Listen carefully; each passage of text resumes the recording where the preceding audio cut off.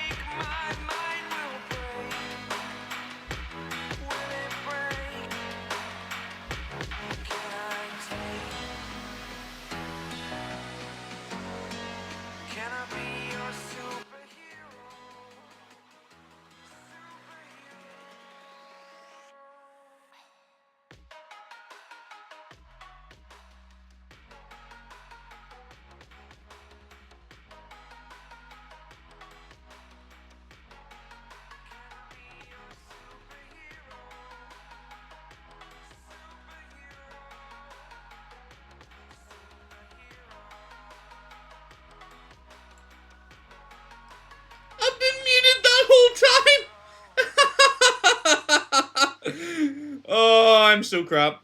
I'm so crap. Oh my word. Oh dear. Whoops. Hello, hello, hello. Hold on, I'll come back. I'll come back. Hello, sorry about that. I was muted. I'm a dumbass. Thanks for pointing that out, Bishop. Flip's sake. I feel like I'm getting worse at this as time goes on. I'm getting too relaxed now. I need you guys to check me. Honestly. You guys need to check me. You know, make sure I'm not being a stupid idiot. Because I am a stupid idiot. So, thank you for pointing that out. Anyway, let's get back into it. So, I'll put this down. I'll explain this again. Today's tournament is episode 13 of the Duelverse, Heroes Rise. And this tournament is taking place in Domino, hosted by Maximillion Pegasus, for Koyo Hibiki to attempt to defend his title. So we will see if he has what it takes to do that, or if someone will take it from him. There are a couple of new duelists here today, but it's mostly familiar faces, and everyone here is a pro-level duelist currently. So let's get into the character profiles and have a little look. So as you've seen, we have Siegfried von Schroeder of the Schroeder Corps, pro rank 32, the pink Pegasus, some would say. Siegfried is the older brother of Leon and spends most of his time running the company. Schroeder Corps is a rival games company to Kaiba Corps, and he one day hopes to overtake them in popularity. Siegfried is a relatively competent duelist, though he leaves the dueling mostly to his younger brother. He will play his very best today to represent his company, however. So let's see what he can do. Then we have Maiko Kiddo, or Maiko Kiddo. I'm not quite sure how exactly to pronounce the first name. We'll go with Maiko so we don't get confused with Maiko Tsunami. Maiko Kiddo is a card professional, pro rank 31. Maiko gives the appearance of a kindly grandmother, but that could not be farther from the truth. She is cold and calculating She's a cold and calculating duelist with a powerful force-themed deck. She is confident in her abilities, and she's looking forward to the opportunity to prove herself today. So let's see what she can do. She's an old lady, but this old lady kicks a bit of butt. So let's see what she can do. Next we have Taya Gardner, who's climbed up in ranks a little bit from the last time we've seen her. She's currently pro rank 30, and she's been putting in some extra time into her dueling.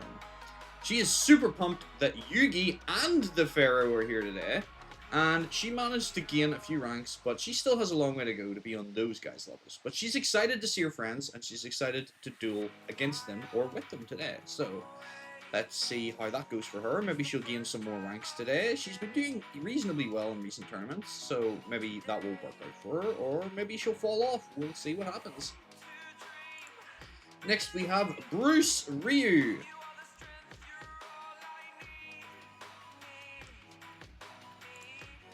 Bruce is barely holding a ranking in the Pro League.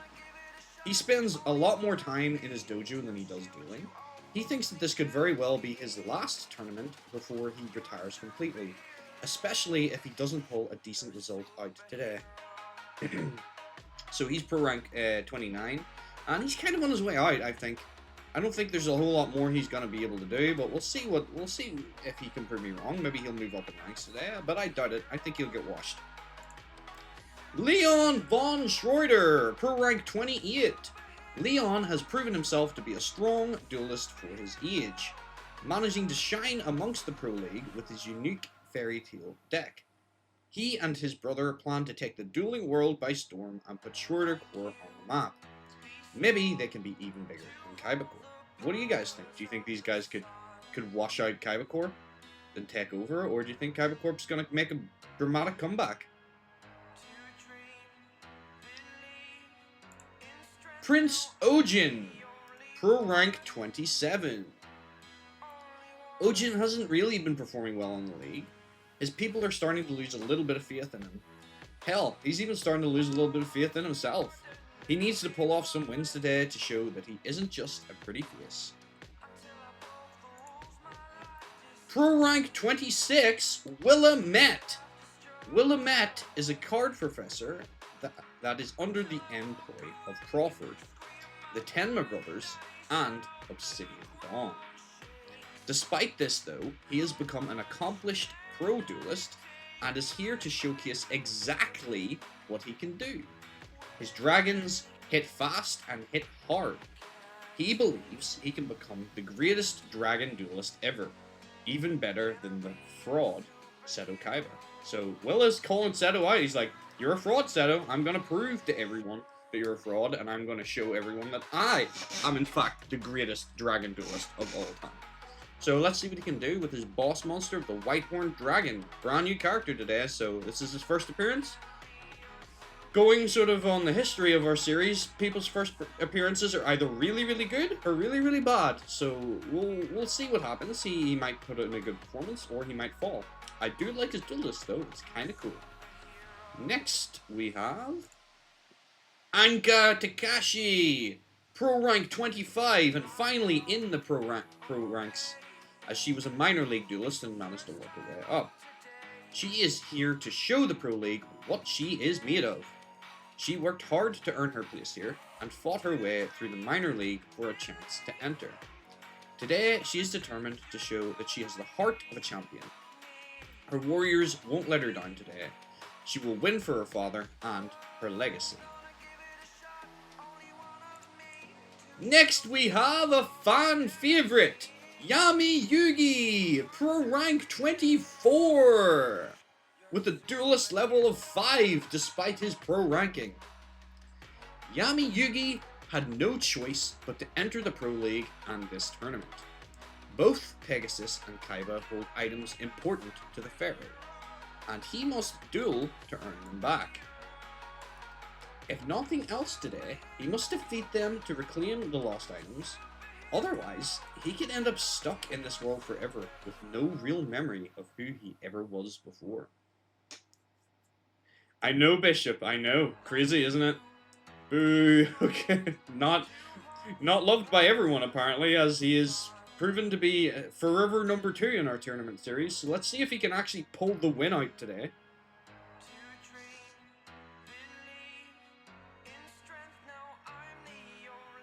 Alright. Next we have Jean-Claude Magnum, who is surprisingly a higher rank than Yami Yugi. That's just the way these tournaments go sometimes. But Jean-Claude Magnum is here and ready to play. He wants nothing more than to take my Valentine's hand in marriage. However, he knows that she isn't interested in losers. Maybe if he can fight his way to the top and win this whole tournament, then maybe she will take his proposal more seriously. So if this guy wins, there could be a wedding bells on the horizon, but we'll see what he can do. Alright, next we have Pete Coppermine, who's proven to be a very powerful duelist so far. He is a dueling mercenary, of course, with a pro rank of number 22. He's not in Eugene, give it up. Ah, I know. Or Jean. After Kaiba Corp went down like a lead balloon, Pete was forced to abandon ship and look for other employment. He figured he was a pretty competent duelist, so he entered the Pro League. Today, he hopes to climb to the upper ranks and start earning the big bucks. Although he sure wishes he had held on to one of those god cards now. He sold them, but he's kind of like, maybe I should have held on to one of those. They could have helped me get a win. But he's a pretty strong duelist regardless, and I think he'll do quite well today. I'd be very surprised if he goes out early. But we'll see. It depends who he gets. The bracket is random, so we'll see what way that falls. Next we have Princess Bethany! Pro rank 21. Princess Bethany is the proud daughter of King Billiam of Corcrania. Dueling was something her people frowned upon, so she recently snuck into a tournament under the guise of the Masked Lady. After winning the tournament, her people reveled in accepting dueling. She immediately entered the Pro League and began her climb. Today she hopes to elevate her position and show everyone exactly what she is capable of. Next we have the Vagrant, with a little bit of lore this time. Pro rank 20. The Vagrant, as you also know, is one of the strangest figures that we have in the Duelverse. Unlike other duelists, He never introduces himself, never explains his motives, and in fact, he doesn't ever really speak. His presence is marked only by silence and the eerie sound of his duel disk activating. Despite this, duelists across different regions report encountering him, always in strange places, and always vanishing once the duel is over. Ooh, spooky, spooky. Could there be more going on with the Vagrant? Who knows? I don't. Let's go to the next character. Hard X Miller, Pro Rank 19. I don't like this man. Boo this man. Boo him, for I do not like his style of dueling. Boo this man. Boo him now. However, he is back and ready to mill his way through the competition. His strategy has proved to be particularly effective, and he believes his strategy can take him all the way to the top today. Next, Abe the Monkey Man. He's fallen down in the ranks quite a bit. He was number 4 at one point in our series, so let's see if he can reclaim that, or if maybe his time has passed. Abe, of course, due to this, is worried about his future as a duelist for the week. If he can't get his numbers up, he might have to drop out. And if that happens, he might not have the money to keep Wheeler. He has to do better today, and prove that he and Wheeler have what it takes to be number 1. Monkey. Next, we have Sid! A surprising pro duelist. Like, he always surprises me, because his deck is so basic, but he is a duelist level of 4 and a pro rank 17. He's doing alright for himself, man. He certainly enjoyed meeting up and dueling with his buddies at Battle City, but now it's back to business. He will duel his very best duel and do his buddies proud. So hopefully he can perform well. Maybe he can improve his rank today. Who knows? I don't know. I honestly don't. I think he's pretty well placed for what he seems to be doing, but maybe he'll start to fall off. Some of these new duelists are very strong, so some people might lose a couple of ranks today. Next, we have Tetsuo Trudge, Pro Rank 16. Tetsuo is kind of losing interest in dueling lately. There's no one he can exploit in the Pro League, and the competition is fierce. He has heard that the police force are starting to train and recruit a new pursuit team to clean up the satellite. It's a rough island of criminals and garbage off the coast of Domino, connected via pipelines. There's been an increase in crime in the area related to both card games and motorcycles. Trudge thinks it sounds like a great employment opportunity after graduation, so perhaps he will seek employment after he graduates from high school, as these kids are starting to come into their last sort of year of school. So maybe the next time we see them, graduation will have passed, and we'll have a passage of time, perhaps. Next, we have Rebecca Hawkins, Pro Rank 15. Rebecca is excited to be playing in the pros again. Today, she wants to crack into the top 8. She knows she has the cards to do it, and she's certainly smart enough. She heard that Yugi is here. She's actually surprisingly pretty excited to see him. Despite her anger toward the Mutos previously, she has found Yugi to be a kind soul.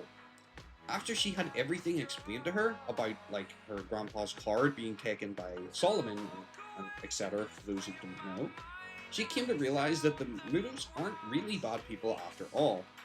She even would go so far as to say that Yugi's kind of cute, and maybe she has a little bit of a crush on him now. So yeah, that's a new development in Rebecca's life. She's getting older, she's starting to develop crushes. Let's see where that leads her. Liz might have some competition for her Yugi. This little girl's on the prowl now. Next we have Mokuba Kaiba, Pro Rank 14. Mokuba is trying desperately to put out the fires surrounding Kaiba Corp, as Kaiba Corp is a dumpster fire right now, much like Twitter. So Mokuba is trying to put out all the fires that Seto has kind of lit recently. He has desperately been trying to figure out exactly what went wrong with Seto's duel disk, and he is convinced that Seto is right. Someone tampered with it. Mokuba is determined to find out who and why. It's not like the monsters are actually real, right? Like, they're just holograms. There's no way they could actually hurt someone. Somebody must have tampered with it. It's the only explanation.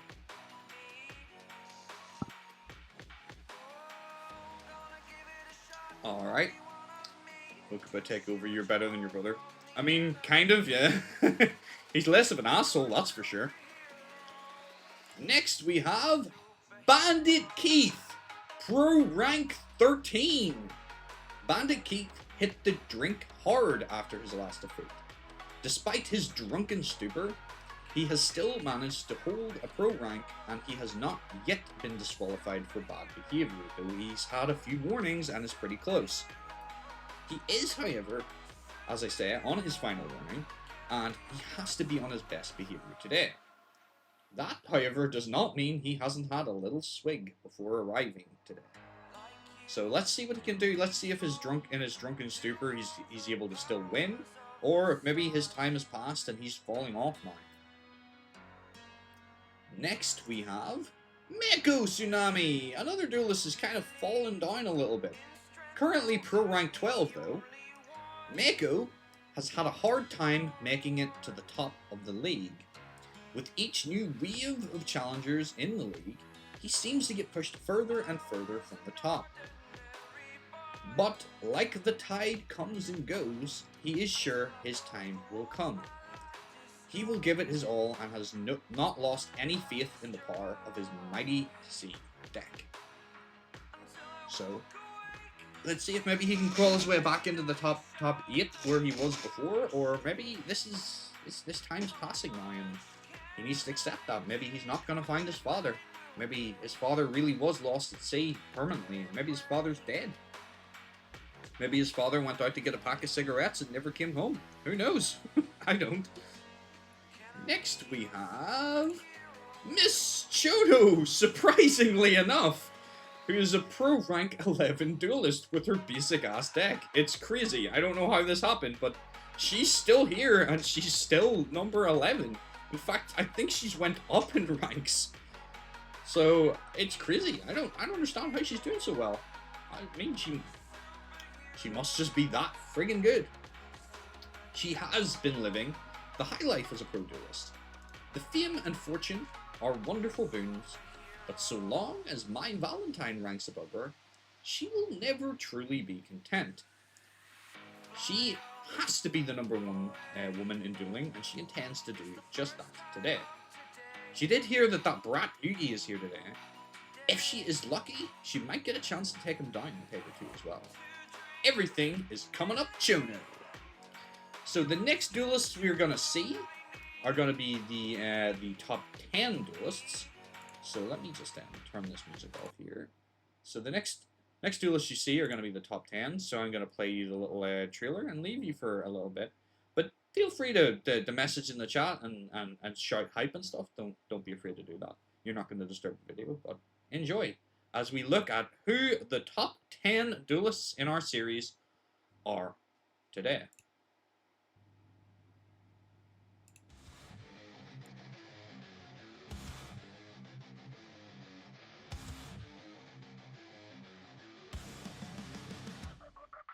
Rex Raptor, pro rank number 10 with a duelist level of 4. Rex should be king. He has fought tooth and nail to get to where he is right. Now he wants a taste of the top. His deck is as strong as ever, his dinos are as hungry as he is, and will rip and tear their way to victory today.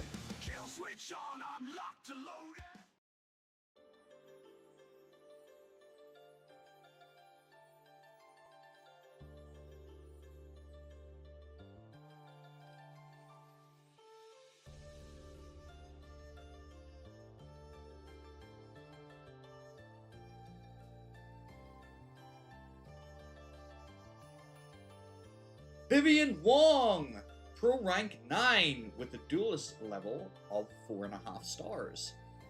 Vivian is just on the cusp of the top 8 now. She can practically taste it. Her next goal is to crack into the top 4. There are a lot of strong duelists in the league, but she is confident that she can make the cut. She is still, after all, the strongest duelist in China and Asia, and she hopes to push herself to the #1 spot once and for all.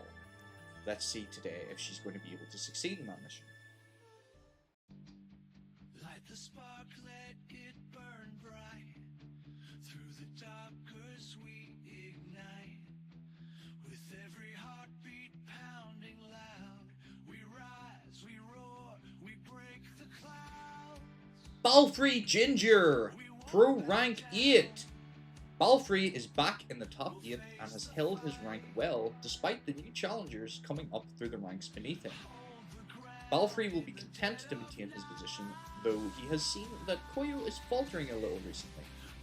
This might be the perfect opportunity to go for broke and earn the crown.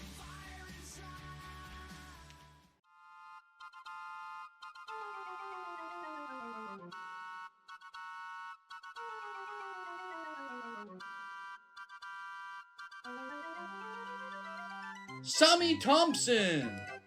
Sammy is worried that his miracle run to the top of the league is coming to an end. He hasn't been playing his best in his most recent tournaments and really feels that he has let his fans down at Hero's Heart. Sammy is determined to hold his ranking today, if nothing else. He has had such a great time playing in the Pro League, he just can't bear to watch it crumble away.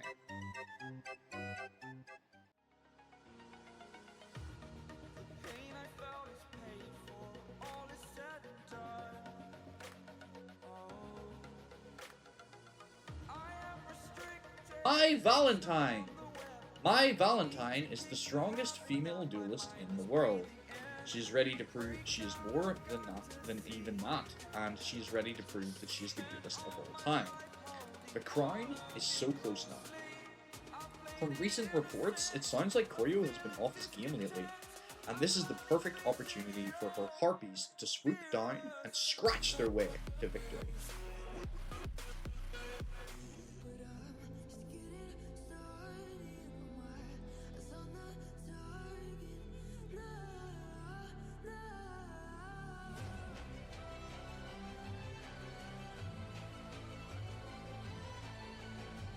Seto Kaiba! Kaiba Corp's reputation is in ruins. A pricey lawsuit and bad publicity has damaged the good image of the company.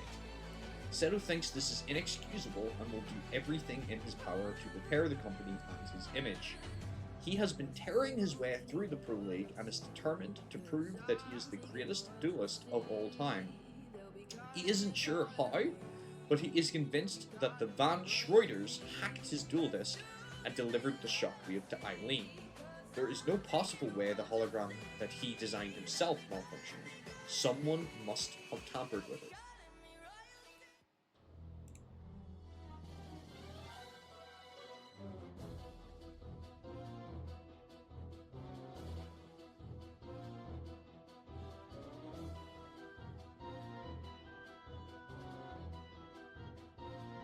Maximillion Pegasus, Pro Rank 4. It wouldn't be a Pro League tournament if the inventor himself didn't show. Pegasus is here as something of a distraction from his work. He has been tirelessly working on a secret project after receiving a package from Koyo Hibiki. He is hoping that with this package he may be able to undo certain injustices and wrongs that befell him. He worries that the Pharaoh is onto him and seeks to claim the items that he now holds. He has every intention of returning the items to the Pharaoh. He just needs a little more time with them.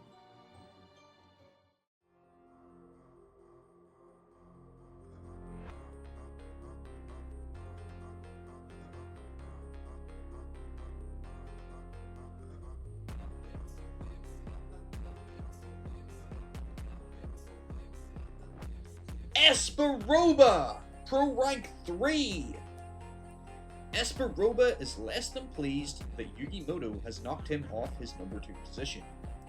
The kid seemingly came out of nowhere and just walked through the competition. Espa hopes to face him again and reclaim his rank, or better yet, take it all the way to the top.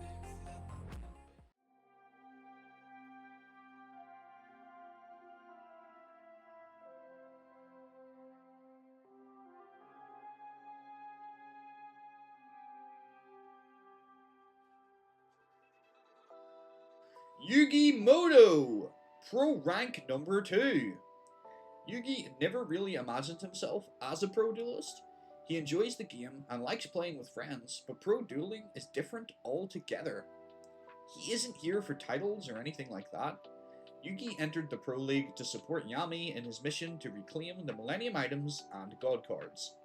Maximillion Pegasus holds the items now, and Kaiba the gods. Only by defeating both today will the Pharaoh ever be able to return to his own world. Yugi just hopes both he and the Pharaoh are up to the task.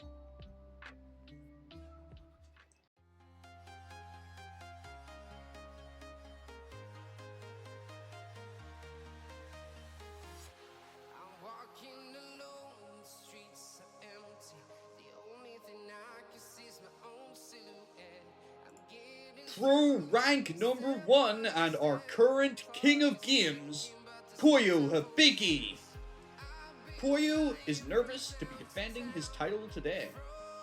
There are a lot of strong duelists that have popped up recently. He just hopes that he has what it takes to keep his crown. Koyo is here to do his best and try to deliver for his fans today. He will duel his best duel and try not to let his nerves or his heart get to him today.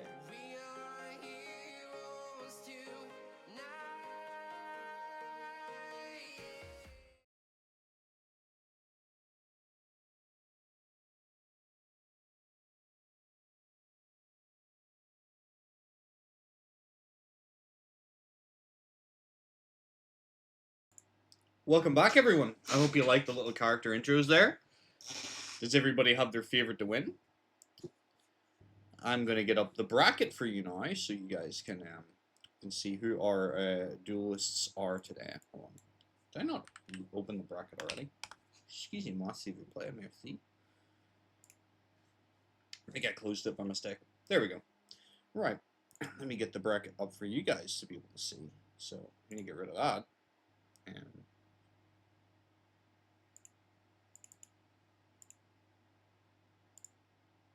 there you are. Everyone should be able to see that now.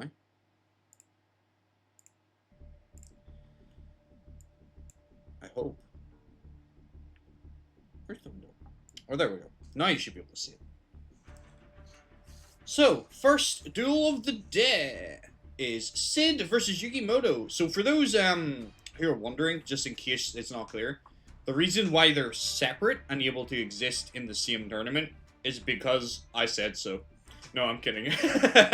It is, but the lower reason for it is once the God cards were released, that shockwave of energy allowed dual spirits to manifest themselves physically.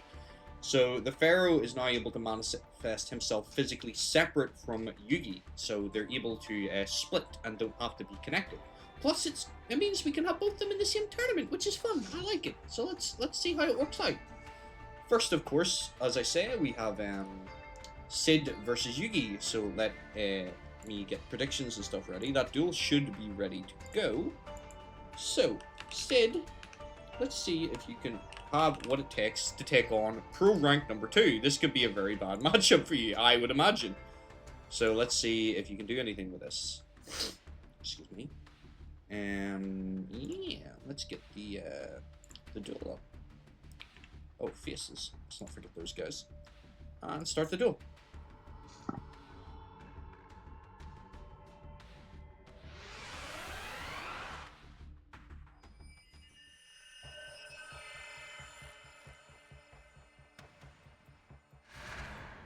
If Sid did pull it off, it would be funny and sad indeed. Yeah, like, I would be impressed. And it's not out of the realm of possibility. Like, it's possible.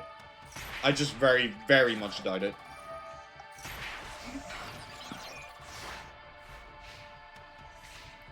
How's the bets looking, everybody?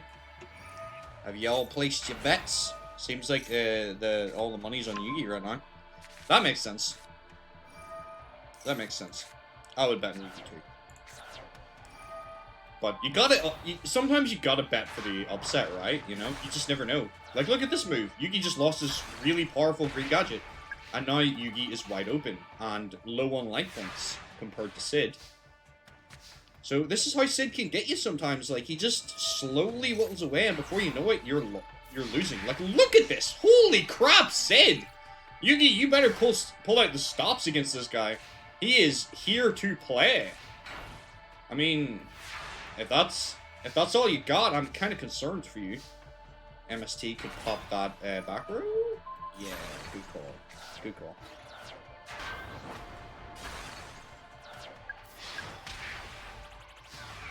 Just noticed okay, Yugi, this is definitely not looking too good for you right now.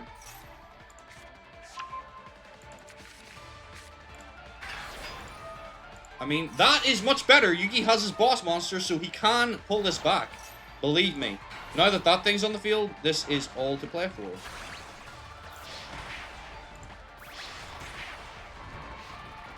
Yugi losing doesn't surprise you anymore. I mean... Oh my word, Ukazi win! He draws Ukazi! Holy shit! I told you!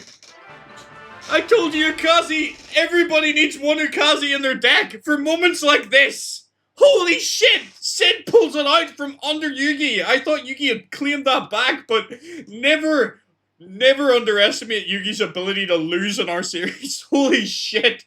That's crazy. That is hype. Oh, man. Give that man some DP! Well done, Sid.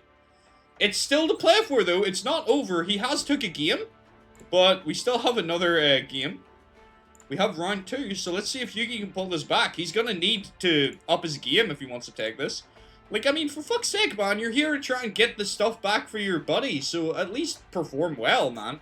You know? Do your best. That was such a crazy top deck. That is a top 10 clippable moment. The heart of the cards is with Sid today. Holy crap. What a top deck.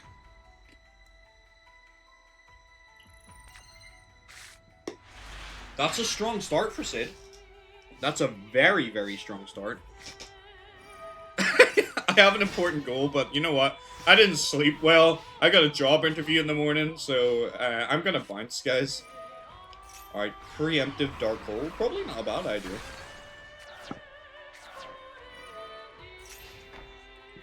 I feel like that's what Koyo is kind of like in our series. Is like, I could win, but nah, I'm a bounce.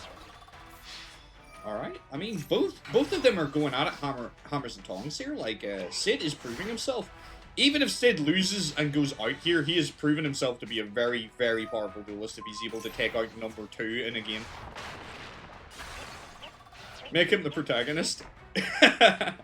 He could, I mean, if he wins the whole damn thing, maybe he will become the main character.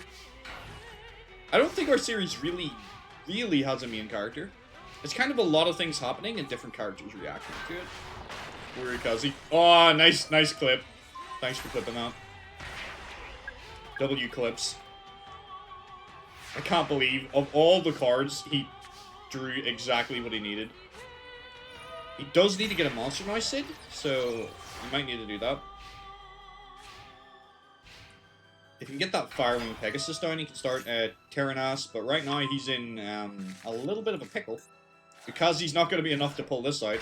And down comes the boss monster, blows the Molten Destruction. Yugi is in the stronger position in this duel. But anything can happen. Flame Tiger is not going to do it. You could put the Molten Destruction down, but it's not going to be enough to get over that thing. It's just going to... Yeah, he's just going to pop your card anyway, so I think you're done. Alright, impressive first duel, Sid, but Yugi is still the stronger duelist after all. Well done, Yugi. Pulling it back. But, like I said, it's still all to play for. Sid could pull out another miraculous victory, Game 3.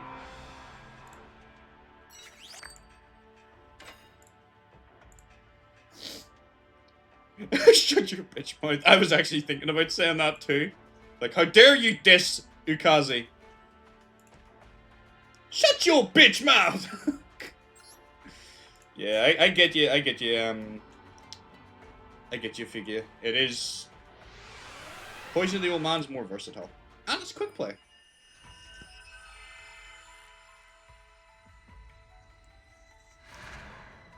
Alright, let's see if Yugi can clutch this, or if Sid is going to take it.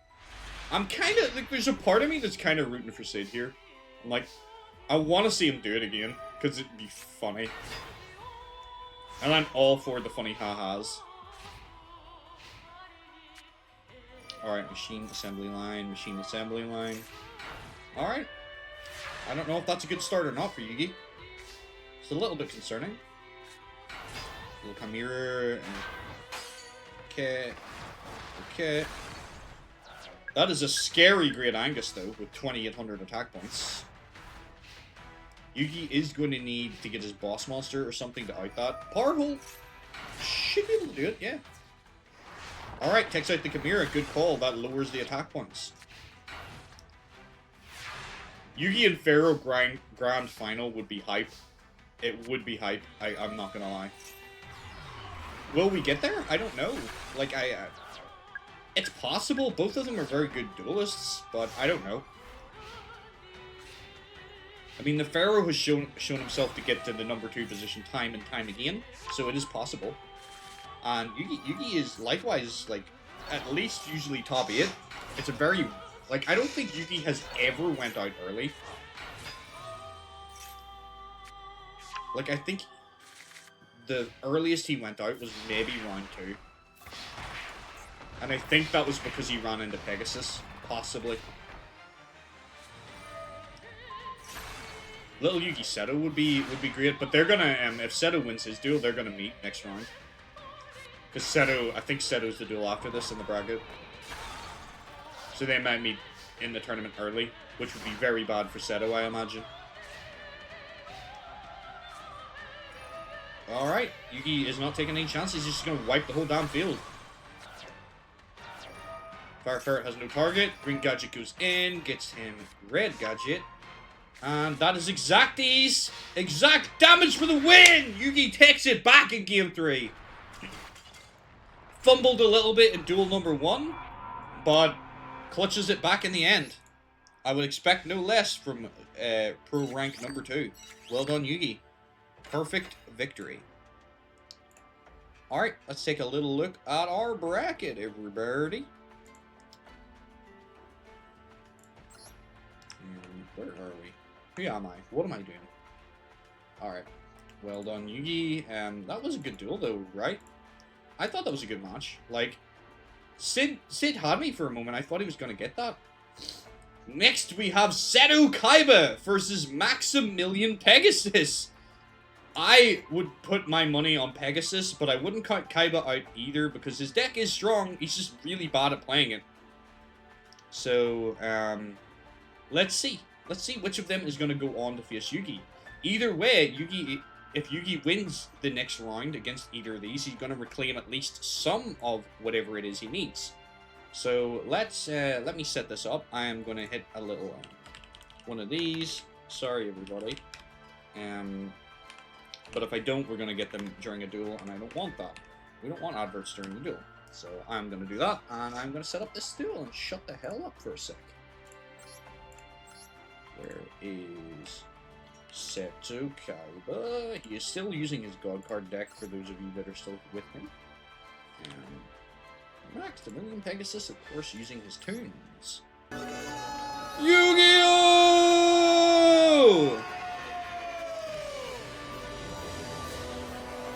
Alright.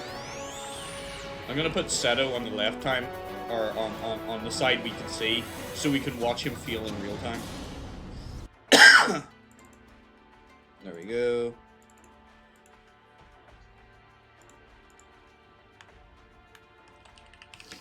I mean, that is a possibility. Seto could end up, like, God carding him and sending him to the Shadow Realm. Well, not the Shadow Realm, but at least the hospital. The Shadow Games are currently not a thing right now. Technically. There we go.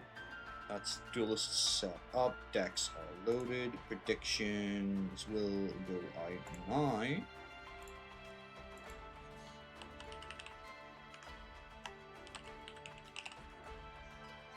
There we go. Kaiba versus Pegasus. Let's see how this goes down. And start the damn duel.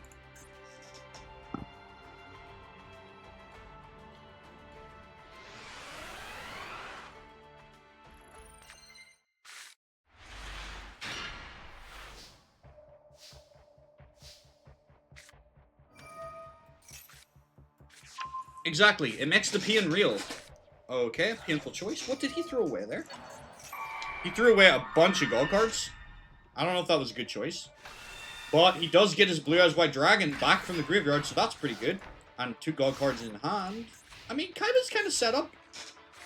I would have played the German attack mode and cross-carded, but whatever.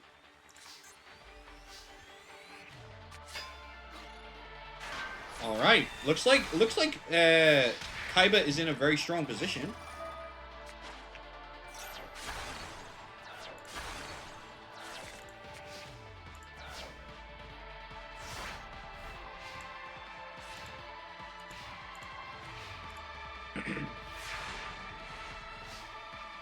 Yeah, that is true. Throwing away the god cards does prevent him from bricking a little bit. He has all 3 in his hand, so he is... Or, no, he doesn't. He doesn't have Psyker. But yeah, he has options. That was a lot of cards he just virused. What all did he hit? Good gravy. Kaiba is on fire today, but Blue Eyes and Obelisk are on the wrong side! How are you gonna pull your way out of this one, Kaiba? Alright, John Germ for defense. Man, Comic Hand is so good.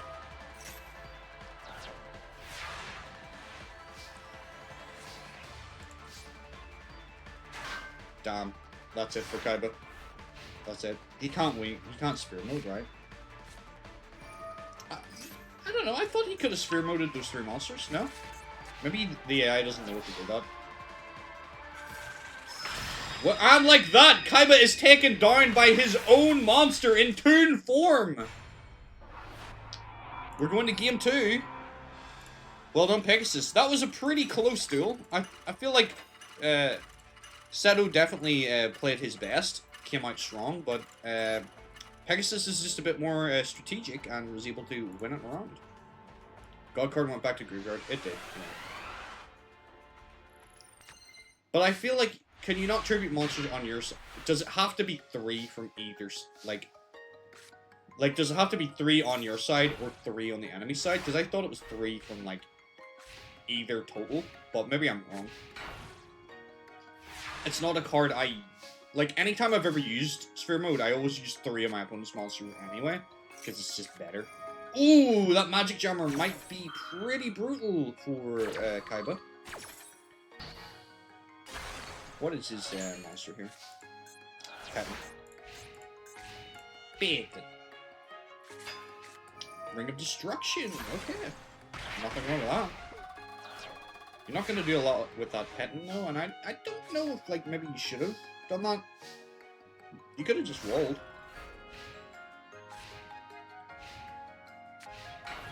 Alright, looks like Pegasus is a little bit bricked. Mystic Tomato. Okay.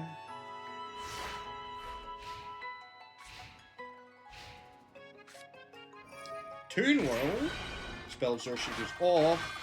Oh, he's going for a big one. He's going for the Barrel Dragon, targeting the face down card. Click, click. No bang. That's going to be a problem. Kaiba, you're going to have to clear that somehow. That does not help. That does not help at all. You're going to take 26 this turn. Or, yeah, and he can potentially pop something here. Nope. Click again. The barrel rolls. No bullet in the chamber.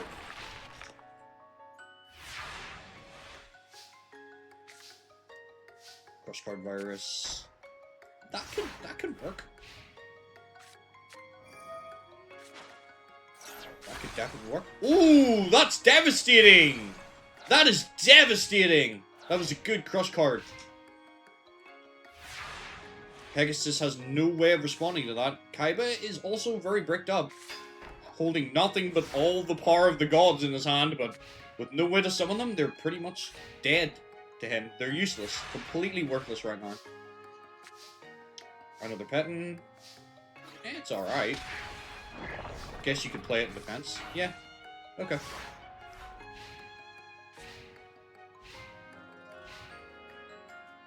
Okay. Are you gonna reborn to get a god out? I think he is. I think that's his plan. He's probably gonna go for Obelisk here for the win. Obelisk! The Tormentor hits the field! 4,000 damage to the face! Pegasus is gonna go to the blummin' infirmary after that one. Boom! Obelisk! Oh my word! So Pegasus is still standing. He does get to do the next duel. He's not knocked out immediately, but Pegasus will be going to the infirmary, I believe. He will be injured. He will have to sit some time out. Hold on. Let me just double check what I actually said. Did I say that was a direct straight up loss? I think that might just be a straight up he's knocked the fuck out, honestly. I don't want to go against my own rules, so I'm going to double check what I've said before in the past. But that was one hell of a fist of fury. For exact damage too, I feel like Pegasus should just be knocked the fuck out. It might be the only chance Kaiba gets, which is unironically is funny because it stops Yugi from getting the items potentially.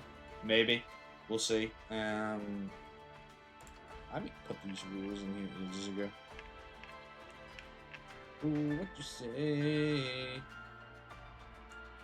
No, I said any duelist knocked to 0 by an Egyptian god card are instantly knocked out, ending the match. That is what I said in my own words. Pegasus has lost, everybody. With that blast from the Egyptian god card Obelisk, Maximillion Pegasus is knocked out of the tournament. Sent to the hospital, wounded. So, way to go, Kaiba. You needed that big time, because otherwise I think you were going to lose. So let's take a look at our bracket. This is where Atem just walks over and just takes the items and goes, I'm just going to take these. I mean, Atem might get them. If Atem doesn't go out round 1, I think he gets them. That's the way I'm kind of seeing it in my mind. Because he didn't lose, if you know what I mean. I don't think Atem should lose the chance to get them because someone else knocked the guy out. Alright. Well done. Next, we have Yugioh versus Abe the Monkey Man. So I'm going to set this one up. Give me a little secundo. It might take me a second to find her because she's a new character. There she is. So let's see what she can do against Abe the Monkey Man. Former, like, pro level rank 4 at one point. So he is not to be taken lightly. She's relatively low rank, so we would expect Abe the Monkey Man to win. But anything can happen in the series. Anything at all can happen. I'm gonna go get these decks now. So my Poketo versus Abe the Monkey Man. Alright. Duelists and decks are all leveled up. Let me start prediction for you all, so you can bet. Start prediction, and yeah, that's it. Start duel. Let's go, Monkey. I want to see Monkey in chat, everybody. Can I get monkeys in chat? You know the one. Monkey.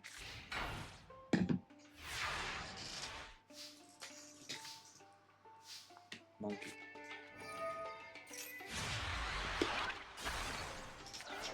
Oh, I like it. I like it. Figure. I like it indeed. Alright, Witch of the Black Forest. Some classic old cards. I don't remember this old card. Look at this thing. Good lord. Imagine running that in 2025. Sakuretsu armor. Good call. Monkey. Monkey. Monkey. Is it gonna become the new lizard now for you, Blaze? Monkey. Monkey.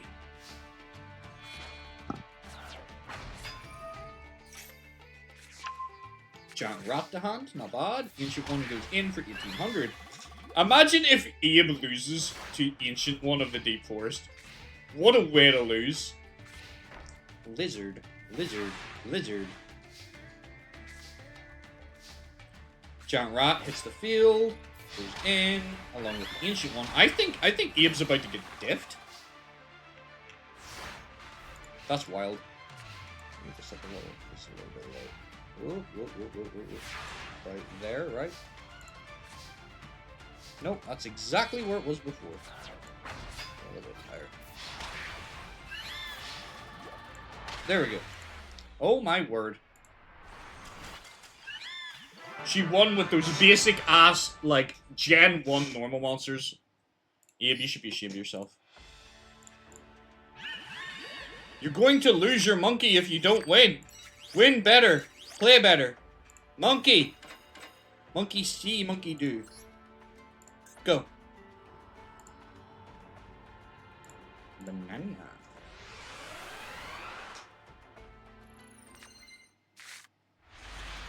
Wherefore that wolf eats my grandma, give that wolf a banana, give that wolf.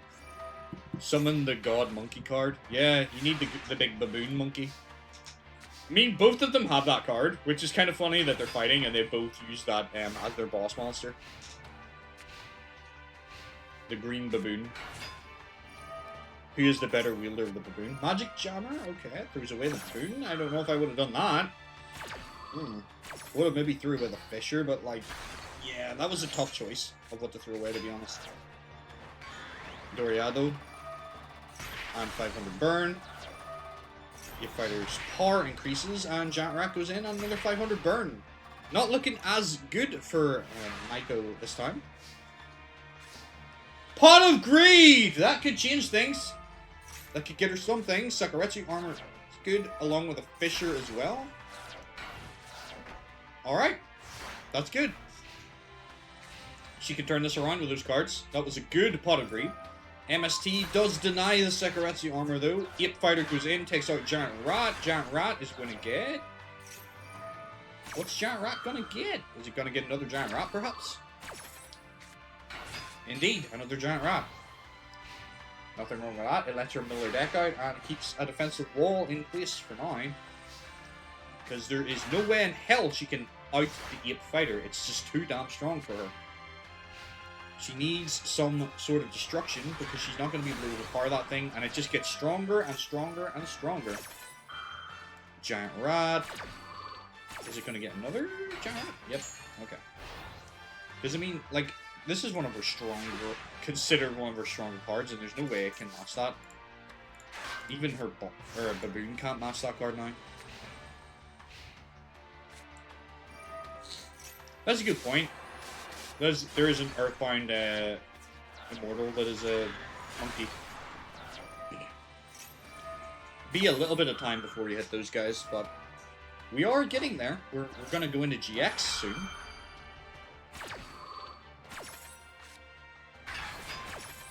I think GX is going to be our next tournament. Duel Academy is coming, guys. However, I do have a sad announcement to make that there won't be a tournament in 2 weeks' time because I will be busy, unfortunately. So you'll have to wait a month before we get there. But we will, the next tournament is going to be Duel Academy. So that's exciting and fun. Oh man, there's no way she can deal with these Ape Fighters. They're just too good.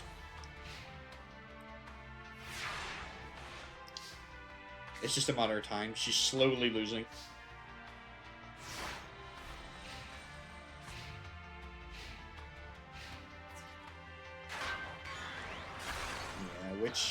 Which is going to get you something, but it's not going to be enough, let's be honest here. You need a Dark Hole, or a Regeki, or some sort of Lord Wave. I mean, I respect you going for the Doriado, I mean, bold choice, but it's not going to do it. God Monkey card. Okay, she's done. He's taking it back. We're gonna be going to game 3, everybody.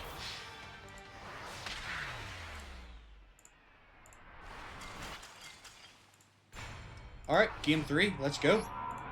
Is Abe going to clutch up, much like Yugi did in his match, or is he going to fumble and lose to the old grandmother here?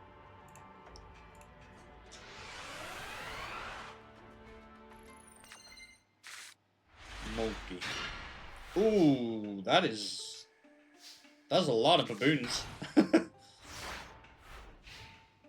But they can special summon, like pretty easily, can't they?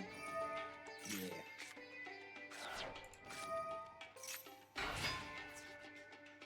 I wish you can get a green baboon on the field.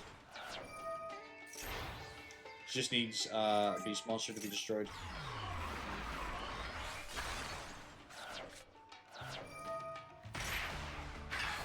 Alright! Weird play, but I get it. I get it. That's a weird one. Fisher! Oh, that was such a good top deck for her. Devastating for him. Especially since he threw away Dark Hole to make that play.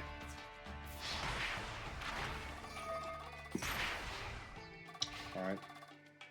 Berserk Gorilla, that's going to be a tough one to overcome. Magic Charmer is certainly not the card to do it.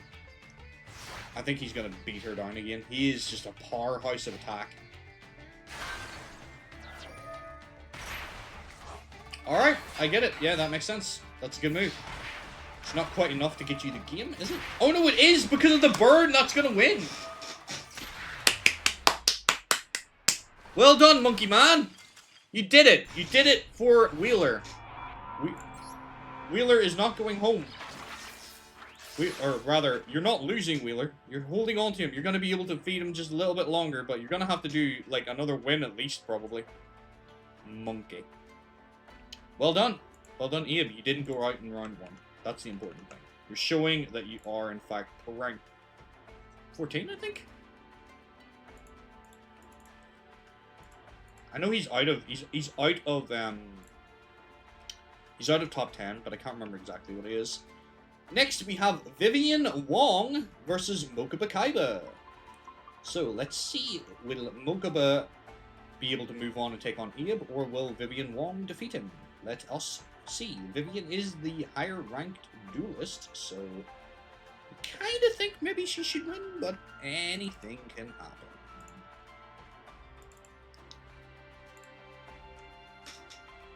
That is true. That probably doesn't look good on the PR that he beat up an old woman, does it?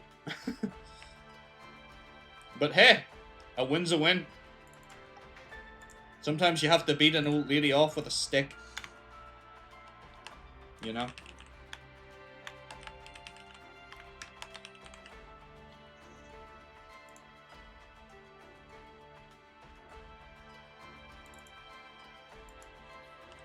Mokuba Kaiba. Alright. Both duelists are loaded in. Just getting the decks ready. Bear with me. Vivian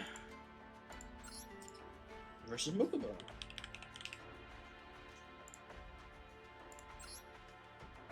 Prediction.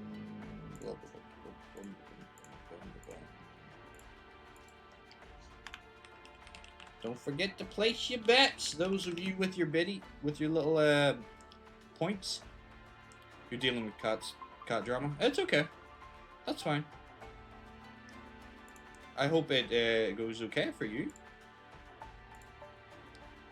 We wish you all the best with that, Blazekins. And I'm going to start this duel.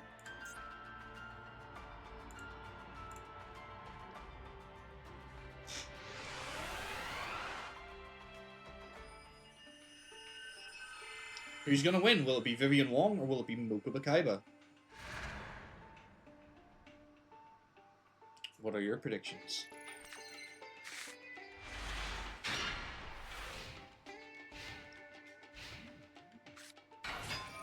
Sonic Bird is going to get him Advanced Ritual Art, which probably is going to get him a burger.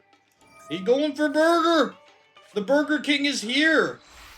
Neck Hunter, Digivolve to Hungry Burger! Alright. That's a good start for him. Oh, no! You don't want to see your opponent top deck Regeki. That's bad. That's not good. That's so bad for you, Mokuba. Let's see how Vivian capitalizes on it. King Tiger Wang, who trap hole, however. Alright, both are back to square one. The prediction that will give everyone else bits. Who'd you bet on?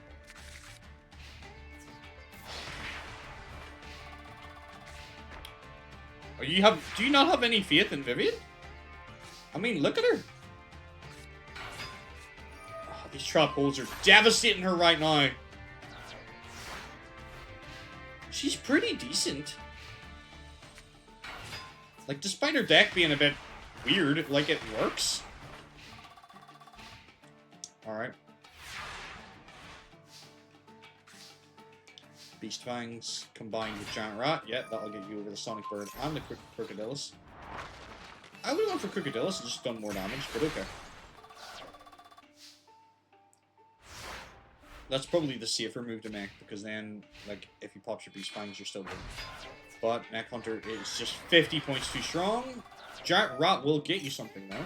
And then you can go for your Sky Dragon. Simple.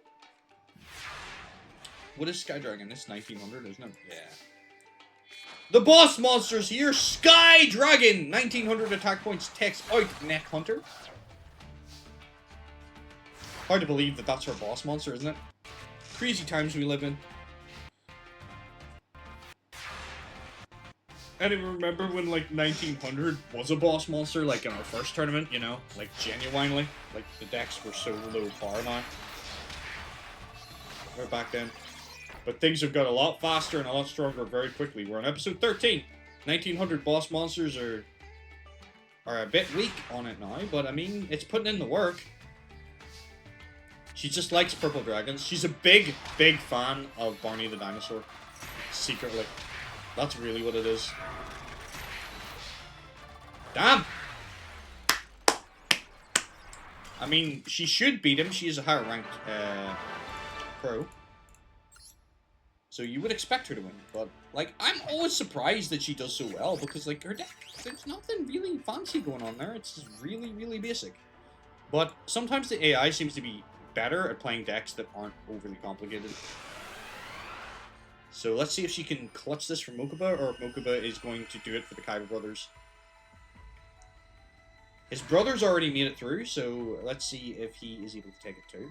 Although, Kaiba taking out Pegasus like that probably isn't good for him trying to repair his reputation. Like, he's just standing there like, oh, for fuck's sake, not another one. Help me, I've killed another one. Alright, Hungry Burger hits the field. And the ritual weapon. Ooh. Oh! Oh, he's going all in on that burger. But I see a Regeki break in Vivian's hand, so... And Harpy's Feather Duster. That thing's gonna get popped like nobody's business. Alright, Regeki break goes down. Yeah, that makes sense. That's gonna leave him with nothing. Yeah. Good call. I would have maybe threw away the panda, but okay. I wonder if she's going to summon it instead of the Sky Dragon. Yeah, okay. She's going from maximum amount of damage instead. And then next turn, Sky Dragon, probably. Or she might summon that other panda. Yeah, Mokuba's in trouble. He's in trouble. Oh, excuse me. I'm a little tired. I was playing a lot of... I stayed up late playing Battlefield 6 last night, I'm not gonna lie. So I'm a little tired. So I apologize if I yawn a lot.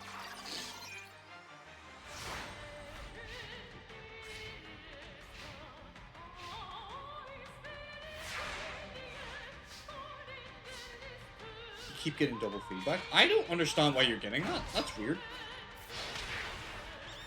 That's weird. Has anyone else ever had that problem?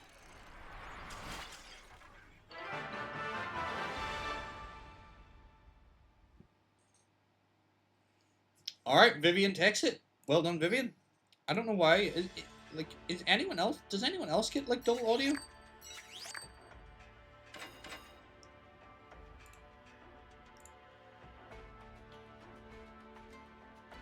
Could be connection issue.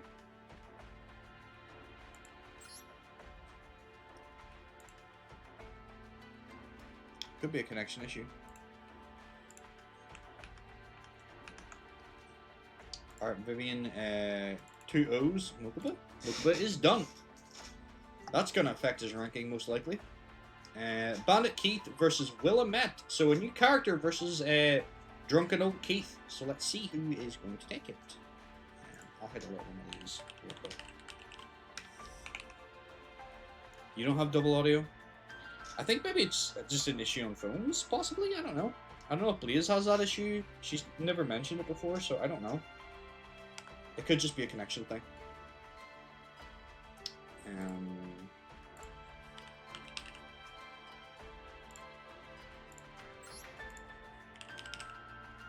It's weird. Weird, weird, weird.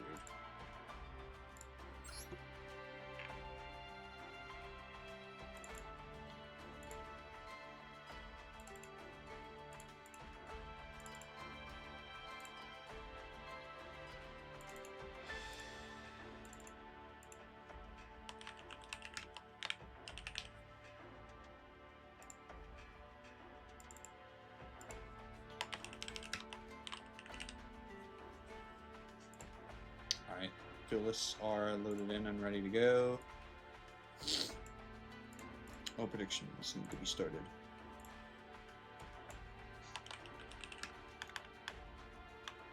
So we have Keith versus Willa. Start predictions, and we're gonna start the duel right now. Let's go. This should be exciting. See you as a rich man here to purr nothing. Bad come for that because you're rich. But you heard another rich person. That's a problem. Yeah, no, this is definitely not good. Good PR for Kaiba right now.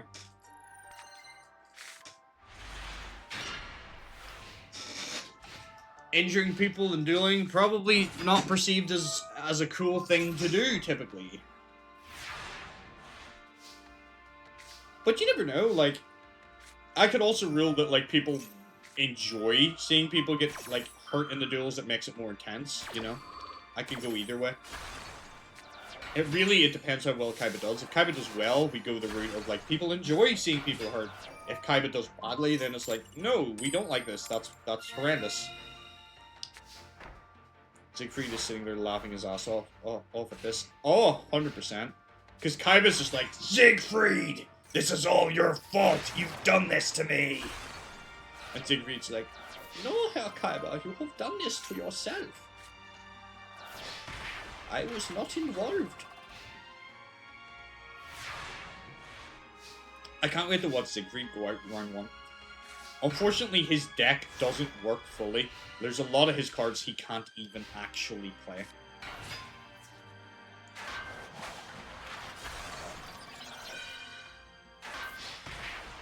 So, I did my best with it, is all I can say. But the AI is not programmed to play all of his cards.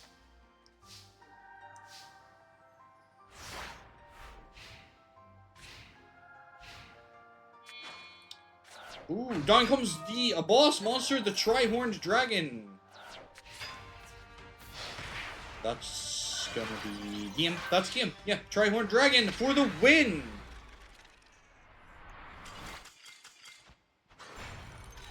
The thing is, like, we all, just for clarity, like, for anyone who isn't clued into what's going on, like, the god cards are just that powerful and hurting people. But Kaiba cannot accept that magic and stuff is real, so he's like, no, someone has tampered with my equipment. That's the only way this is feasible. There's no such thing as magic. So he's blaming, like, somebody. He's just pointing fingers and going, this is your fault, because Kaiba cannot accept that it could, in fact, be his own fault. Because that's just not the Kaiba way. It's never his fault. It's always someone else. So Siegfried's over here just like, why are you... What have you... Dude, I know we don't like each other, and, like, I hate your guts because you have always been a step ahead of me, for the most part, but, like, I'm not tampering with your stuff. Like, Siegfried in this one is a bit nicer than maybe in the anime, I think. hasn't he seen Yugi be physically two different people? He's never seen them both at the same time. This will be the first time he does. You need comic book seller who believed in magic to slap animus.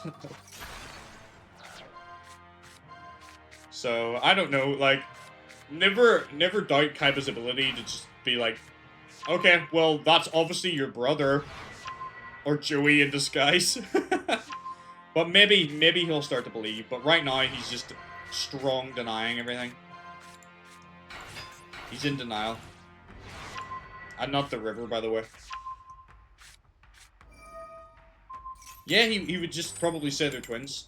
It depends what version you get. Like, I feel like we went the version of, like, anime Kaiba, who, like, just doubles down and does not back down from saying, like, he doesn't believe in it. Where the anime version of Kaiba is, like, starts to accept it a lot more, like, okay, no, I get it. This is real. But then again, it's hard for, manga Kaiba to deny it whenever, like, he has a duel in the original manga with Yugi, where the monsters do come to life. He duels a Tem, and the monsters come to life, so he can't deny magic after that, really. You know?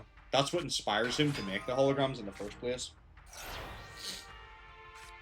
Compulsory evac bounces that back. But of course, that didn't happen in our series, so... because our series goes differently. So Kaiba doesn't really have any real incentive to believe in magic. He just thinks it's a load of shit. Alright, looks like Keith is making a strong appearance this time. He is battering Willa this time.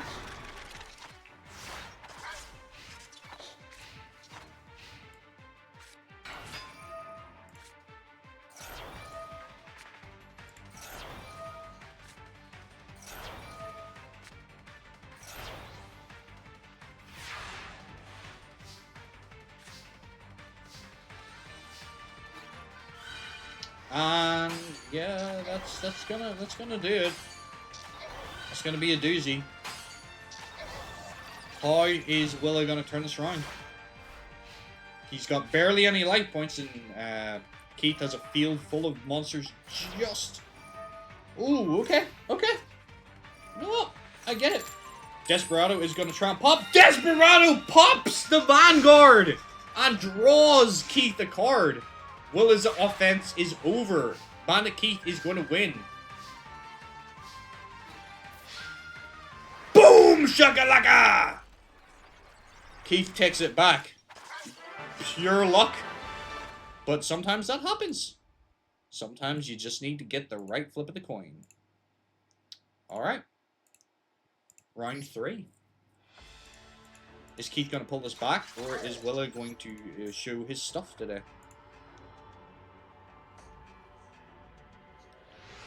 Come on, Keith.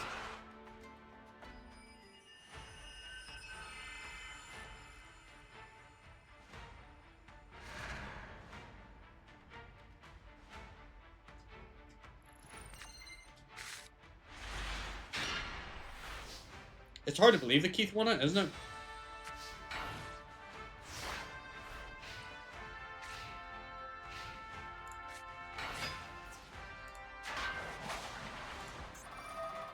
Cyberjar goes off.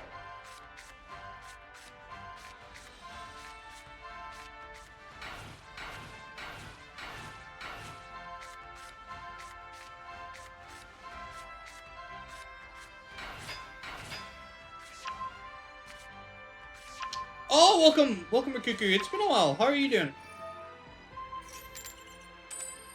You missed a little bit, yeah. You missed a couple of duels, you missed the intros, but don't worry. You'll get caught up to speed. I'm sure Lilith can give you a bit of a recap. It kinda did, Lilith, yeah.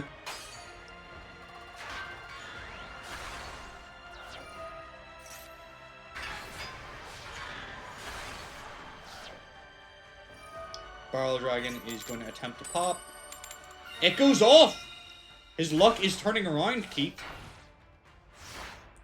Oh, you were on holidays? Were you anywhere, like, were you away somewhere? Or were you just off work? Oh, Lightning Vortex, Magic Jammer! Good counter. Perfect counter. Magic Jumper blocks the Lightning Vortex. That would have been really bad for Keith if that had went off. Alright, that Vanguard is just trying to buff itself as much as it possibly can. He's throwing away everything! He has to pop that Barrel Dragon. It's his only way. Ah, no, you're just chilling. Sometimes it's nice to just get time off, though. So I appreciate that. That was 100% one of the most valuable jammers we've seen. That was such a good jammer. Clip-worthy jammer. Man, he is tearing through with that Barrel Dragon right now. 7 completed is going to buff that. And another 7 completed. Wait a minute. Did anyone see him draw those, or did he pull them from his sleeve? I don't trust you, Keith. Oh, the offensive Cyber Jar. It's over. Will it? It's over. Once he plays Cyber Jar in attack mode, it's already game. He pulled them from his sleeve. I think so, yeah. Alright. He's done it. Well done, Keith. Boom, boom, boom, boom, boom! All 3 barrels to the dome. Willa is knocked out in his first tournament. That's sad. But he got a tough opponent, so can't even fault him. Maybe he'll come back and we'll see him do better in another tournament. Yep, he very much does like the offensive jar in all timelines, so it seems. Alright, so let me throw up this bracket. I'll keep it up for a little bit. Yep, exacties. I owe him DP, as Cooper would say. Where am I? 2-1. Willa did get strong victory in game 1, but he just couldn't. So this is what you've missed. So Yugi takes game 1. Sid got an epic top deck of a Nukazi, which is how he has 1 victory there. Kaiba managed to knock out Pegasus with a God card, winning him the entire match. He exact damaged him with Obelisk. These two just went head to head, was a bit back and forth. Vivian absolutely destroyed Mokuba, and you've seen sort of what happened here. Yeah, Kaiba versus normal Yugi round 2, yeah, indeed. So, a little bit of context, Yugi and also Yami are looking to defeat both Pegasus and Kaiba, because if they do so, they can get both all 3 of the God cards and all the Millennium items, which means that Yami can remember who he was and what it is he's supposed to do and why he's here. So that's important to him, and that's the main sort of plotline, other than this is a pro-level tournament, and whoever wins will become the king of games. Seto did send Pegasus to the hospital, correct. So next we have Vagrant, a duelist we know very little about, versus Siegfried von Schroeder of the Schroeder Corps. So I'm going to get this loaded up here for you. Let me get the faces, etc., etc. Where are you, Vagrant? There you are. Siegfried, in your very first appearance, the Pink Pegasus, as some would call him. Vagrant. Alright. Vagrant's pretty good, so this could be an interesting match for Siegfried.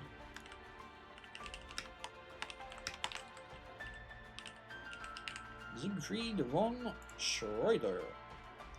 Alright, let me load up their decks. Vagrant. Oh, there's so many decks in here, not goodness. I think I've got like 220 decks made, by the way, guys. Isn't that wild? 220 decks and we haven't even hit GX yet. Siegfried.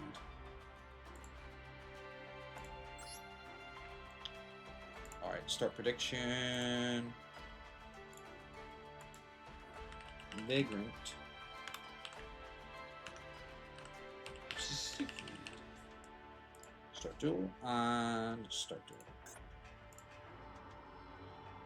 I low-key want Zig to do well. I was fighting against Seto. I kind of want to see him do well too, but unfortunately the AI can't use all of his cards, so I don't know how well he's going to perform. I'm hoping for the best for him, but I don't know.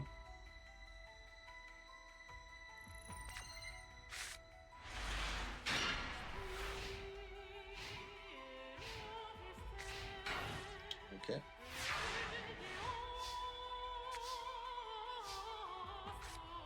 Down comes Silent Swordsman, Silent Sword Slash, boosts his power. And gets him Silent Swordsman level 5. Down comes Light Ray Greffer, throws away a card. Okay, lots of stuff happening there.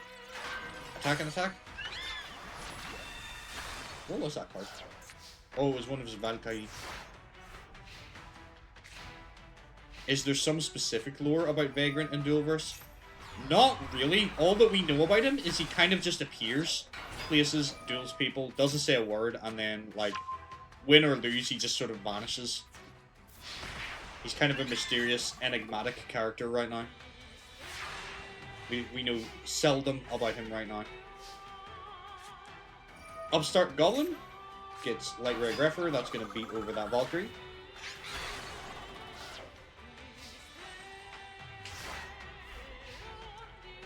He doesn't seem to speak either. Heavy Storm wipes the back row.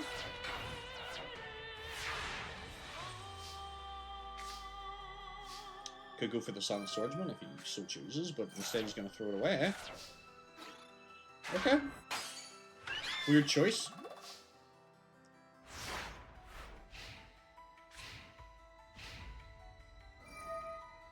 This duel shows Vagrant beats women. Maybe that's his lore, eh? Hopefully not. Dark Core, get rid of the defense. Okay. Siegfried is not putting on the best, most impressive performance right now. But like I said, he can't use all of his cards, so his deck's a little bit hindered by that. Okay. That works. He has managed to weather the storm, though. And now Vagrant is bricked, so perhaps Siegfried can make a comeback now.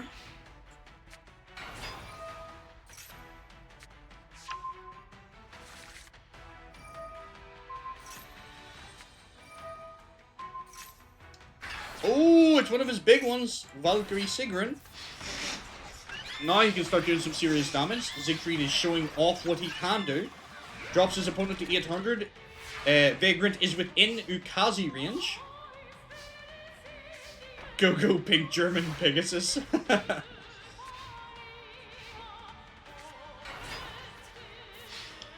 Nice! Well done, Siegfried. Well done.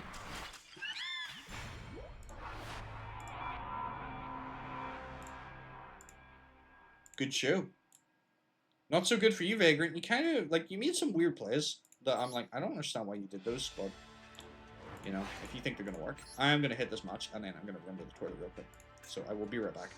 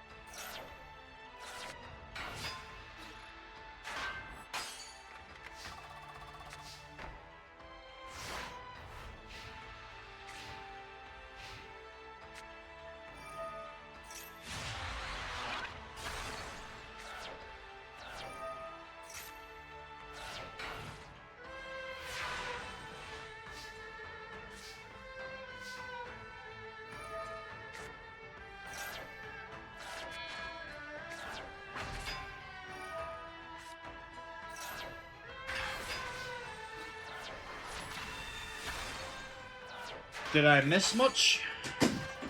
Alright, looks like Vagrant is in a stronger position.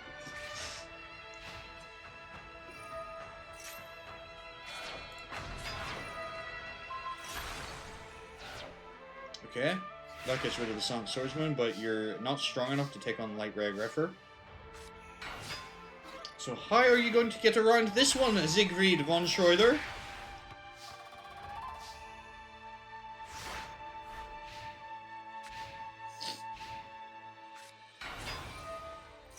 Gets out of Valkyrie, Brunhilde to the hand.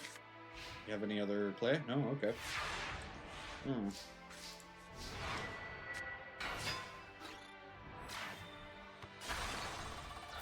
Taking a little bit of damage. Vagrant is slowly chipping away at you. You're going to need to pull something out to turn this around.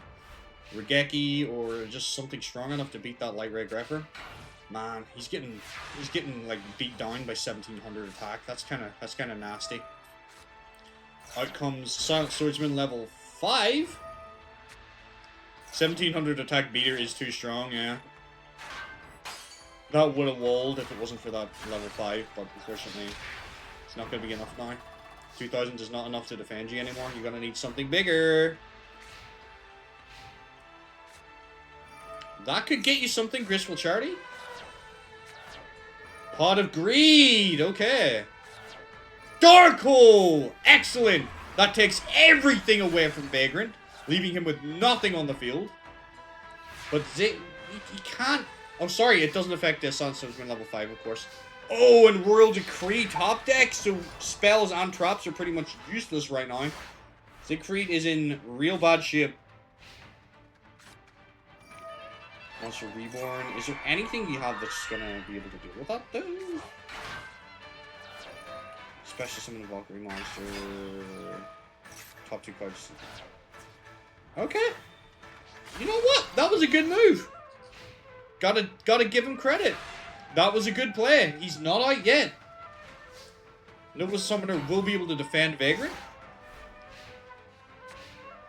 Level 7 was denied. And he's milling his opponent here a little bit. Out comes, which one's this? Valkyrie Svite. Opens up the field for the other Valkyrie, which one's this? Erda. Zig's quite good, like, strategically. Like, he's playing good strategic Yu-Gi-Oh! Here. Like, he's almost feels like he's using his life points as a resource, you know? Like, he's allowing himself to take a bit of damage, because, like, it's okay, I'm going to be able to clear this, you know?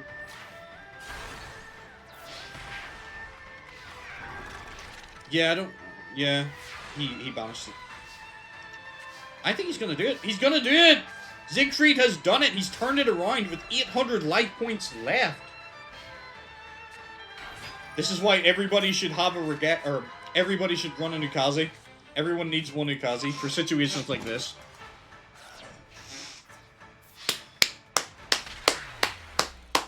That was good. Well done, Siegfried von Schroeder. Pulls it back. Very entertaining dueling, I have to say. Good win. Zig needs to at least match Seto. Of course, yeah. Of course. I don't know if they're going to meet in the tournament, though. It'd be cool if they did. I don't think they're... I mean, they could potentially meet in, like, top 4, if they both make it that far.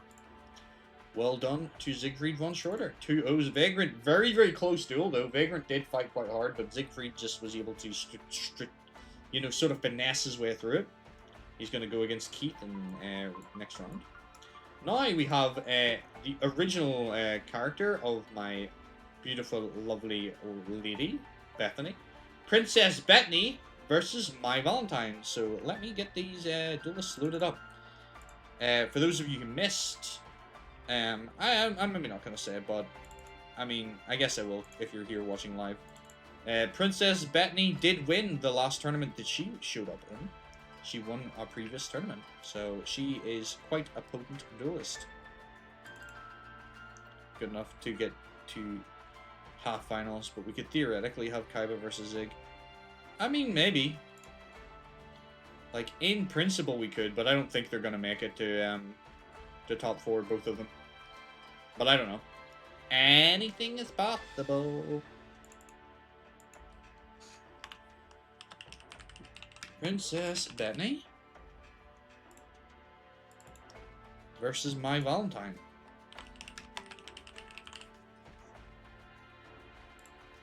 And I'm going to load the Jackson.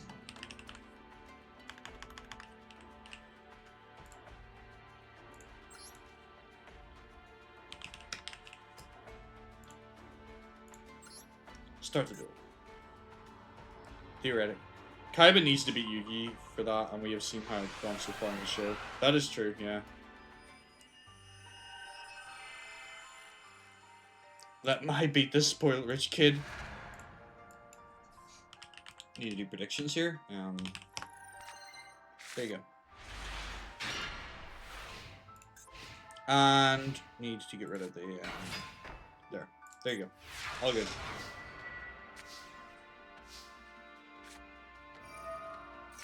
I think like Bethany is pretty good. Don't worry, Rikuki. I got it. Thanks for the heads up though. I caught it in time. The Starry Night deck is pretty damn good though. Like it's strong. So I don't know if Mai's gonna be able to keep up with this. Though Mai is pretty fast, so who knows? Maybe she will be able to do it. Alright, she's able to overpower. Princess Bethany is in a little bit of trouble right now. Yeah, she needs to get her field spell and then she can start popping stuff for sure. Princess Bethany is kind of bricked right now. Rainbow doesn't really do anything useful. I don't know why she said it and didn't use its effect. I guess the AI is just a bit silly. Oh man, she is so bricked. That's a shame. We hate to see that. I don't mind people losing, but I hate when they lose because they break. That's such a bad way to lose.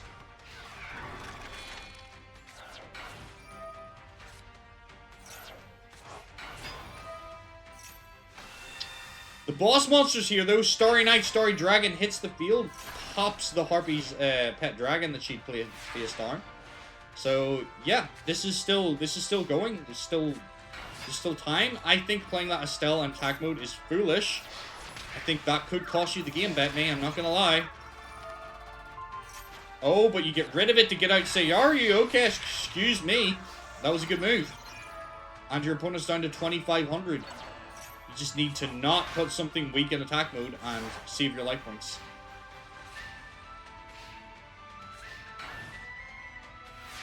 Okay.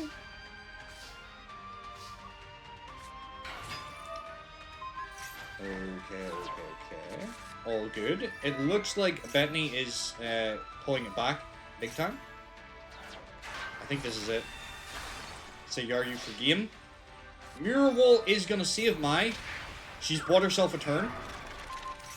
Or has she? Not quite. Sayaryu for exact damage takes the win. My Valentine goes down game number 1. Princess Bethany takes game number 1. Congratulations to Princess. She'll be very pleased. She's in work right now, so she's not able to watch. But Princess takes game number 1. Rigged.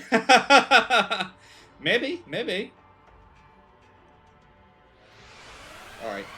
Can Princess Bethany take it? I mean, that was pretty clutch, no? Like, getting dropped to that level of life points and then being able to bring it back, that was pretty impressive. I'm, like, really itchy there. My face is itchy with some.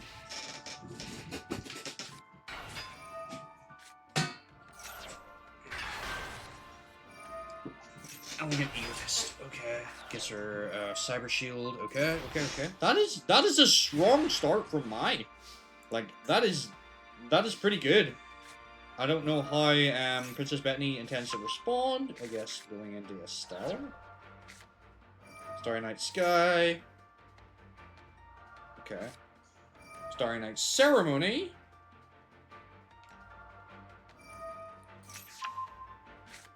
Okay. Okay, excuse me. Sorry, I'm a little tired. Sat up all night playing Battlefield, like I said. You got the points, not me.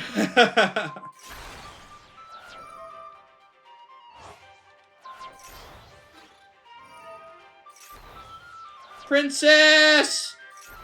I mean, that's bad. The mirror wall is too good. Unlucky there to Princess Bethany. She's gonna need to recover from that. And that is a big Harpy Pet Dragon on the field. Not willing to pay the 2,000 Mai, but she doesn't need to. She has a strong board. Princess needs to come back. Lend her all your power. Princess is in chat. Create a wall of Princess so that Princess can succeed. Princess is taking it back. Sayaryu boosted to 3,500. takes out the Charmer. Beat this, Princess. Come on, Princess. Become the #1 duelist. Become the #1 woman in dueling. Lend Princess all your power.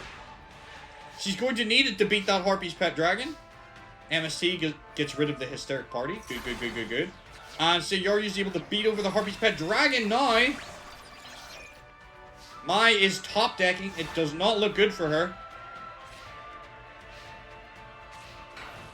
This is not good for a top 10 duelist to be losing to somebody in the 20s. Starry Night Ryle gets Starry Night Beelfire. Princess has all the power, all the fan support today.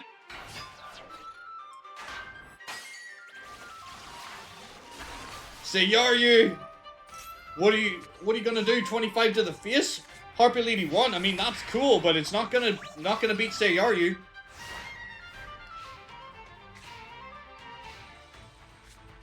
Harpy Lady 1 goes in, takes away that Starry Night, whatever that was. I can't remember the name. I couldn't see it from here.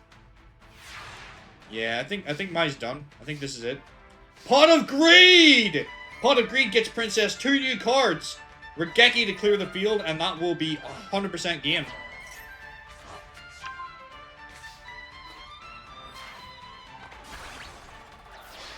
Oh, 100%. Starry Night is a very strong deck.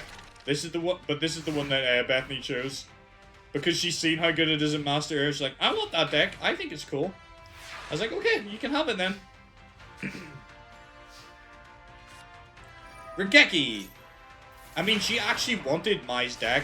She wanted Harpy Ladies, because that's what Bethany plays in real life. But I was like, no, you can't have that. Mai was cheated. Princess Bethany takes the match. Well done, Princess Bethany. You have made it to round 2. You will be very pleased. Well done, Princess. Alright. Princess is moving in to round 2. Could this be your new crush, Blazekins? Welcome back, by the way. Next we have Rebecca Hawkins versus Anka Takashi. So I'm going to set this one up. 1 second.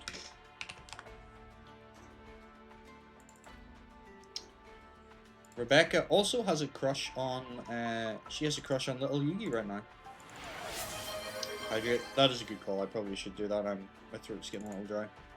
Thanks for looking out for me. If Betten wins, I'll marry her. Alright, Bet.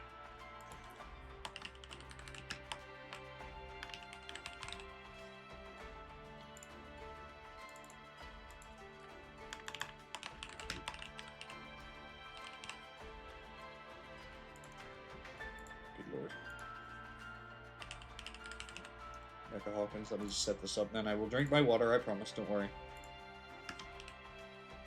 Drink the damn water.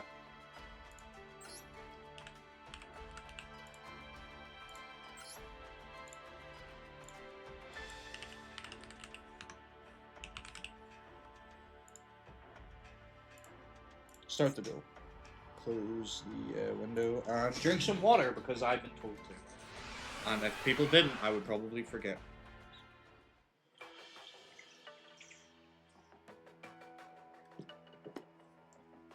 Step aside, Peter. Yep, if she wins, you can marry her. You have my blessing. Who will Yami Mega Brick against today? I mean, he'll probably make it to 2nd place again, right? That's kind of his position now. 2nd or 3rd place. That's sort of where he seems to fall.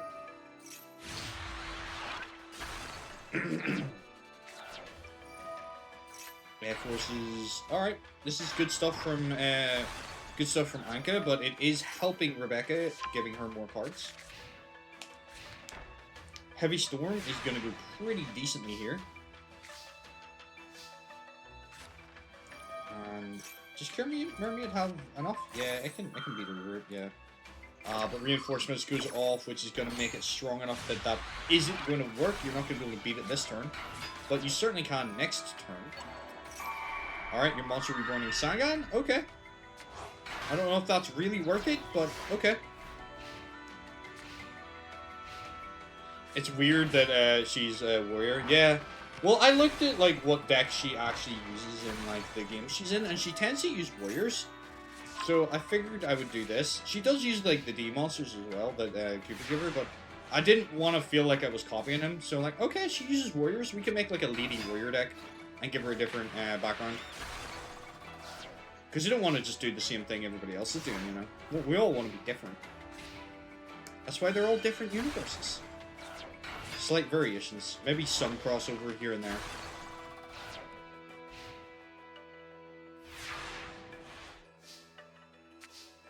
Alright, Magic Jammer. She is a battle lady. She is a warrior at heart, yet. Okay, that's not going to be enough to get rid of the Forgiving Maiden, but DD Warrior Leader can banish. Beautiful Head Huntress goes in for 1600.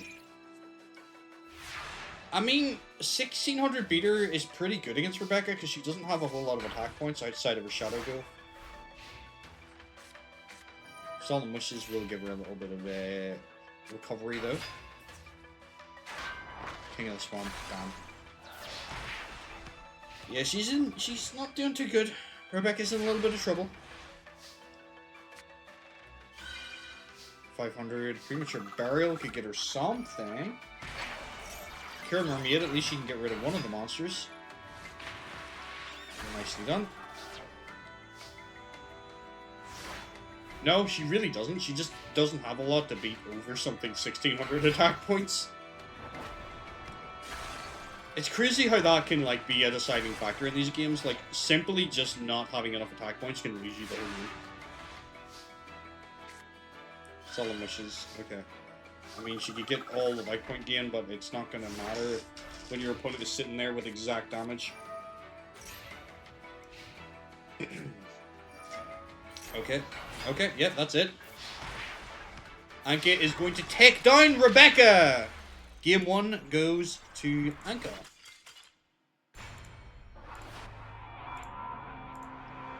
Let's go game 2.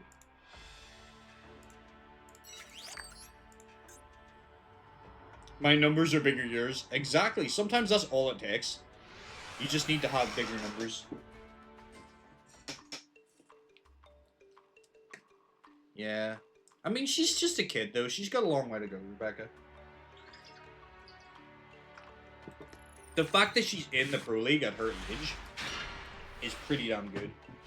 So can you imagine what she's going to be like when she grows up a little bit? She'll probably be ridiculously good. Well, it depends what her how her deck's going to evolve. I suppose that's going to be fall on me to decide what direction we take her. Alright, she does have her boss monster, but it is not powered up at all at the minute, so... And it's gone. It's just gone. Don't have to worry about that anymore. There's no more of that now. No more Sailor Horde Calcos. That plotline is finished.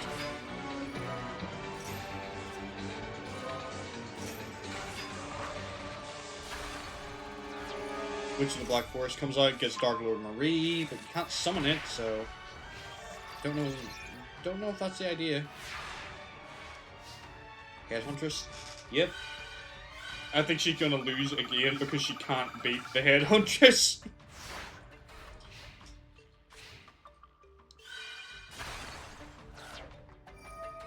Head Huntress too strong. Rebecca needs the seal to help her deck. I mean, the seal actually would, unironically, make her a lot better.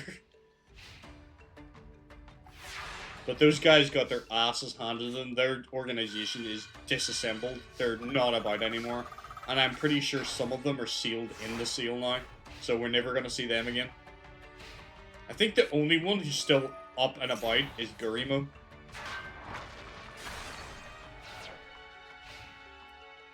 Weevil did have the seal, but he just threw it away. He's like, I'm not playing with this anymore. I'm trusting my bugs now. You could say he believes in magic. Like, yeah, I played with Dark Forces.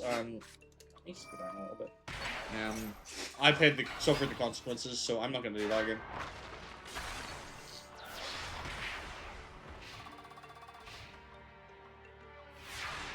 Weevil with the seal did beat Kaiba, that is true. But I mean, I think Weevil without the seal could beat Kaiba. Because he didn't. Well, no, Kaiba won that, didn't he? Did Kaiba not win that and Weevil got sealed? Yeah, that's what happened. Weevil got sealed against Kaiba. Oh, did Weevil beat Kaiba? But he mustn't have played the seal, though, because... Ah, yeah, he beat Kaiba, but didn't play the seal, but then he got sealed by Valen. That makes sense. Okay.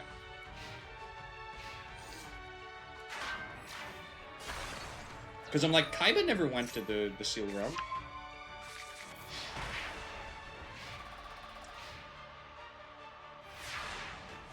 Good lord. Anka is very strong. She's just beating the hell out of Rebecca with basic level 4 monsters, but it's working. That card is going to haunt her, for sure. I mean, that's bought you a turn, at least. Yeah, maybe maybe Rebecca ends up going down the lesbian route then. She's like, I like strong, independent women now. Her life gain is ridiculous, though, but it's not enough. That's exact damage.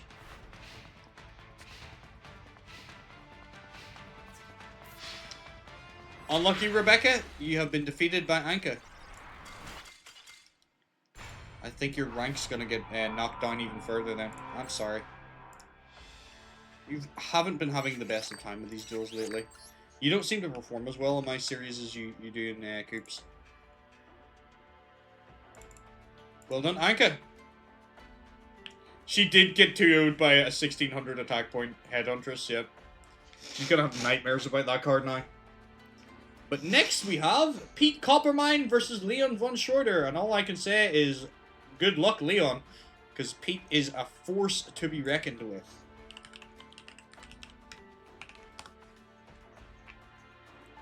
Okay, let me set this up.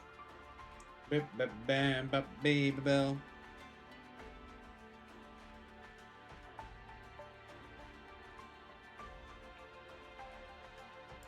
Pete, there you are. Versus Leon.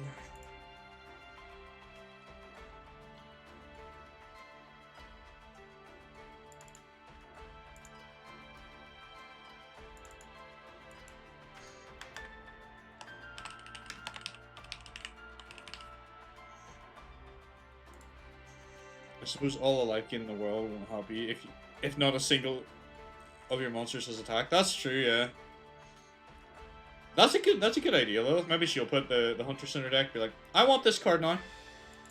It's not like it's a rare card, so she could very easily like put that in her deck.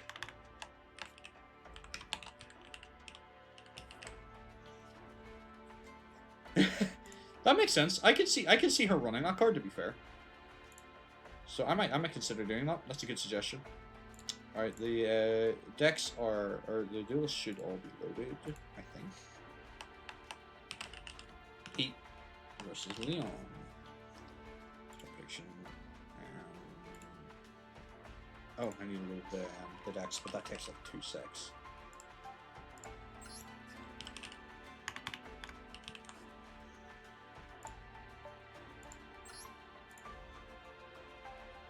There we go. But yeah, maybe she will add that to her deck.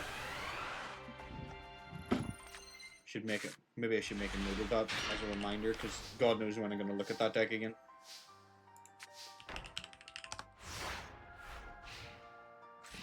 Excuse me.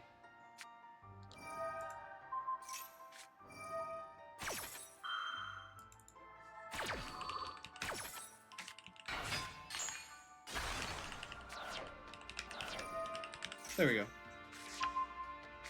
Maybe even Anka gives her a spare one. She's like, I know I beat you with this card, but here you go. This card could really help your deck out.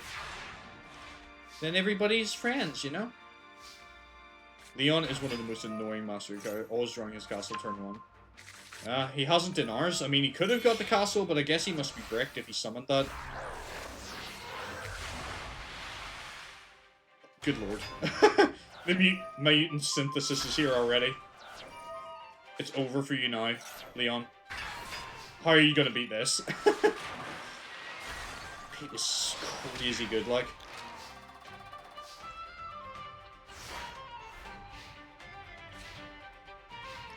Pete was working for Kaiba, but after Kaiba Corp took a dive, he's kind of on his own, independent.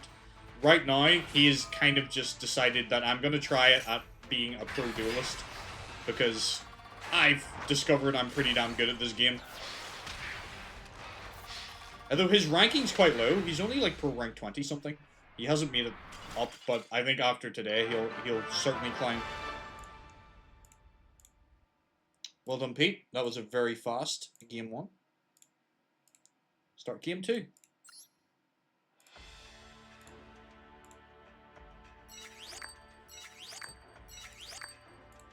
He did beat the King of Games who won 2 tournaments. He did, but the way the Pro League works is you have to work your way up and beat everybody up. At least that's the way it works right now.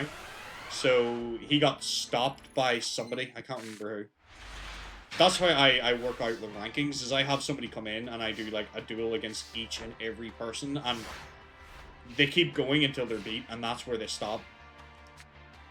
Not the fraudulent Yami. Yeah, I get you. I get you, Rikuku. But yeah, that's how I work out the rankings for like whenever new people join, is like I have them battle the lowest, and if people can't beat the lowest rank, then they just don't enter the pros. He does have the castle this time, so that is a better start for Leon. There is a heavy storm though in Pete's hand. That can wipe that, right? Yeah. Castle will go down. The castle falls!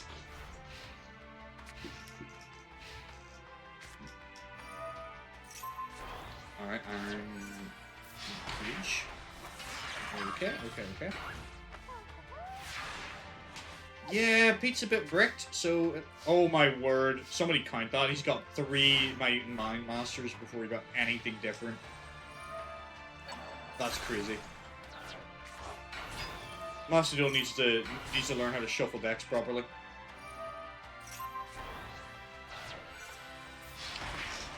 Hello, welcome, LG Miles. How are you doing? Welcome to our tournament. Welcome to the chat. Oh my word, and double mutant blast. He did not shuffle his deck at all. He is screwed right now. Leon is gonna take it. Well done, Leon. Clutches it back in game 2. We're going to game 3.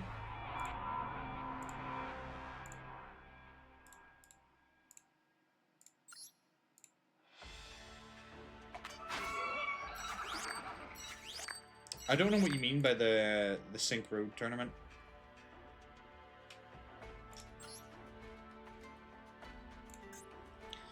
But yes, we are doing a little CPU Synchro tournament. No, not the Synchro tournament. This is AI versus AI. We're doing character duels from characters from the show, anime, manga, etc. And we're battling them out in sort of a narrative story format. No, that's fine. Don't worry about it, Mouse. I got you. I'm not playing right now. These are 2 AIs battling, and it's a bit of a story. This is episode 13 in our series. So welcome. If you like the anime and you like the characters and stuff, there's a good chance you're going to see them here today. This is our pro level tournament. Your main deck, coincidentally, is from a main character. Whose deck are you running?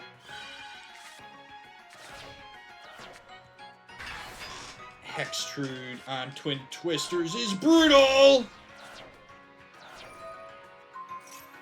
Why would you pop? What do you...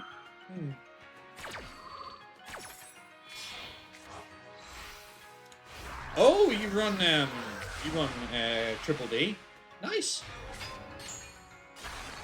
That's a cool deck. I like it. I like the fact that you can like Xyz, Synchro, and Pendulum in it. That's pretty cool. And Fusion as well, of course. Can't believe I forgot that. I like a lot of the Arc 5 decks and a lot of the Arc 5 stuff. Alright. Let's see how Leon's gonna respond. You like the Master Rule summonings? I always thought that was a cool idea of, like, having a deck that can use all the summoning methods. I think that's cool.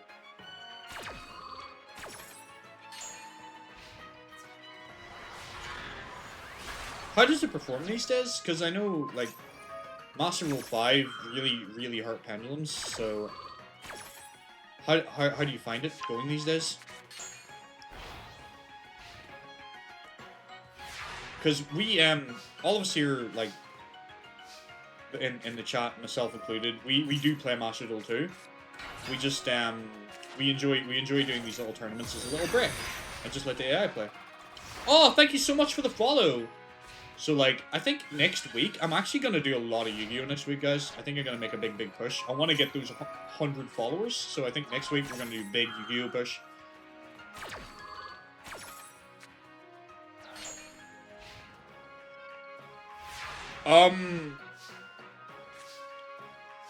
I assume... Yeah, I assume that's what you meant. I'll just deny that, though. Nobody needs to see that. Did you see that, please? Did you see what it said?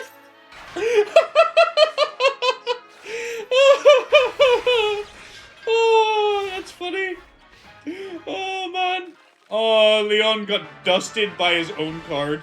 I was too distracted by you, Miles.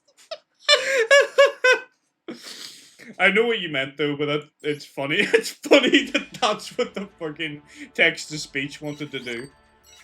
Leon got reduced to atoms. Well done, Pete Coppermine. Well done. So you will be sad to hear, however, Miles, we do not have Declan Akaba in our series yet. We haven't hit that far. We're only on, like, Season 1, Season 2 of Yu-Gi-Oh! So we've got a way to go. But he will be a character in this eventually. So if you stick around and you like what you see, you know, you can join our, you're welcome to join the Discord server that we have as well. We'll probably come up with a notification for it soon. So welcome to the stream. Welcome to the community, as it were. Our next duel will be Prince Ojin versus Balfi Ginger. Let me see, what are you guys saying? Only reason I use voice to text is because I type super slow. There's nothing wrong with that, man. There's nothing wrong. Is Pete the only good mercenary? I remember seeing Willa lose early. Willa's not a mercenary. He's a card professor. But, yeah, he lost early. Yeah. There's a couple of... He's the best of them so far. There was Richie as well, did okay. He's your favorite Seto Kaiba ripoff. Yeah, no, I like Declan. I think he's a cool character. I am going to prepare this next duel. And don't worry, by the way, if you get hit with any odds, Miles.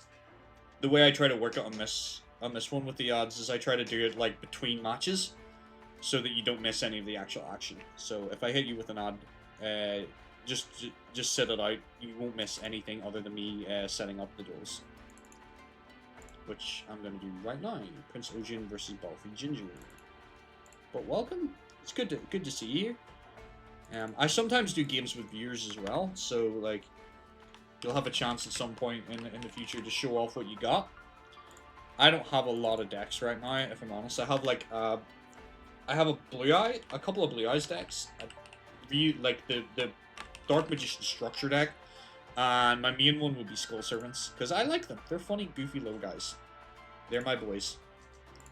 But I am looking to build more decks. Unfortunately I had to restart my my Master Duel account, so I don't have a whole lot of stuff. So I'm slowly trying to unlock more and more cards and more decks. Alright. Start prediction. We have Ojin versus Balfi. So place your bets. Who do you think's gonna win? Prince Ojin or Balfi Ginger? Let's start this duel and close the window. So I usually I'll post my schedule on Twitch, but I also post it in our Discord server as well for those of you in the Discord. before I started back playing 2 years ago, I was Generation 1 player, and when I came back, I honestly still play LBS while dragon stuff is horrifying. Yeah, it's hard to get back into the game if you've been away a while. Look at that hand! That is crazy amount of draw power. That is all of the grade! This man has all of the grade! Good lord! That is a crazy hand. Flippin' heck. Harpies is gonna wipe it. Reckless Greed's gonna go off. What's the other card? Escalation. Okay. So much greed. What a greedy guy.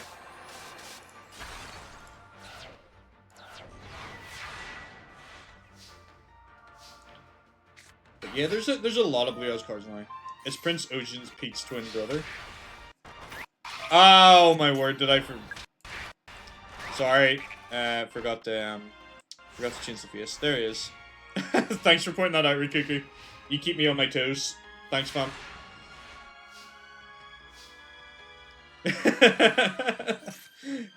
Mistakes can happen. I'm not perfect.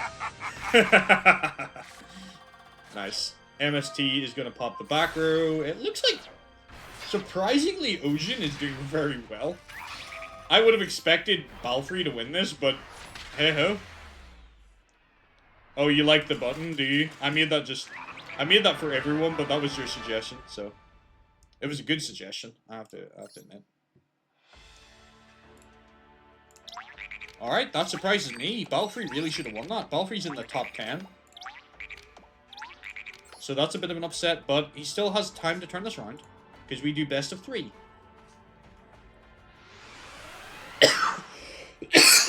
Excuse me.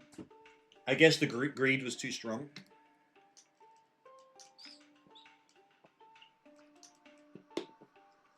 Even in the Master, there's been some pretty funny bleeps like Serenity being a tournament she shouldn't have been in and winning it. Or someone winning a match after 1-0 because the duel lasted so long, even though it was the second. You do love how easy it is to play rituals, and nowadays. Yeah, rituals are fun. I've always loved rituals. I thought they were such a cool mechanic. I wish they were a little bit better, but like, I guess the thing is, if you're playing rituals, you got to play a ritual specific deck, right? And usually when they make a ritual specific deck, they're really, really strong. Regeki for Chaos Endmaster, okay. Nuvils, yeah. Nuvils is a very strong ritual deck if you've never played it before, Miles. Fikia is a player of that deck and has beaten me with it many times because it's pretty potent.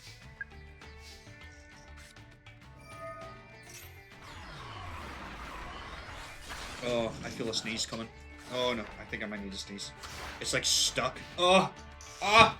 1 second, guys.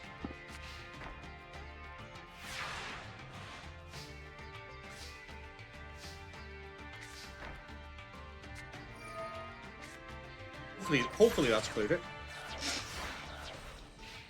That is true. It was difficult to ritual back in the day. It's a lot easier now. There's a lot of ways to search them and stuff. It's definitely easier, but it's definitely not one of the strongest summoning methods, though. But it's cool. I do like rituals. Looks like Ojin's in a bit of bother this time around. No monsters. Oh! Chaos Command Magician, one of Balfrey's stronger spellcasters. That's going to provide a little bit of problems for Ojin. My word, he's just not drawing any monsters here.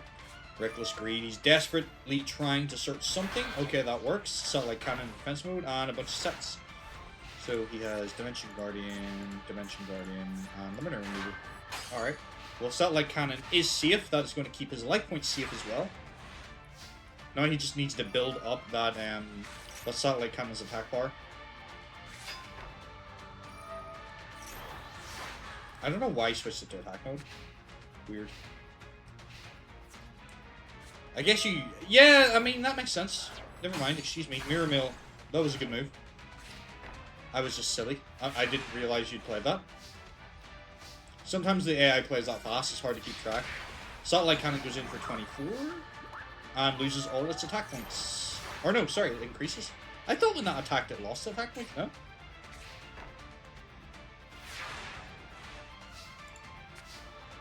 Okay. Ojin is doing very well. Oh my word! Limited removal, 6,800 satellite cannon to Ginger. Oh my word! He devastates him. Well done, satellite cannon, Prince Ojin. Holy crap! I would not have believed that he could have won this. Holy crap! That's a lot of attack points. All right, we're going back to the window. Yeah, he looked like he was brick there, but he clutched it out. Well done. And Balfrey, for those who come in late, is like a top 10 duelist in our series. Like I said, this is a pro level tournament. All these duelists are pros. So, congrats, Miles. Congrats. All these duelists are pro level duelists. So these are like the top duelists in our series, the top 32 duelists in our series. So Ojin's like 20 something, and Balfrey's like 8. So like you would have thought Balfrey would have won that, but he just got absolutely destroyed. Oh no. This could go either way for Sammy, because if Koyo decides to show up today, Sammy is gone. But if Koyo decides to troll, then Sammy's got this. Never count out Sammy. Sammy is a tricky little duelist. Alright. I am going to get these decks loaded. Give me a second, guys. It just takes a little minute. So we have Koyo Hibiki, the current King of Games, Master of the Elemental Heroes, versus Sammy Thompson and his funny little deck.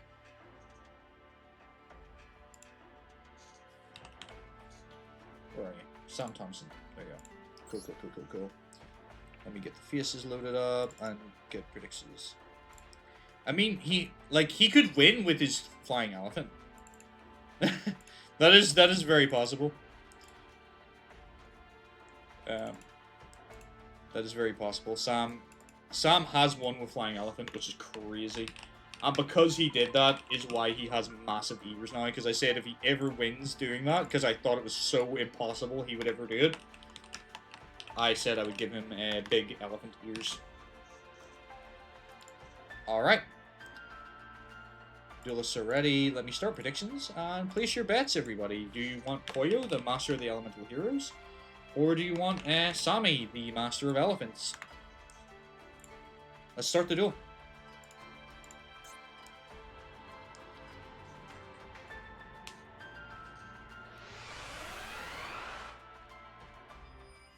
You're gonna have to bring a few friends to this channel, especially when he favors rear droppers. Yeah, 100%. Let your friends know that I exist.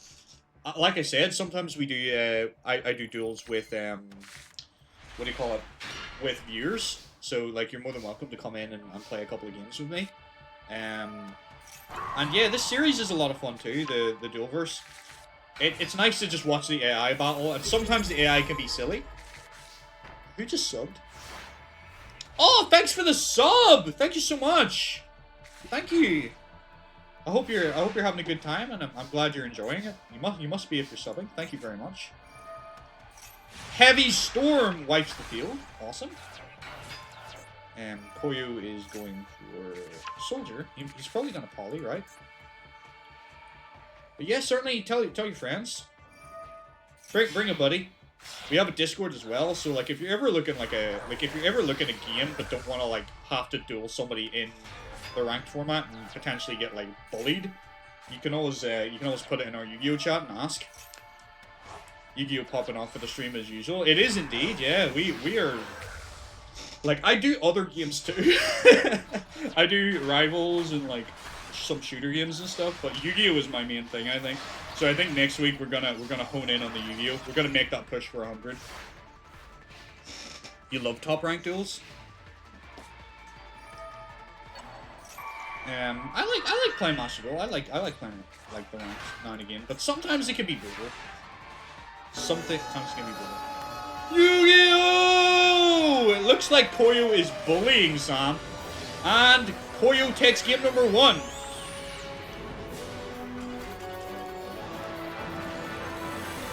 But currently this game I am ranked Gold 4 right now. not bad going. I think I've dropped off. I think I'm in silver. I got the plot, but I dropped off because I've been doing a lot of games with years, so I probably need to do more ranking. Alright, game number 2. But I like doing these little AI tournaments, because I make all the decks and stuff for this, and all the, like, these characters are all people from the anime, etc, so this is a lot of fun. Several fusions against an elephant graveyard. Yeah, elephant graveyard was not holding against that. So, what do you think, Miles, of this AI format tournaments where we do character duels? That's something you're digging? You vibing with it? A hero lives. That's a risky maneuver. Prisma. I mean, okay.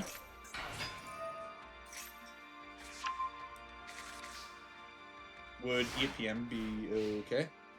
Oh, are you talking about for later? It should be, yeah. It should be, because this tournament might go on a while, because these pro tournaments do tend to go a while, Blaze.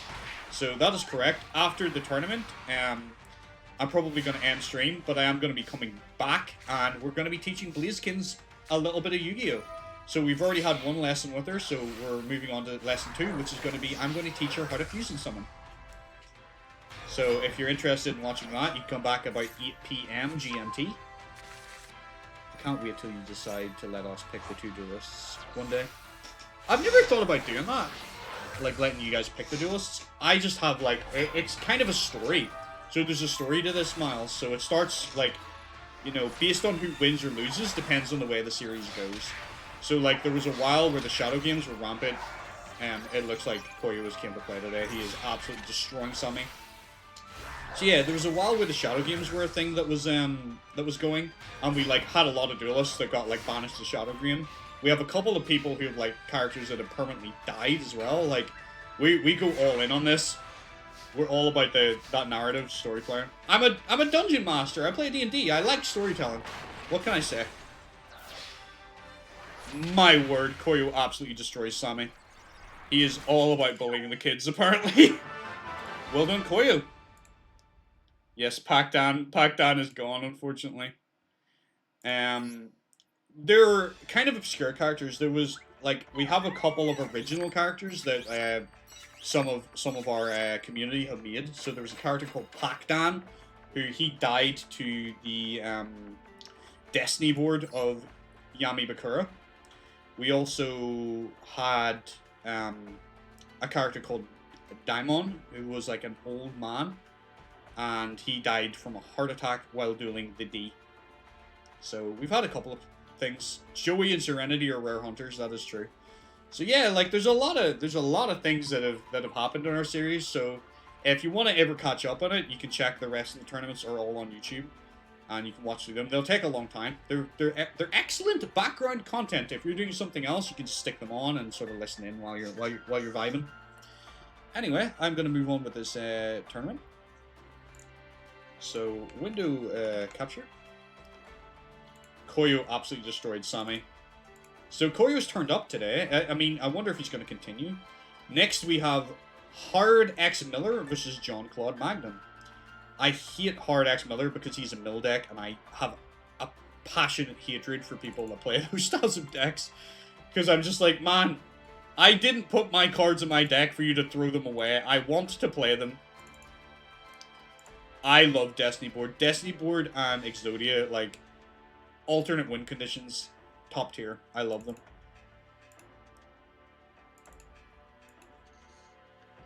Yami Bakura is one of my favorite characters as well.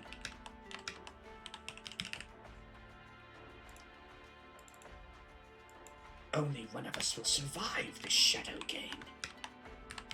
John Claude Magnum. I am sad to say, though, that Yami Bakura is currently out of our series. He got Shadow Realmed, so he's in the Shadow Realm right now, but if anybody knows anything about him, he'll probably not stay there permanently. Spoilers!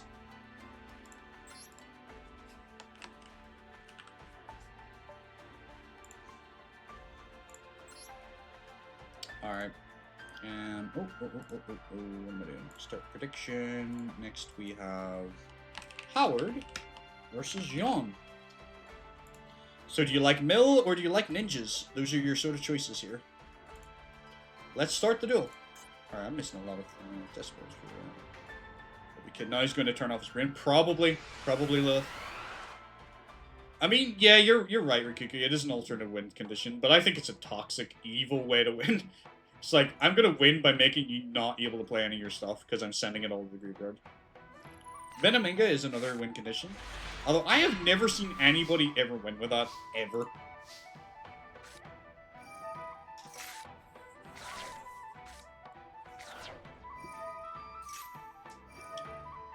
Jean-Claude is Big Sammy? I mean, I guess, kind of, yeah. I have to go with hard, because the guy's a dick, but he's not a stalker. If Rex Raptor beats Yugi, there's something not right. I'm calling shenanigans. Check the predictions. Oh, I'm sorry. You know who I mean, though. Yeah, sorry. I put it in the wrong place. Sorry, guys. I'll return your points and start it again. I messed that up big time.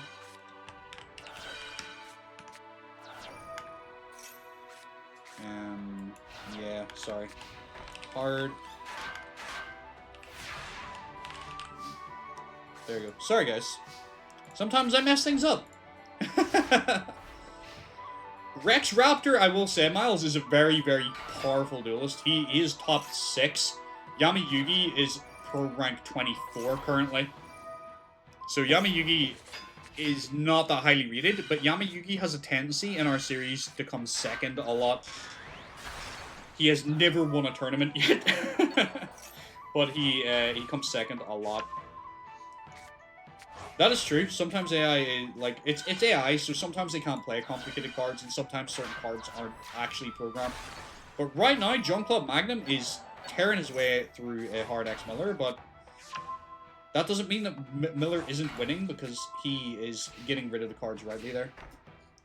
Unga Bunga style is best for AI. I agree. Pot of Greed! Hand Destruction? Okay. Double Books. Book of Moon. That's a pretty good move, honestly. And he's got Book of Eclipse in backup. Hard does have his hand loop, yeah. Bandit Keith has played. He got through. He is in round 2. So you'll have to wait a while before we get back around him. These tournaments go on a while, so I hope you're here for the long haul. But if you're not, and like you're not able to stay like all day, you know, you can always catch up on the VODs. I put the VODs on YouTube as well, so if you don't catch it on the actual Twitch, you can go to the YouTube and find them all there. And keep up to date with the series. Cyberjar goes hard! Respect the Machine King. Yeah. Keith's pro rank like 14, I think, right now. He's pretty decent.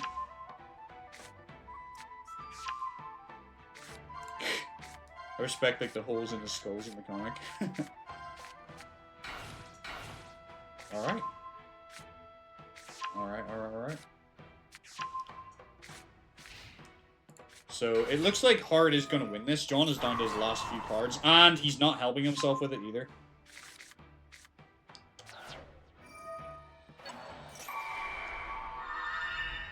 There are no Ancient cards, but they're pretty respectable. Yeah, we haven't hit Ancient Gears yet. That would be one of Lilith's favorites.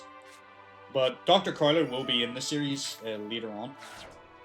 We're gonna get to a point where we're gonna have every character ever, and some originals and things sprinkled in too. So eventually we will see every sort of deck under the sun, as long as the AI is able to play them.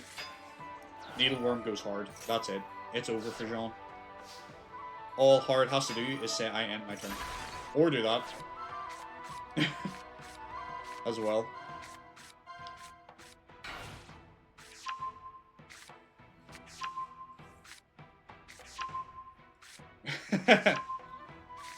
Ancient Gears are the best. I know the shows past Pendulum. Not that familiar with. That's fair. That's fair. Alright. Hard text the game. I hate it. I don't like this guy. He is, penis. Alright. Game 2. He also tends to make the duels go on for a while too. Which is another reason why I don't like him, because I can't fast forward. He's not stalking women like Sean, so you have to go with him. Yeah. Both of these guys are kind of assholes. Don't really want to see either of them win the whole thing, if I'm honest. But I would know, like, the first... I think, for me, I would know... the first 4, maybe even 5 series reasonably well. Maybe not so good on 5Ds. Watched all of Arc 5, so I know everything about that. Probably need to refresh my memory. Then I watched a bit of Reigns. I didn't watch all of it. 3 jars. That is a crazy start. And 2 card destructions as well. All of the jars. Just for clarity, Rikuku, and Miles as well, we're not running, like, the ban list. We're kind of playing traditional, where, like, some of these cards are limited to 1, etc. Zexal's not bad. I just don't like Yuma. Yuma's a pain. Like, I just don't like... His voice grates on me. I could only watch it subbed. I can't watch it dubbed. He just irritates the hell out of me. Alright, Cyberjar goes off. Blows the field. 5Ds was awesome, except for Fury. That was Jack Atlas. Great deck for cards. Horrible character. He's another one where his voice kind of annoys me a bit. You like Yuma as a character? That's fair. Are you watching subbed or dubbed, though? Anna Kaboom is cool. I like Anna. There's a lot of cool characters in Zexal. Like, I'm a big fan of Kite and Shark. I think they're cool characters. Pot of Greed goes off. And a set. Alright, that's a lot of cards in Hard's hand right now. Hand Destruction. Into Hand Destruction, yeah. Oh, right enough, yeah, sorry. I hadn't even thought about that. Sorry for being insensitive. But his voice grates me a bit. Nani? Oh my word. Look at what's happening. Look at this shit. I hate this man. I hate him so much. I think Koyo's gonna have to deal with him. And I don't know if Koyo is gonna be... Koyo's fast, so hopefully Koyo's fast enough to be able to beat them all. Okay, Big Sora from Kingdom Hearts Energy, and Sora, my all-time favorite video game character. Alright, cool. Just haven't been killed off-screen by Yami Bakura. I can't! Yami Bakura is banished right now! About your... Did you set the doors? Because I know a few people who are killed. I can't entirely make out what you mean. I think you're asking, did I make the decks? Which I did. And I think you're asking who has the gods. Yeah, Seto Kaiba has them. He bought them with money, because that's a very Seto Kaiba thing to do. He has all 3 right now. 2 cards to tackle a 6-member monster. Because reasons, Rikuku, that's why. They have their reasons. We don't have to understand them, but they have their reasons. He's gone. Dusted. Reduced to atoms. Alright. Hard takes the win and is going to move forward in our tournament. I hate to see it. I don't like this guy. Get him out of my tournament. But unfortunately, I can't just kick him out. If he keeps playing well, I have to keep him here, guys. That's just the rules. That gets me every time. Bishop actually jump scared me with that one time, because I was in the middle of a game and he just hit that and I was like... Alright. So, well done to Hard, even though I don't like you. You're going to face Koyo, and hopefully Koyo will put the smackdown on you. Next, we have Bruce Ryu versus Miss Chono. A couple of, like... I think both these guys are from Season 0. That's from what era? At the beginning of that character phase, or at the end, and like Mark has an issue nothing. They tend... That's a hard question to answer. because they run mostly off whatever their deck is at the beginning of their character's life, and then we improve them or change them based on what happens. But, like, they're not necessarily always completely anime accurate, because sometimes they're anime-ish, but sometimes I add cards to them or change cards to make them more viable and actually, like, playable, you know? We're sort of about battles, like, end of Battle City, but we're approaching GX. The next tournament will be GX, which will be a month from now, because I do these tournaments every 2 weeks, but I can't do this on my next date because I have a birthday party that I have to go to. So I will be doing this. Plus, it gives me time to set up GX as well. That's not to say I'm not going to be streaming. I will be streaming during those weeks, just I won't be able to do this on the Sunday. Okay, let me, I need to hit a big commercial because we're going to get hit. So sorry to anybody that's gonna miss a bit. You like the elemental heroes? Yeah, that's true as well. Sometimes AI can't use certain characters' cards. Where was I? I keep getting distracted. You guys are active in chat today. I love it. Don't be afraid to distract me. I like chatting. As my mum would say, it is good to talk. This channel. So, like, I think there's probably some people that do this that are a lot more, like, focused on the games and, like, moving things forward. I like chatting with you guys. Because our community is small enough that I actually can kind of talk to you and keep an eye on chat, so I like taking advantage of it while it's here. You know? It gets kind of sad that when streamers become really big, it gets really hard for them to communicate with their chat. So I like the fact that we've got a smaller community that we can all chat and have a good time. Alright. That should be the decks loaded. I'm going to start the prediction now. Go away advert for something that I don't want to purchase. No. Alright. And we'll start. Oh, there's actually a saying in these AI tournaments referred to as Xeon Brain, where, like, yes, Cyber Dragons are a very, very powerful deck, but for some reason the AI can be horrendous with them at times. So sometimes it plays Xeon's deck really, really badly. If Mai can't win this, you better not let Chono go.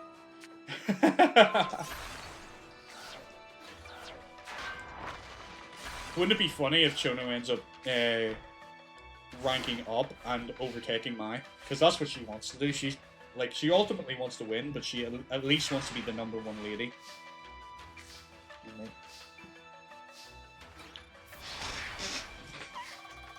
Come on, Bruce Ryu. Let's see what you got. Let's see if your monk deck can do this.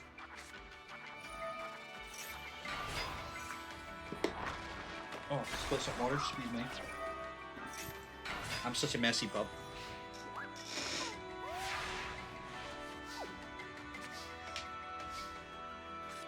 I'm glad you picked top rank. It keeps censoring words on you. I don't know what that word is. Would you place top rank? Last thing I needed to see is Christian's garbage. Oh, Tristan? You're talking about Tristan? Tristan's garbage ass cyber commander. Tristan was actually a pro level duelist, and at that particular time, he was pro rank 17. Believe it or not. Tristan has made it to top 8, I think, in a tournament before as well. I don't think he's ever made it top 4, but, like, Tristan, surprisingly, was doing okay. I think yeah, believe it or not, like, he was doing okay.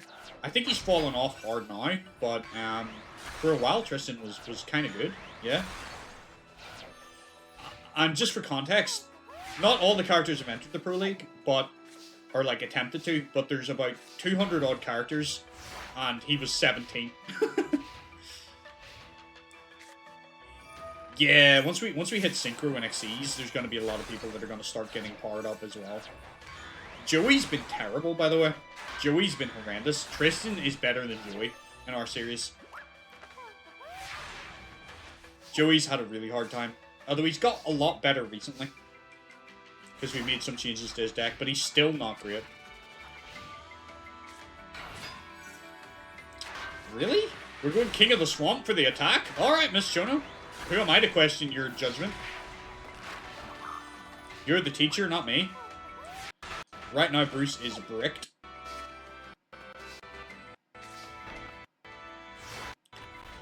Yeah, imagine not being able to beat 1850 level 5 monster. Yeah, he's done. He's done, like, isn't he? Alright, I mean, defense draw all you want. That's not gonna help.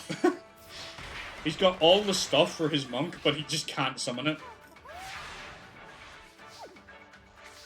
When it that is true. You can go back and look at the footage. It's funny because Tristan is the first duelist to duel, and he duels Miss Chono in our very first series, our very first episode, and he gets absolutely destroyed. But then he comes back and starts winning, and it's crazy. It's such a cool journey to see his character improve. Good lord. Well, Miss Chono destroys Bruce, and we're going to game 2. I would expect her to win. She is a higher ranking pro after all.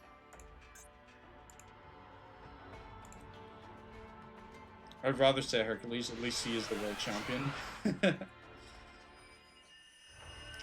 Alright, Miss Chono. Take this goon out. This is going to be his... I think this is going to be his last tournament as well, and then we're going to retire him. It doesn't make any sense for Cuckoo. I don't understand. It does not make any sense how she's this good. She's pro rank 11. She's almost in the top 10. And she doesn't have, like, her boss monster is a vanilla fusion monster. Crazy. Trap hole gets rid of Chisuke. That's kind of sad.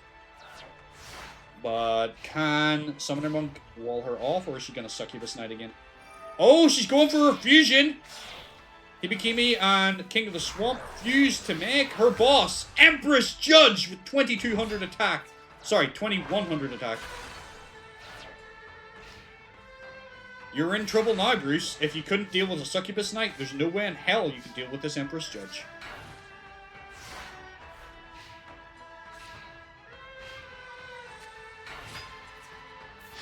Yugioh Shoka! He is very much on the ropes, yeah. She's gonna destroy him. Queen's double in attack mode is such a disrespect. It's like, I am not threatened by you at all. I'm gonna play a 350 attack point monster.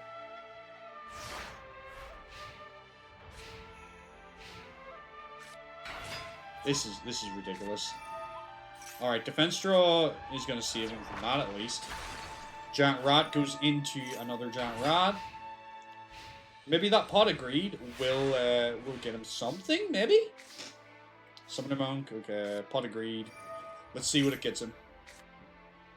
Nothing particularly useful. Twin Twisters, okay, I mean, pop that, whatever. Alright. Giant Rat is going to get him Monk Fighter. Gear Breed.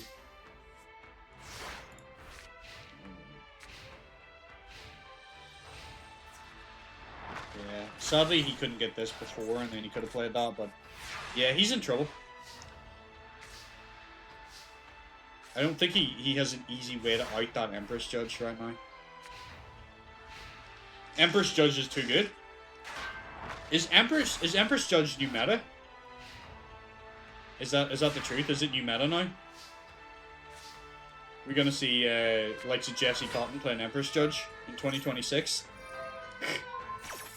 Alright, so he's got all the cards on Chisuke now. He's gonna out this. He's found a way. Chisuke has the big bang shot punch. It's gonna take out Empress Judge. Takes a little bit of damage, but it's worth it. Well done. He found a way out. I didn't think he could do that. I didn't think he was smart enough. Excuse me. But she dark holes him. I don't think Lone Wolf protects him from that. No, it does not. Alright, she's bricked, though. It's a battle of the bricks. I want to see some bricks in chat, everybody! Show me your bricks.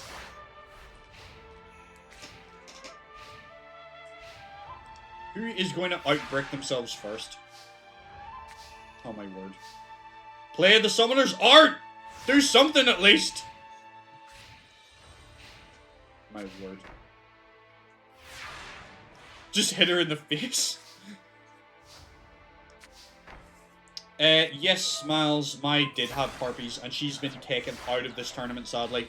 She is pro rank, like, 8 or something like that. I can't remember her number. She's relatively strong, but she got taken out by a new character called Princess Bettany. Oh no, not another Empress Judge. She got cheated.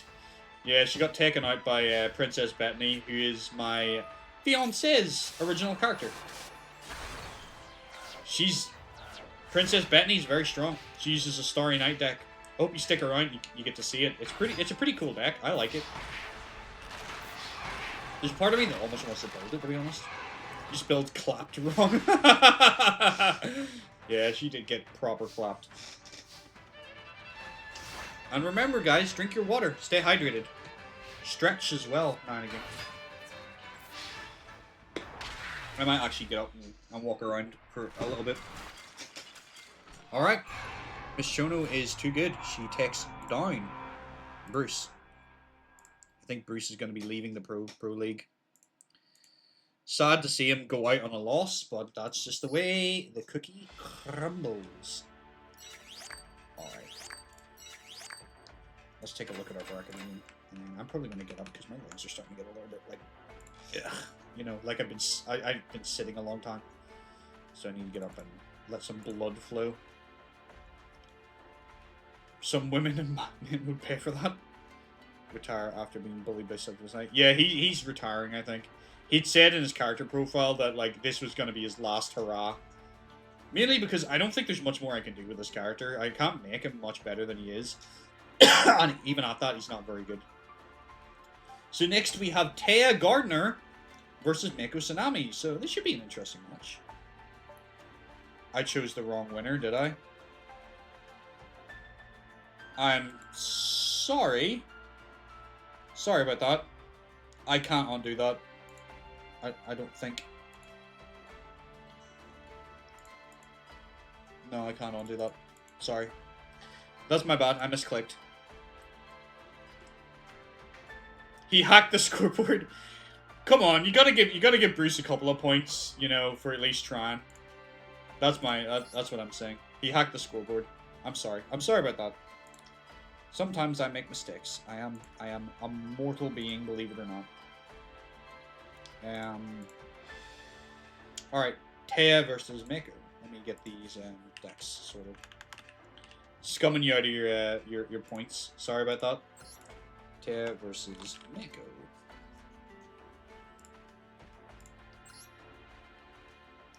Let me get the characters. Truly deserves to be forgotten. He probably will be, let's be honest. But there could come a time in the future where we're being invaded by characters from other dimensions, and he could be our last line of defense to save us when all the heroes fail, and maybe he'll show up and save us all. You know? Don't count him out. Don't count him out, you know? Alright.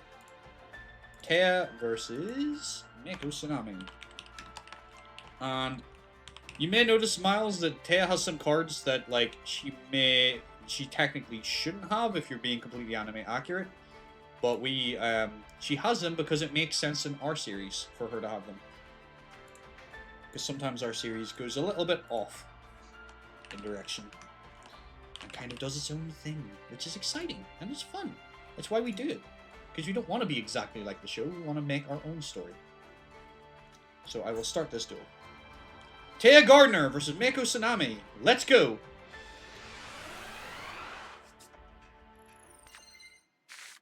Update the bracket. Did I not do that? Sorry. I did update the bracket. I don't think I put it on the screen. But I did update it, so don't worry about that. I must have just not put it on the screen for you guys to see. MST gets rid of the mage power. That's kind of bad for her. She needs her equip cards, which she doesn't have any of right now. Double Consecrated Light in hand, but it's not going to do anything against him because he's not using dark monsters. But Taya is really good at fighting people that use dark decks. But right now, her Shining Peacephilia is going to wall her off, so she is safe for now. Shining Angel is going to go off and get her into something else. Gets another Shining Angel. Shining Angel goes into another Shining Peacephilia. So she is walled off right now. She can. These monsters cannot be destroyed by battle, so she's in good position. Meko does not have his field spell right now, which he kind of needs to really get his deck online. Imagine the Barry and our other video doing a Victory Lab tournament after beating everyone relevant. Yeah, could happen. Could happen. Consecrated Light is destroyed. To be fair, those Consecrated Lights are no real good against Meko anyway, so she might as well throw them away. United we stand. Okay, that's gonna change this. Woo! That thing could destroy Obelisk right now. Tornado Wall is gonna save him, and the Doom Kraken is gonna bounce back to hand. So he's defending well. He's got his field spell and everything. He's got his board online now. Freaky Fish Guy is online. Dark Hole! Ooh, that is such a good move for him. That gets rid of her Shining Peacephilias and her big attack monster. That puts Meko in a pretty decent position, and he goes in for the attacks. Well done, Meko. You are the higher ranking pro here, so we kind of expect you to beat her, but not always the case. Sometimes upsets happen. But I think she might have run out of steam here. Okay. This is her last turn. She needs to draw something good. You used legendary. Did you play the Ocean's Fury structure deck by any chance? I had a buddy that played that, and like he would gravity bind us and everything. It was so annoying. It actually, when he got that deck, it changed the meta in our playground, because up to that point, none of us really ran many spell or trap removals, but he ran triple gravity bind, triple legendary ocean, triple tornado wall. So we all started running like heavy storm, dust tornado. MST, all of the spell and trap removals. Yeah, it was disgusting. He ran a big ass 60-card deck. Because we didn't play by ban lists or anything. Meko takes it. Well done. We didn't know what ban lists were, so we were running like triple pot of greed and everything, you know? Like we were like 11, you know? We were just doing our own thing. We didn't know the ban list was even a thing. Alright, Meko won that. Well done, Meko Tsunami. So, like, his deck was crazy. And for some reason, he ran triple Blackluster Soldier as well. Like, the Ritual Monster. And, like, it just seemed to work. It was crazy. And he used to pot of greed into pot of greed into pot of greed. Like, and I thought, like, he was stacking his deck, so I shuffled his deck one day, and he still pot of greed into pot of greed into pot of greed. What a crazy meta that was in Playground. I used to run, I played a lot of different decks in school, but the one that was my most memorable and like most coherent deck that I played was Armed Dragons. 100%, that's why cards have limitations now.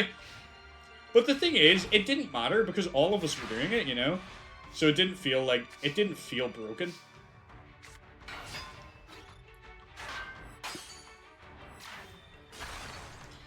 He used to run triple Tribe Infecting Virus. That card was so busted. Like, he would mess us up with that card. Like, his deck was cracked, man.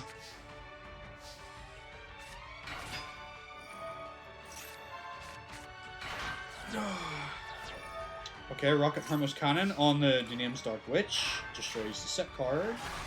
Does a bit of piercing, and destroys 7-color fish and sacrifices itself, strangely enough.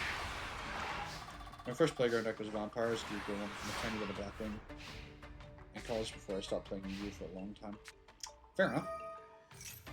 All viable decks. Your card selling business was booming. Oh, you used to do anti. That's rough. We never really did that in our school.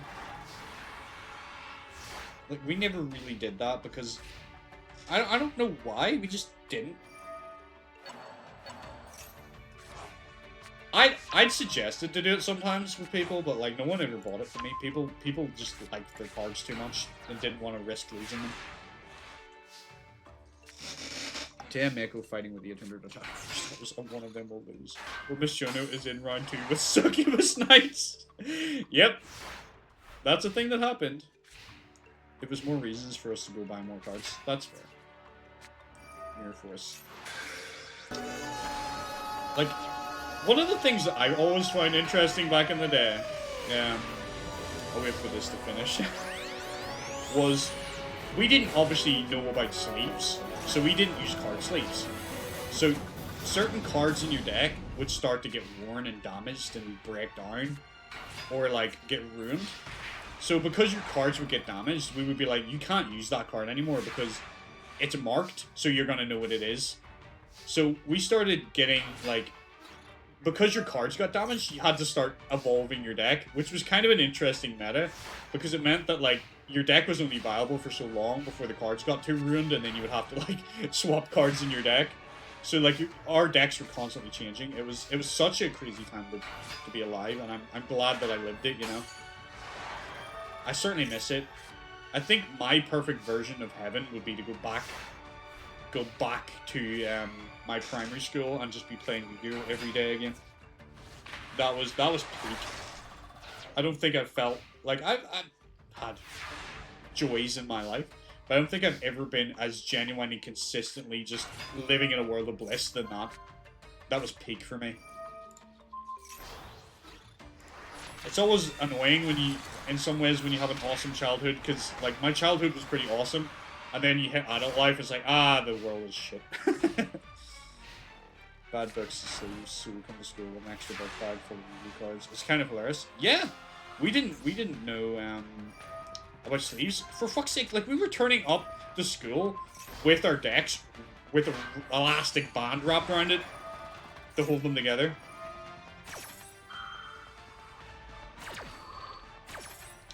No, we didn't even know about sleeves. I didn't find out about sleeves till I was in like college and a lot older, and like starting to play competitive Yu-Gi-Oh. So it's a shame because I had so many old classic cards that just got ruined because we didn't know any better.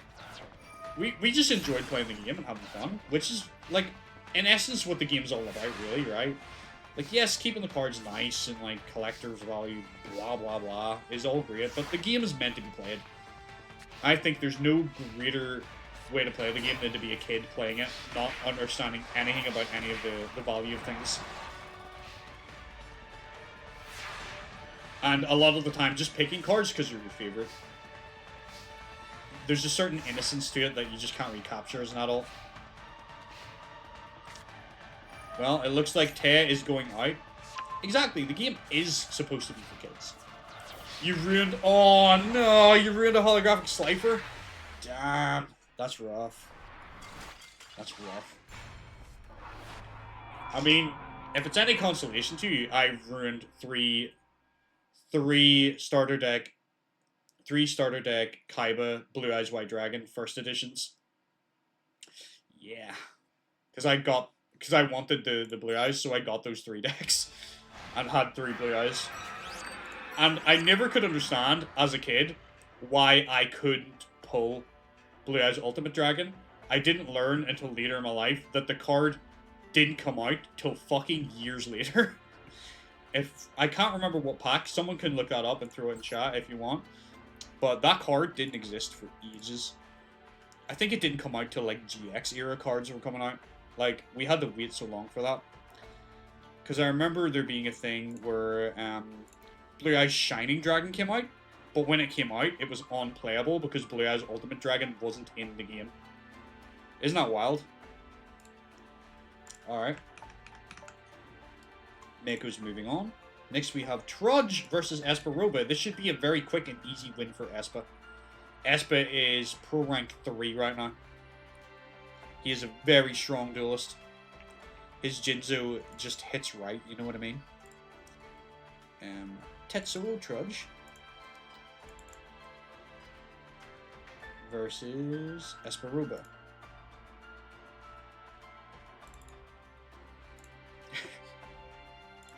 The auto mod is wrecking you, Miles.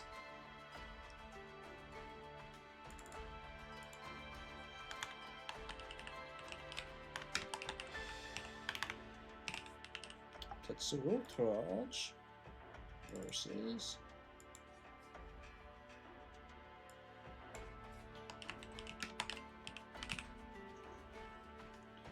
yeah, Blue Eye. That's right. Blue Eye's Shining Dragon came out before Ultimate Dragon, which is crazy, because the stipulation for those that don't know with Blue Eye's Shining Dragon is you need Blue Eye's Ultimate Dragon to summon it, but you couldn't play it. Have you seen the new Jinzo deck? I don't know what, like, how new. Like, I know there's some newer cards, so, and Espa Roba runs some of them. But if there's newer cards that came out, like, really recently, then probably no. A few years back, yeah, Espa has some of those. Don't you worry. Don't you worry, your wee shelf lamb. That's why he's number 3. He's very, very good.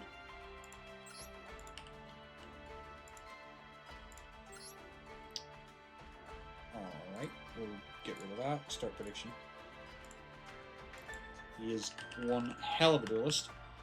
It's just, like, in this level of Yu-Gi-Oh!, being able to shut your opponent out of traps is just so good.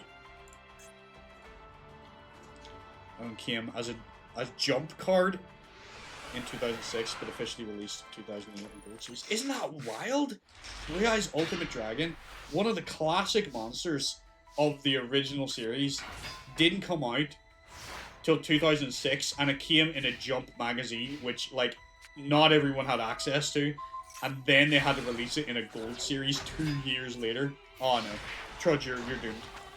Jinzo's here. You're doomed, man. You're doomed. You're so doomed. But you do have a Snatch Steal, so maybe you're not doomed. And an Ego Boost. Okay. Espa Roba, you're doomed. Yeah, I can shut down magic cards. There are ways you can shut down. There are ways you can shut down magic cards. You could use. Well, are you playing with a ban list? Firstly. But, like, there's a few ways. But it depends if you're using the ban list, because there's, like, well, I was going to say there's, like, Anti-Spell Fragrance and Imperial Order. But if you're playing with a ban list, I need to check that. I don't know if Anti-Spell Fragrance is banned right now. But there's ways you can block it, like Magic Jammers and stuff as well, like, are basic, simple ways. Magic Drain. Prohibition is a good card, like if he's using one spell in particular, or any card in particular that you want rid of. Yeah. I mean, Trudge came back hard, but it doesn't matter. Espa's turned it around again. Espa's just built different, man. That actually worked out alright for him. Doesn't have to activate the mount, just has to be on the field. Yeah, but like you can use negates to just negate the spell. Like you can Solemn Judgment, you could for one counter. It's hard trying to think of stuff off the top of my head, but like there's ways to counter spells for sure. Well done, Espa.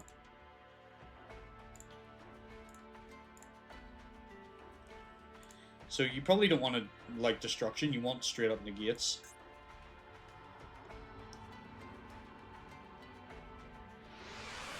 So things like Magic Drain, Magic Cylinder, or not Magic Cylinder, Magic Jammer are like ones that come immediately to, specifically to hand. There's probably, it depends on your archetype too, because there could be archetype specific ones that you could use too. Spell Counselor, Feather Duster would blow them up, but it wouldn't stop them being negated. But there's plenty of ways of stopping spells. Machine Assembly Line, Snatch Steal, okay. Heavy Storm is going to go kind of hard here, I think. What is your set card? Ego Boost.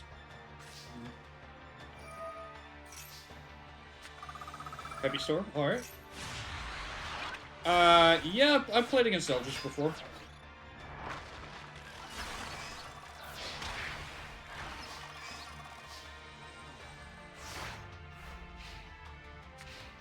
It can be, yeah. Especially when it, like, first came out in Master Duel, that was, like, meta for a while. Like, it was really, really good. It caused a lot of problems. But it is beatable. You can beat it. You just gotta figure out what his, like, main combo pieces are and stop them. It's more of a trap deck. I agree. I would put it more of a trap. So things like Feather Duster would work well against it. Being able to pop spell and traps. Dark Hole. Okay, that's probably a good move. You need to get rid of the field. And now he is wide open with no cards. And Luster Dragon takes it for Trudge. Trudge takes a game on Espa Roba, pro rank number 3. That's impressive for Trudge. We're going to round 3. Game 3. We have 9. I haven't unable to beat this set of cards. Damn, that's rough, buddy. Do you use any like hand traps or anything like that? Like what level are you at? The searcher spells. I mean, Ash Blossom would help, surely though. Like if you run Ash Blossom, you could hand trap his spell cards to stop him from searching. I think Miles said earlier, Figure, that he is playing what do you call it? Triple Ds. You're diamond ranked in Nices, but on this game you're low level. Okay, so you played some Yugioh.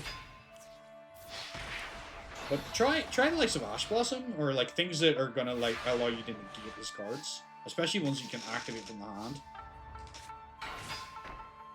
If you are already running them, then I don't really know. You could try like Magic Jammer and stuff, but like they're a little slow nowadays. Okay. Can we just take a moment, right, to look at this duel and know that Espa peeped the ego boost, knew it was there, and still attacked? That is AI for you, everybody. It doesn't remember. Like, he literally peeked it, and like, I'm gonna attack anyway. Oh, man. That was so stupid. You deserve to lose this, but get out of the tournament. Trudge, take down pro rank number 3. That is unbelievable that this is happening. Alright. Espa does manage the wall, but it could be too little too late. He uses ESP and still failed. Like, imagine being able to see your opponent's card and still fucking lose. Alright, Jinzu is here. Maybe this is going to turn around, but there is a Dark Hole sitting there in the hand and a Heavy Storm. Dark Storm is in hand. Axe Raider is not going to be enough, but at least he has a monster he can summon. Down comes the Axe Raider. And 17 to the face. By the way, once I hit 100 subs, or not 100 subs, if I hit 100 subs, I'll scream. Once I hit 100 followers, I am intending on doing a little draft tournament for everybody, where we'll do like a Battle City draft. If that sounds exciting. But we need to make sure we get as many people for it as possible, so that it's like, you know, we get good games. Alright. Both of them are kind of topping. But it looks like Espa's in a worse position right now. But I would like to do a little Battle City draft tournament. So you can use the Master Duel Arena thing to draft it. And we'll maybe play out something like a dueling book. So that people don't have to go out of their way to get the cards on Master Duel. But I think that should be a lot of fun. So we're very close. We're 4 followers away. So if you have a friend who isn't followed and you want that tournament to happen, get them to follow me. The sooner we get to 100, the sooner we can look at organizing and arranging that tournament. I can't believe that. Trudge just beat pro rank number 3. That is ridiculous. What is happening today? Alright. Tetsuo moves forward. That's crazy. That's definitely an upset win. That looks good on Trudge's career. For sure.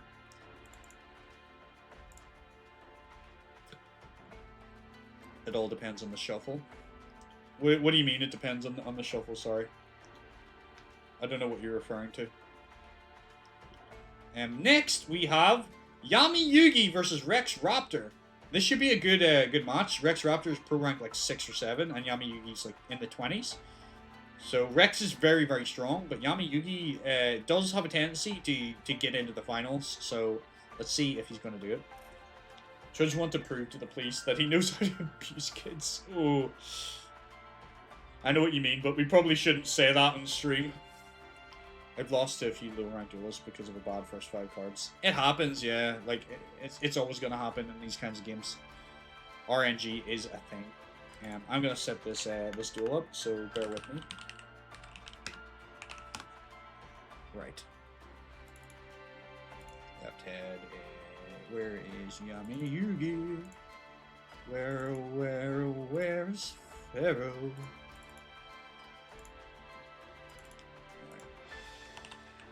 This is he gonna be goated today, or is he gonna like flop? That is the question. Let's hope that Yami Yugi is goated, because I would love to see him win a pro tournament and win the title of King of Games once in his friggin' career. I'm so sick of seeing this guy lose. Like, get so close to the final and then just choke, man. It hurts my soul.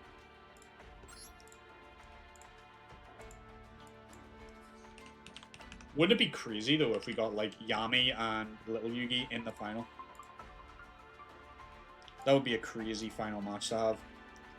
It is possible. Very unlikely, but it is possible. Well, let's begin. Yami Yugi versus Rex Raptor. Let's see who's going to be better today. I've lost to... yeah. Oh, I've already read that. Oh, stretch. By the way, Miles, I don't normally always have this red hair. This is new, and this is because we did a fundraiser for charity for the British Heart Foundation, and we raised £370, and I said if we reached £200, I would dye my hair. So that is why this is this color. It's not normally. Yugi is a choke artist, Miles. 100%, yeah. He chokes. And he bricks quite a bit. He's the king of bricks. Oh my word, that is so much power from Rex Raptor. How is Yugi going to beat over that?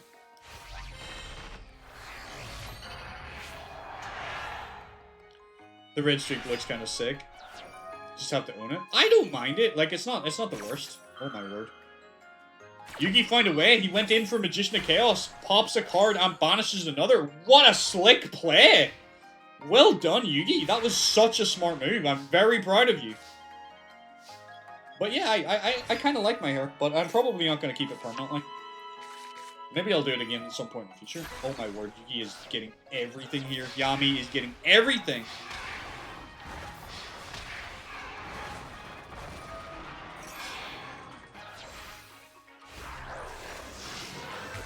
Hype, hype, hype, hype, hype, hype, hype! Well done, Yami Yugi.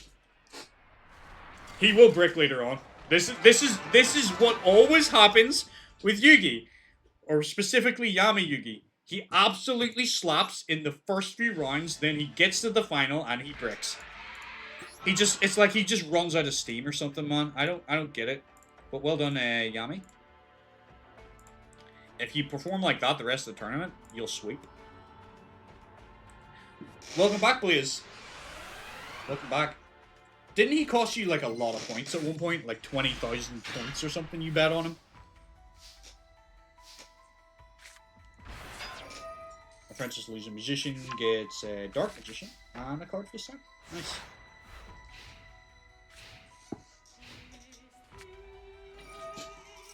Jurassic Park into Black Toronto. That's gonna be a tough one.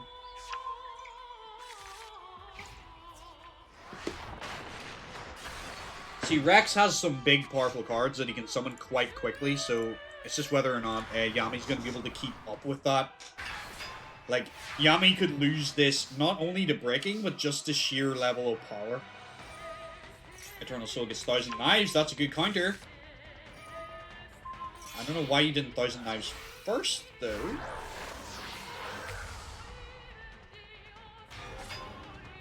I mean, I guess you don't need to, so you can save it if you want. But was that really worth it to beat it by 100? Eternal Souls is out, indeed. We just have to be wary that he doesn't get popped.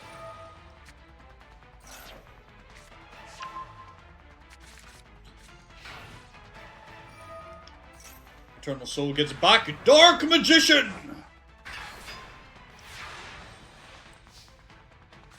Pot of Greed. Eternal Soul gets Dark Magic Attack. That's good. I would play that. I would have said I would have played that before that. Oh, he's gonna steal the dinosaur! Yugi has Black Tyranno on his side of the field now. 1,000 Knives pops the face down monster and Dark Magic Attack to wipe the field. It's over! Yami Yugi is going to take the W, everybody! He is here and he is ready to perform. Amulet Dragon for the win! I'm not gonna lie, that's my favorite target every time I play against this archetype. What's your favorite target? Sorry. Dark Magic, Oh, when you're to hit Eternal Soul? Yeah, because it pops. That's why, like, the strat with that, to be honest, used to be you would put Eternal Souls out, and then you would get, whatchamacallem, Dark Magician the Dragon Knight onto the field, because then it protects it. But I don't think people really do that anymore. People just go for straight up power and try to kill you in like a single turn. But well done, Yami Yugi. We're into round 2, everybody. So let's have a look at who we have up next. Next, we have a hype duel. We have Little Yugi Muto versus Seto Kaiba. I really dislike Yami Yugi because of how broken his deck is. He always wins effortlessly when he doesn't break, and when he breaks, he loses to first. Yeah, he fucking does. It's crazy. Like, that's just the way his deck is.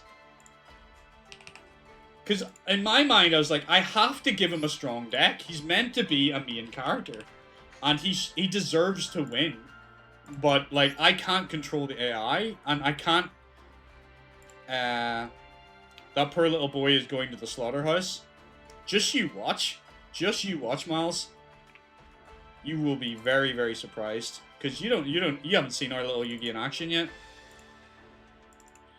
In all seriousness, Seto Kaiba's in trouble. I would say. But, you never know. Maybe today's the day that Seto shows up.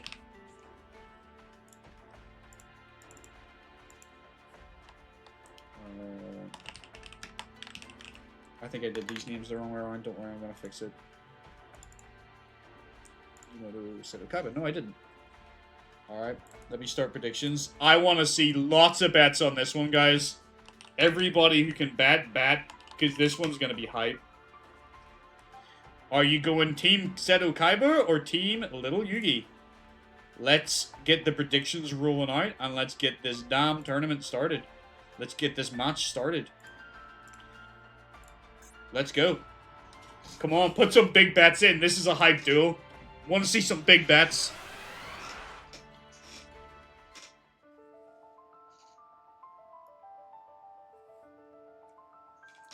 Yep, Yami is very inconsistent with Kuku. Although, arguably the most consistent, because he always gets to second place and loses. Oh, Amir, welcome! Hello, my guy. How are you? Good to see you, man. It's been a while. Yellow gadget gets green gadget.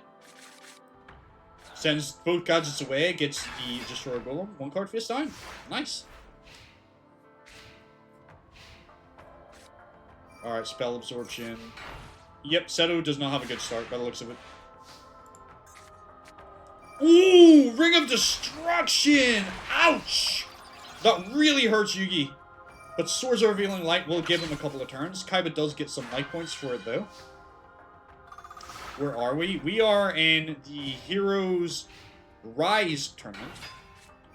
And yeah, we're kind of just before GX era. The next tournament will be GX.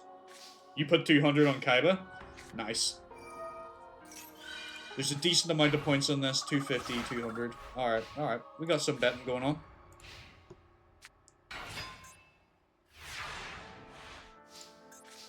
Computer might be fixed when you turn it on. So you can summon tournament just about the tournament's called. Oh, you're broke.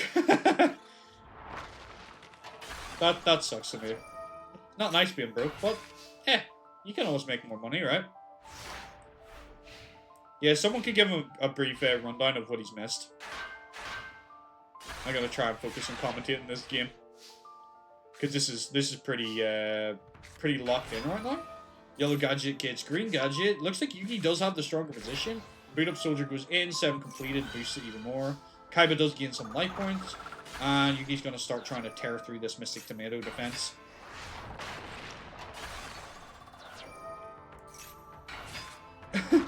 The fuck are you doing, Kaiba? Trying to survive. This is a sort of unique deck for Kaiba, because he is running all 3 God cards in this deck. This is a God card deck. Green gadget gets red gadget.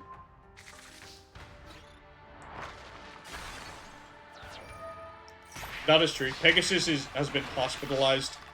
And Yugi takes game number 1! As if there was ever any doubt this little kid could do it. I have no doubt that Yugi can go all the way. I believe in him.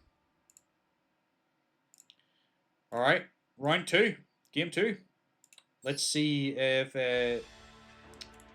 Kaiba can pull it back or if Yugi's gonna stomp him. Yeah, Kaiba paid for the God cards. There was a period where like different people had them, and they've changed hands a few times. But currently Kaiba has them. If Yugi wins this, he's going to take them because he wants to give them to the Pharaoh. So if Yugi wins this duel right here, Kaiba will lose his God cards. It is best out of 3. That is correct, Amir. This is why you never go for the fucking Edgelord. Pot of Greed, red gadget, Venus Chin. Okay, that's not a bad move by Kaiba. That's gonna stuff Yugi's advance there. But Yugi's still in good position. Swords will keep him safe, and he's defense draw. Plenty of defensive cards. Where is Joey Wheeler? Joey's not here. Joey is busy doing rare hunter things. Crush card virus. Oh, he goes for Doom Virus Dragon. Pops the card in the hand. That could be bad for Yugi. That might cause a little problem. Power hold in hand. Dark Hole wipes the field. Yeah, we haven't seen Joey in a couple of tournaments. It's been a little while. Red gadget gets yellow gadget. He's somewhere in the underground, to be honest. That's kind of what he's doing right now. He's went off the rails. 7 completed. Equips the red gadget. Oh! Seto Kaiba mirror forces Yugi. That's a play we didn't expect to see today. Yugi's playing gadgets, yeah. Monster Reborn is going to get red gadget back, which I think is a waste, but okay. Red gadget cannot attack because of swords. Machine assembly line in hand. Oh, Power Hold! One of his stronger cards. And boosted by a machine assembly line, that is going to be able to absolutely destroy Kaiba's defense right now. Yugi is plowing on through.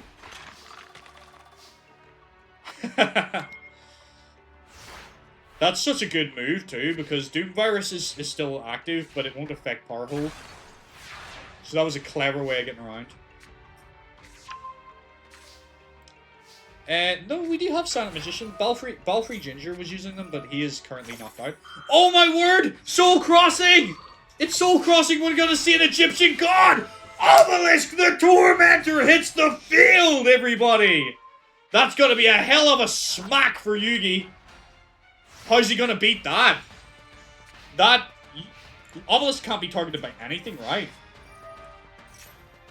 Oh my word, I don't know how Yugi outs that.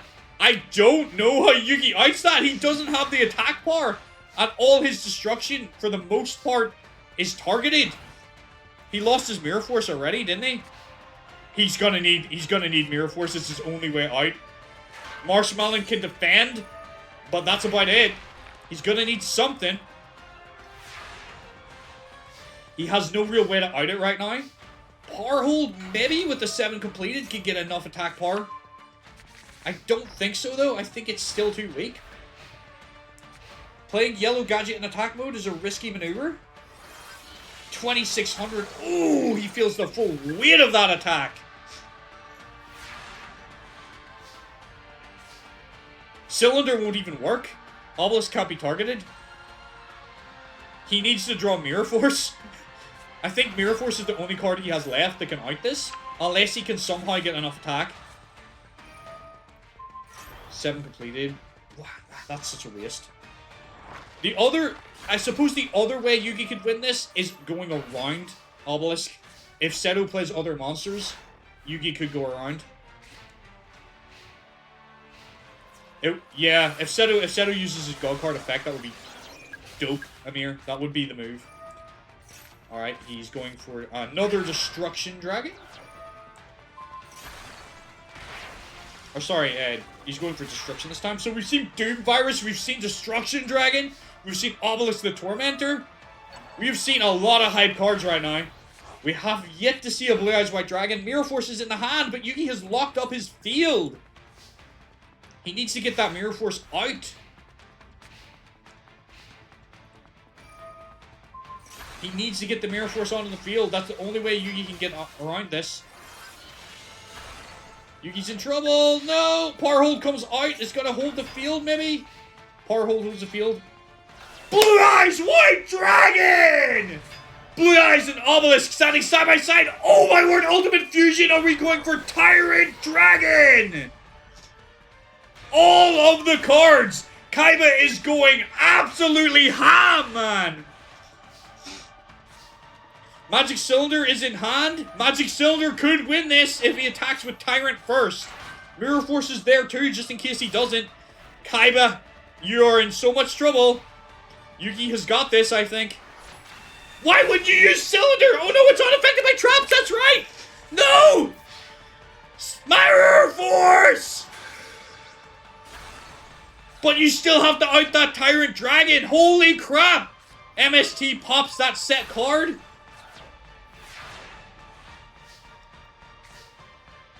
Boot Up Soldier is in defense mode. Oh my word. I am on the edge of my seat, man. I have not been this excited since I've been watching the fucking anime, bro. Fuck. Come on! I don't think Yugi has any steam left. I think Yugi might be beat here. He's run out of momentum. He's used everything, man. Oh, he's used everything! Yugi, no! Seto Kaiba takes game number 2! Screw all of you who ever doubted him! Seto Kaiba takes game number 2!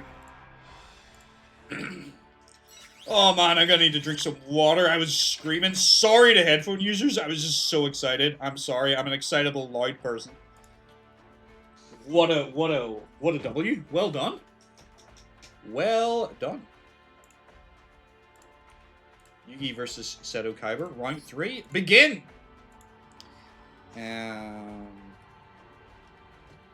Biggest number, yes. Kaiba can eat my ass! Well done, Kaiba. And to answer your question, Amir, the current king of games is Koyo Hibiki.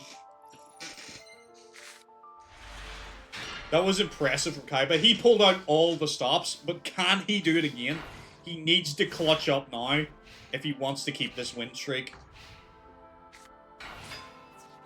What? That does not inspire confidence in me, Kaiba, I'm not gonna lie.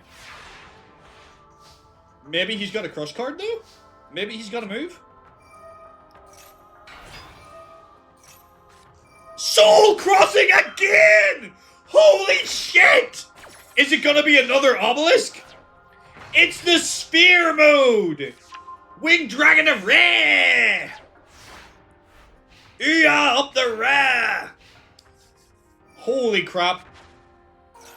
And down comes Winged Dragon of Ra! With 4,000 attack points, Mirror Force says no!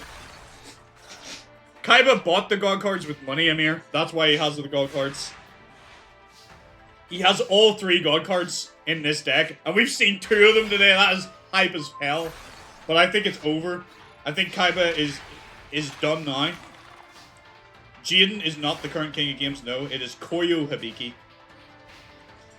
But in a roundabout way, yes, because elemental heroes are number 1. Magic Cylinder. It's paid to win.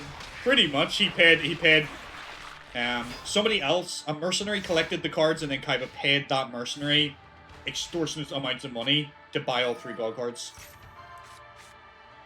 Oh! Destruction Dragon pops that. No, that's not good, Yugi. Magic Cylinder for the win! Woo! Let's go! Well done, Yugi Muto! Holy crap, that was such an intense match, man. I've definitely got to highlight that. Oh my word, what a match. We need to take a breather on that one, guys. Holy crap. I mean, yeah, you can say Seto Fraudba, but like, did you see the way he played, though? He played really, really well. Yuki's just that bit better. Oh my word. That was intense. What a duel. So now, little Yugi collects all 3 God cards off Kaiba. Even though, like, Kaiba probably wouldn't want to give them, but I think, like, by rules of law, the God cards in our series, if you're defeated and the other person is willing to claim them, they go to them whether you want to or not. Yugi takes all 3 God cards. It looks like Atem might get his wish, might get all the items. Because Pegasus has been defeated too, so I think they're gonna get the items off Pegasus as well. Because Pegasus is in the hospital, man. So who's he to stop the Pharaoh being like, I'm taking these. What a match! Next we have Abe the Monkey Man versus Vivian Wong. I am gonna prepare this, and then I'm gonna set the match up for you, and then I'm gonna have to dip out to the toilet again. Because I have a small child's bladder. And I've been drinking water. Trying to stay hydrated. Plus, I forgot, but I did say that I was going to get up and stretch my legs. So I need to do that anyway. I recommend those of you that have been sitting here watching me maybe do the same. Just give your legs a little stretch. So we have Abe the Monkey Man versus Vivian Wong. That was such a hype match. I'm definitely going to highlight that, guys. 100%. That's going up on the YouTube. That was such an intense game. Little Yugi versus Seto Kaiba. Holy crap. It's always such a good match when those two match up. When any form of Yugi versus any form of Kaiba matches, it's always good. Abe plays a monkey, ape, baboon sort of deck. Alright, let me get the decks loaded in, and then I'm gonna go for a quick whizzle.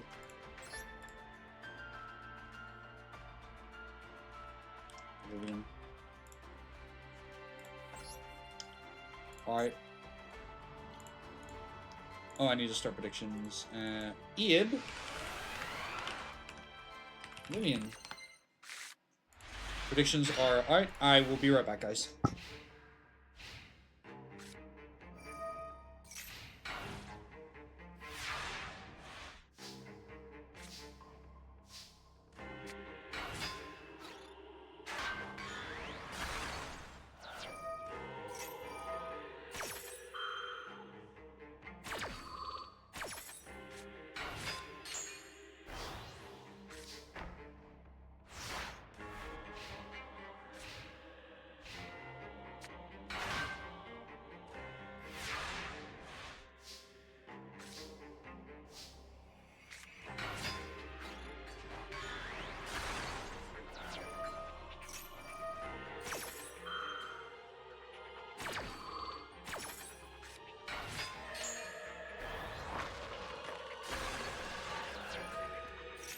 Alright, fam, what have I missed?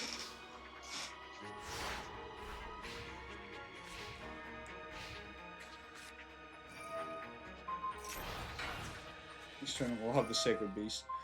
Well, they'll not have the Sacred Beast, but they are coming, Miles.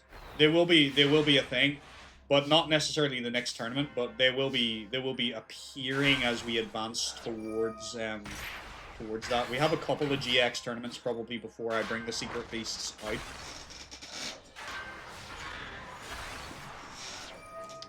Pegasus did lose his eye some time ago. But currently Pegasus has all the Millennium items, and the reason for that is, if you missed it, Koyo Hibiki defeated, wasn't it Haitian? He defeated Haitian and took all the items, and then he didn't know what to do with them, so he gave them to Pegasus because he knew Pegasus. Pegasus sort of hired him to help deal with that situation at the time. Like every genre of Yu has an Egyptian dedicated. Pretty much, yeah. And just like that, Abe takes the game 1. Well done, Abe. I missed most of your match, but I'm glad to see that you're fighting back. You were a top 4 duelist in the series at one point, so it'd be nice to see you get back there. All right, game 2. Let's see if Vivian can pull this back, or if Abe is going to clutch up.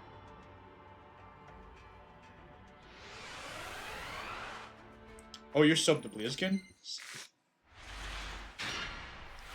Why is it costing you $4.99 every month and you didn't realize? Did you sub to her?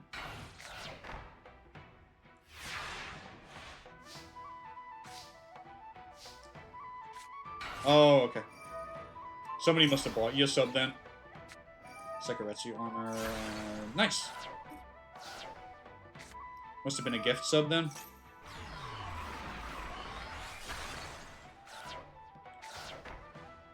I've bought a couple of gift subs before, so it might have just been a gift sub you got. Yeah, probably was a gift sub. I've gifted a couple of subs to Blaziken before. Because we kind of like that. We give each other subs. Because it's nice. It's nice to be nice. I watch her too when she decides to actually stream. Not targeted at all. But yeah, I watched her. She was doing some pinpoint the other night, which was good. That was enjoyable. Alright, it looks like this is a complete reversal of game 1. It looks like Vivian is just absolutely destroying. Can you believe it, Rikiku? Abe cannot deal with a 14 or 1200 attack point monster right now. You loving this emote? Thanks, Miles. I have more slots for more emotes, so if you have suggestions, feel free to do that. Like, suggest stuff. I was actually, unlucky to, Abe. I was actually thinking about, like, maybe saying to you guys, if you want me to put a suggestions tab in the Discord, we can get Adnan on that. Because it would be nice to have a place where if you guys have ideas for emotes, or, like, games you want me to play, or any kind of suggestions, that you can put those in there, and then it gives me a chance to see them, and, like, have a record of what people are suggesting. So if that's something you're interested in, I could certainly see about setting that up for you. Anyway, well done to Vivian. We're going to be going to game 3. These two are pretty evenly matched, it seems. Unfortunately, Abe just bricked up. He could build a house with his hand. Go ahead. Is it a serious suggestion, Amir, or are you joking with me? You're trolling me? We don't respect Joey. Cancel the show. Make Joey Wheeler broken. No. He might get there one day. But I like the idea of Joey. I don't like the idea that Joey is, like, immediately good. I like the idea of Joey being that guy that we watch get better, and then all of a sudden, it just clicks for him. So he will hopefully get, like, good at one point. I'll do my best to make him better. But I like the idea that he is poor, so his deck has to reflect the fact that he's poor and, like, maybe not the brightest duelist either. And he tries a lot of different things, so I want Joey to be that guy that tries and eventually gets there, you know? Painful choice, graceful charity. Give him all of the power. All of the power cards. Alright. King Tiger Wanghu cannot defeat Volta Kong, so she's in a little bit of trouble.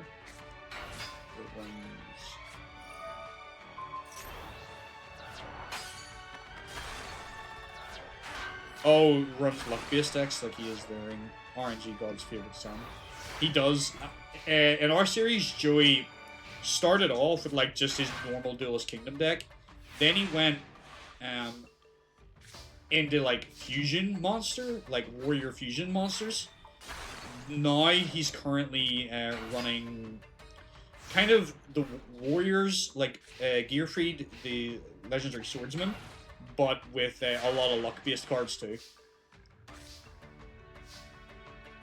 He's very much on the luck side now. I kind of don't like how Joey is like in this season one. Joey was bad for rookie. 100%, yeah.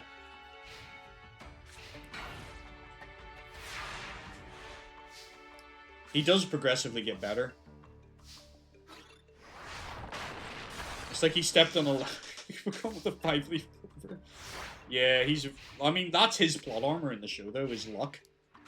Yugi has, like, the power of just pulling whatever he wants out of his ass, but Joey had luck. Season 3 Joey was an amazing player. He does get better.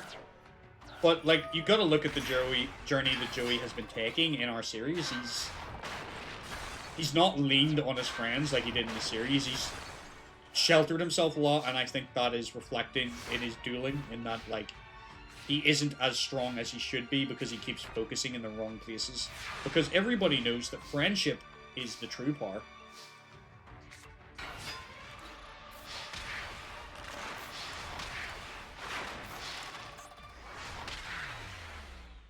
Season 4 Joey, that was his big. We don't talk about Season 5 Joey. Alright, well done, Abe. You clutched up. Season 5 Joey, was that Grand Prix? That was like the World Championship thing, wasn't it?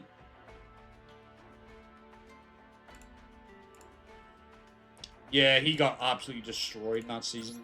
They did him so dirty. Alright. Let's take a look at the bracket here.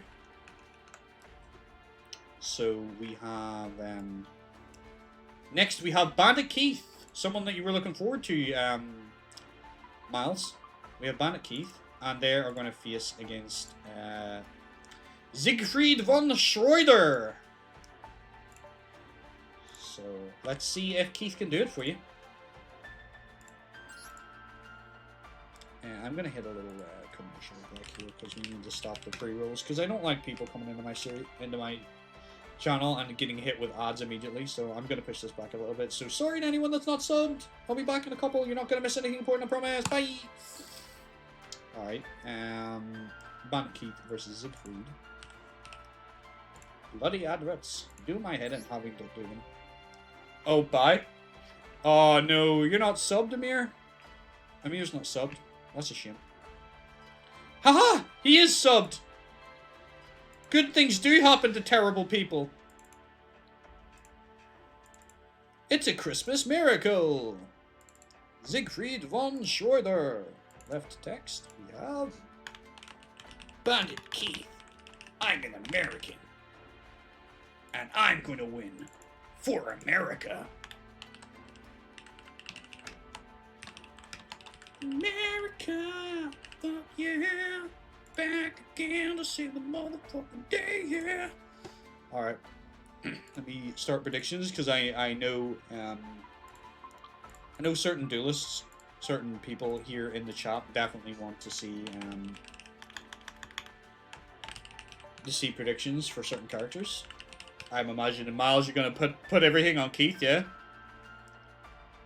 Sounds like a sound plan. What have I missed here? Oh, it was lagged. I like in Season 5, Kevin finally got an actual solid win. Beating Siegfried and mocking his old virus plan by revealing he had backups. Yeah, I agree. That was good. It was like, Twitch is kind of laggy today. Twitch sometimes is like that, to be fair, though. I can't help it. Sometimes Twitch just... It can be the servers, you know. I don't think it's my end, right? Okay, guys, I need you to frantically frat boy chant Machine King, Machine King. Kaiba, get a real win, and Joey finally beat the man who teaches some of the masters. Easily best part of GPR. I agree.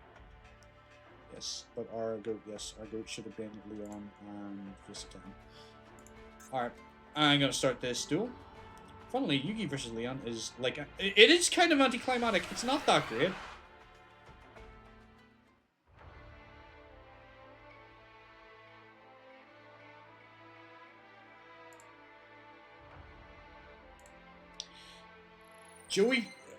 Joey is a bit of like a push a bit aside in season 5 though, do you not think, Amir? Like they kind of just, he gets disrespected hard, they shove him aside. Here we go. Regeki goes in. This is your first machine deck. Well, let's see if Bandit Keith can show you what a modern version of this deck can look like, you know?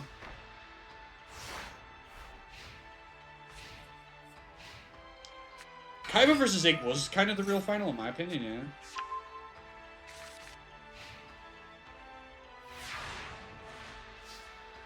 Oh, you mixed some Ancient Gears in here. Nice. There's no Ancient Gears in here. Bandit Keith does not have those. He does have Metal Morph, however, and 7th completed, which he, I think, is hiding up his sleeves, but the judge has not been called, so we're moving on.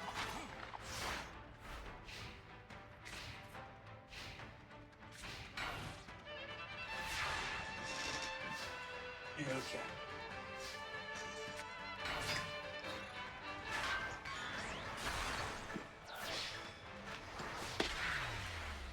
Good lord. Bandit Keith absolutely destroyed Siegfried von Schroeder. If the judge didn't see it, it doesn't count. I mean, fair. Somebody call the judge on this man.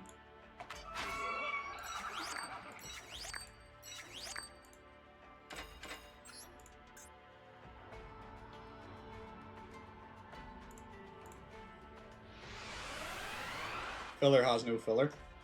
Yeah, there's a lot of like manga people that are like that. It's like, ah, well, the filler arc is canon now, and you have to watch the filler arc, even though you're like, but it kind of doesn't make any sense sometimes. Oh, Vikyar, hello, welcome. At that one time, he was coming for Hulk Hogan. Glasses, they're so dirty. Sweaters. It's so warm here today, man.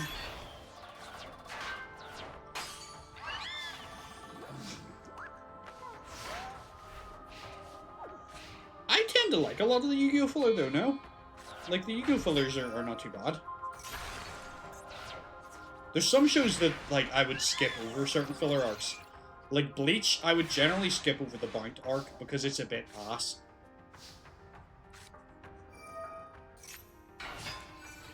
The guy who made Yu-Gi-Oh! And died soon, people say, then it has no filler. Then it has no filler. Yeah, that's a fair. It is sad that he died, but it's crazy that he died trying to save people. That's pretty cool.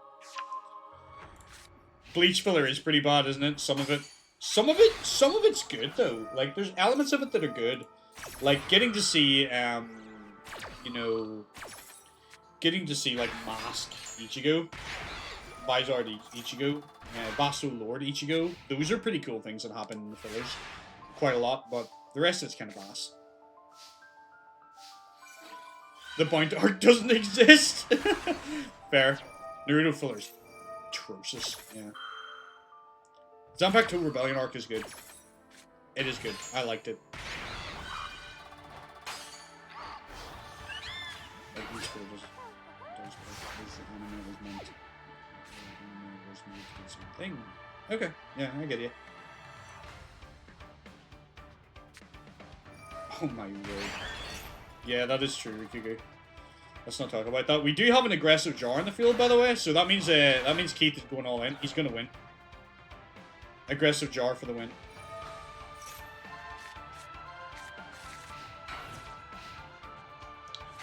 I did not like the Fullbringer arc at all.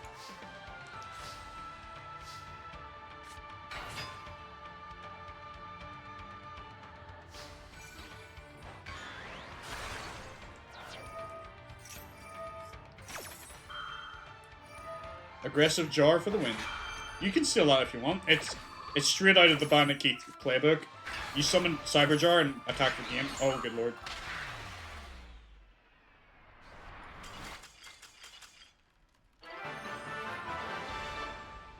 Alright. That happened so fast, I didn't even know what happened there. Like, wait. He just won? Keith takes the victory. Siegfried is knocked out of the tournament. Quick, easy money, indeed. Alright, let's look at our bracket again. We're getting through this rightly. We're getting there, guys. Thank you for sticking with me through this. And of course, don't forget to get up and stretch and check your posture and drink some water as well, those of you who've been here a while. Next, we have original character, Princess Bettany versus Anka Takashi. So let's see who will win this match.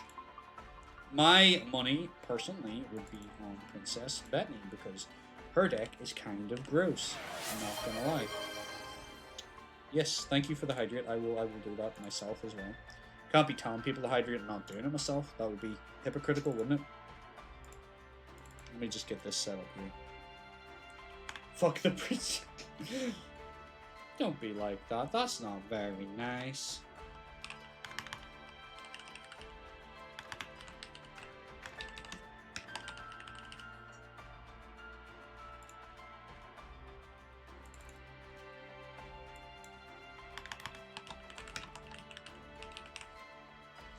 Anka Takashi. Alright. Let me get the duelist deck loaded. She's actually under the Masked Lady. Is her deck name? Anka Takashi. And don't forget, guys, at like 8 p.m. GMT, I'll probably be stopping this. I'll be like stopping the stream when the tournament ends. But then at 8 o'clock, I will be coming back to do some duel training with Blazekins, who is trying to learn how to play Yu-Gi-Oh! So I will be trying to teach her. So you're welcome to join in for that. And share your opinions with us on what we're doing. I think I'm going to try and teach her how to fusion summon today. And a little bit of just practice. Because Yu-Gi-Oh! Is a hard old game to try and learn. And there's a lot of things I think you can't just learn without playing. You have to play a little bit, you know. Alright, let's start this match. It is Beth's character, indeed. It's in my contract. I believe is going Beth #1 fan. I must be your #1 foe. That is true. It is part of your moderator contract. What's real playing Yu-Gi-Oh! Is making sure Puna cannot play. That is very true. All of chat is broken a bit because we're the high bet. I don't know. Sometimes the bet thing could be a bit buggy. I hope it's not being buggy for you. I apologize if it is. Down comes Seriaru. MST destroys the back row. Mod me and I'll teach you classic WoW. I have no interest in playing WoW. I played WoW. I've lived that part of my life. I don't need to go back there again. I didn't hate my time playing WoW. I just don't have the time investment to play that game anymore, man. Out comes Starry Knight, Starry Dragon! Pops the card. Oh, this is going to be a supermarket sweep by the looks of it. Good lord. Not quite enough. Leaves Anka with 200 life points. Make a guild called mid-aged. I am a 5th grade duelist with a 6th grade 10. Look at this bullshit! I stopped playing WoW when I feel either for stupid and slightly sexist reasons. Okay. Princess Bettany takes the win. I'm not surprised. She, like I said, she is pretty damn good, and could easily potentially win this whole thing. So let's see what happens. Bettany versus Anka once round 2. Bets are off. Bets are live. Place your bets, everybody. Anka versus Princess Bettany. round 2. Will Bettany stomp again, or will Anka make a comeback?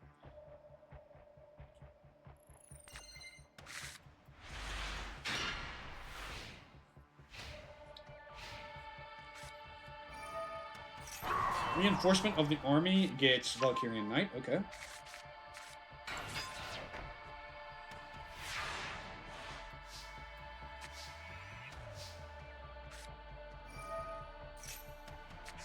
He has the OP trap.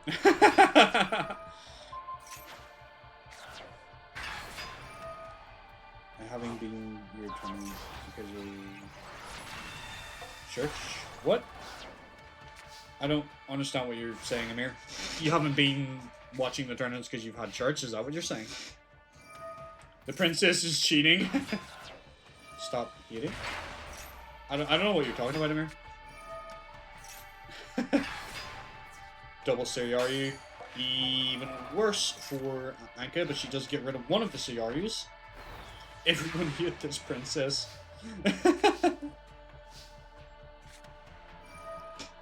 The pink dragon. I had one of those way back in the day too, yeah. I don't even remember where I got it from. Like, I legitimately... Like, I know I had this card. Does anyone know where that card... Like, if that card was in, like, a DVD or, like, a video or something? Or, like... Because I don't remember ever pulling that card, but I got it somehow. She has an unbalanced deck compared to other characters. I disagree. I think there's some characters that are equally as powerful and broken as she is.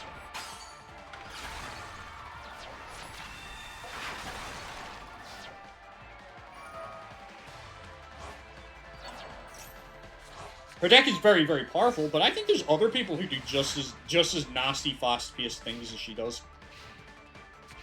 Certainly, there's some characters that she is considerably more powerful than. But, like, I would hard argue that I don't think that there's anyone in my series that is broken. He says as she absolutely destroys Anka Takashi. Like, legitimately, I don't think anyone is completely broken. Because, like, there's some of them have really, really good decks, but I don't think they're broken. I don't think, like, if there was somebody who was consistently, like, winning all the fucking time and not being beaten, then I would be like, that could be a problem. But, like, everybody has a part. Well, technically it's untested for Princess Bettany in a roundabout way. Though she did lose on her way up the rankings, so she can be beaten. So, like, everyone in the series has been beaten by somebody at least once. So, you know, it's hard to say that anyone's completely broken. Yami has a broken deck too. His deck is pretty strong, yeah, but I don't think it's broken. And she would be 2-2, so the biggest case of brokenness. If she does win this, you're right, then you could make the argument that maybe she is too strong right now. But, like, in testing, she's been beaten. Put it that way. So, like, one of my tests is if they completely stomp through everybody to a win all the way, not even taking a game loss, then there might be a power issue. But look at her opponents that she's had. Like, she destroyed Mai, which, to be fair, Mai should have really won that, but I think Mai just... I don't know, she just didn't do that well. Anka, Princess Bettany should absolutely beat Anka. She's better than Anka. Bandit Keith maybe can beat Princess Bettany, we don't know. We'll have to see when we get there. But she's had kind of a lot... She hasn't had any of the really, really top 10 strong duelists other than Mai. So, I don't know. We'll see. We'll see where she ranks. Next, we have Pete. Pete could be a character who could stop her. I think Pete is equally as powerful. Pete versus Prince Ocean. Prince Ocean's been performing really well today, so who knows? Maybe he's going to beat Pete here.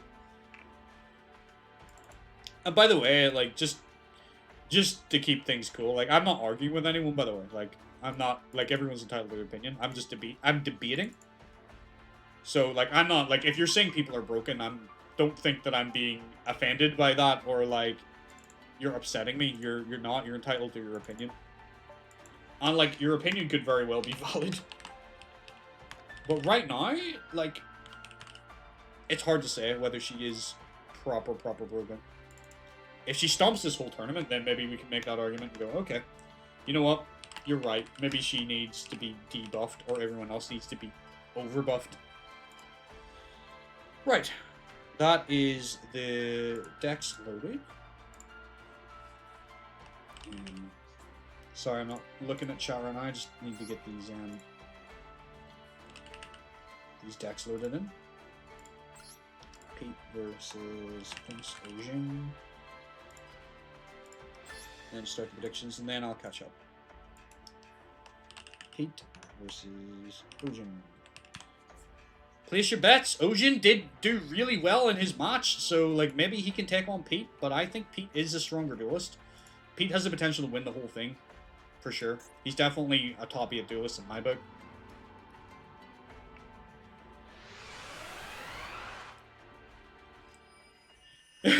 Yami is kind of broken. Yami's deck is strong, but I feel like it's on purpose, if you know what I mean, because he's meant to be the king of games, like in the series he draws whatever card he wants, and there's no way to replicate that through AI, so I have to make his deck just that bit stronger to show, for him to reflect what he's like in the anime. Pete is not my self-insert, no. This is a character from the manga. I will have a self-insert, don't worry, but it'll look like me. Pete beats Yami, but I don't know if Pete's being at his level or Yami's holding the final. That is true. Like it's unclear who really won that. I tend to miss some bets. No worries, Amir. Alright, I'll see you later. Have fun. He's from the Yu-Gi-Oh! R manga, yeah. Where the Pegasus kids come from, yeah. Like, look at this. Like, Pete is ridiculous. Pete is very good.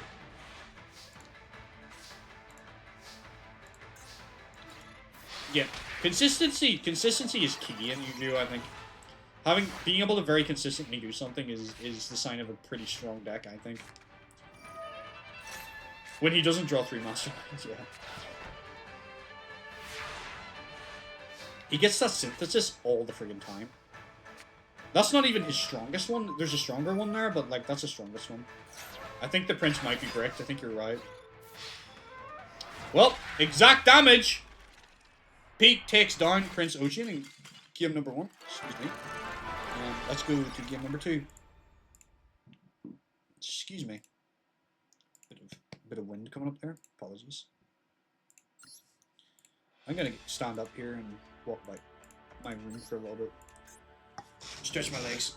Ugh. I'm still paying attention. I'm just walking around a little bit. Stretching my legs.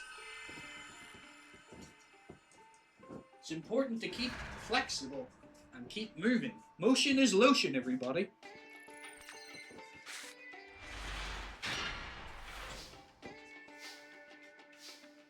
Okay.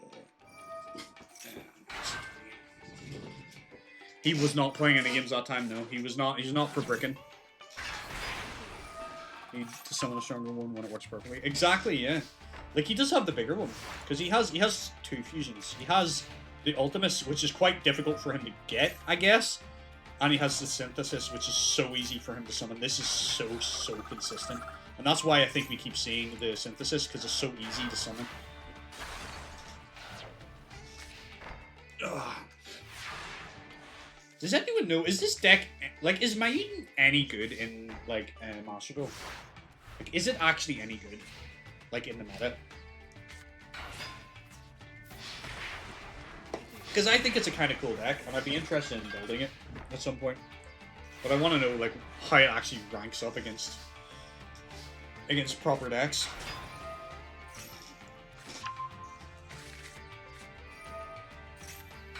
I think it's pretty decent, personally.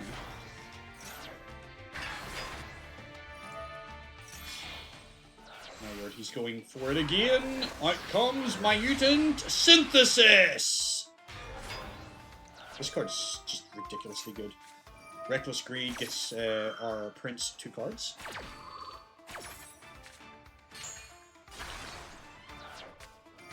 Mostly bad, but might be fun to play. Most cards are gettable via story mode. I might consider just building it for a bit of fun. I need you to keep me up to date, honestly, Figure, on like Master Duel meta, because I'm so out of touch with competitive now. Like I'm so out of touch with the game, and I'd like to get better at the game and be higher level. So I'll have to get you to educate me as our resident like Yu-Gi-Oh nerd, if you like the term. I'm a Yu-Gi-Oh nerd, but like I'm sort of out of touch with the meta and like the state of the game right now. I know Malice is ridiculous in Worlds, in Synchro World Centurion. The thing is, I do not want to build that Malice deck because I am not building waifu deck. I don't care how good they are. I am not making waifu deck. I refuse.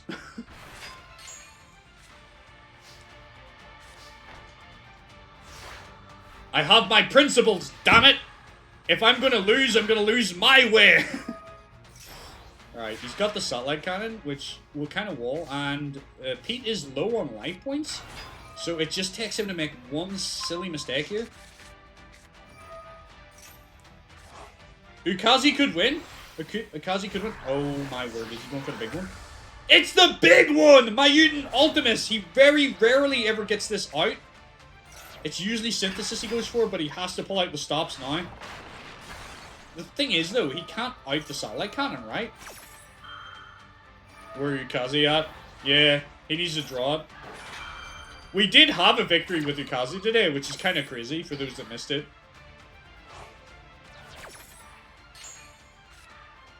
MST... Start... Does this have an effect that lets him destroy that? Okay, I guess it does. Alright. Like, you're talking about broken Rikuku? Look at this! Look at this! Tell me this doesn't seem busted to you. Look at what's happening right now.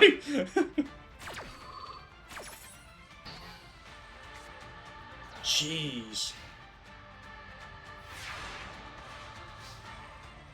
I think the most consistent decks are the Princess, I agree. Yami, I agree when he doesn't break. Koyo, I agree. Pete, I agree. And perhaps Yugi. I think Yugi's very, very consistent.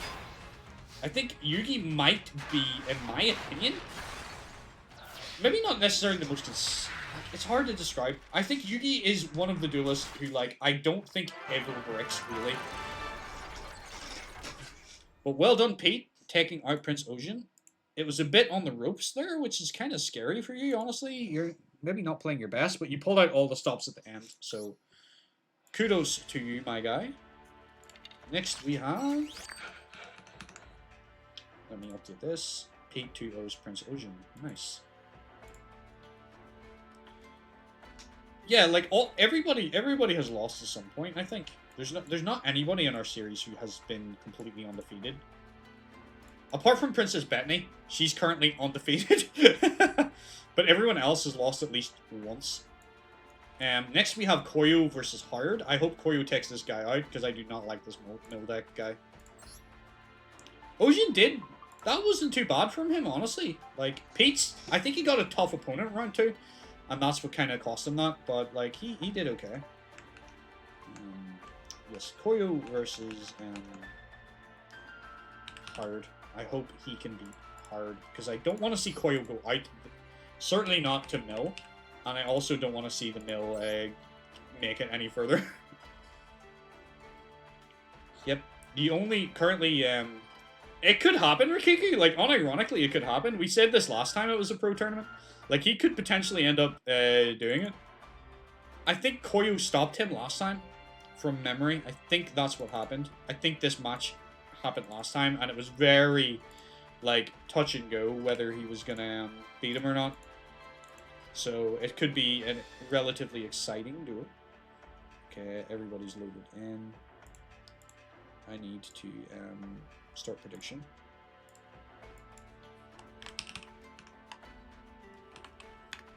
Versus Howard. Start. Alrighty. Let's start this duel.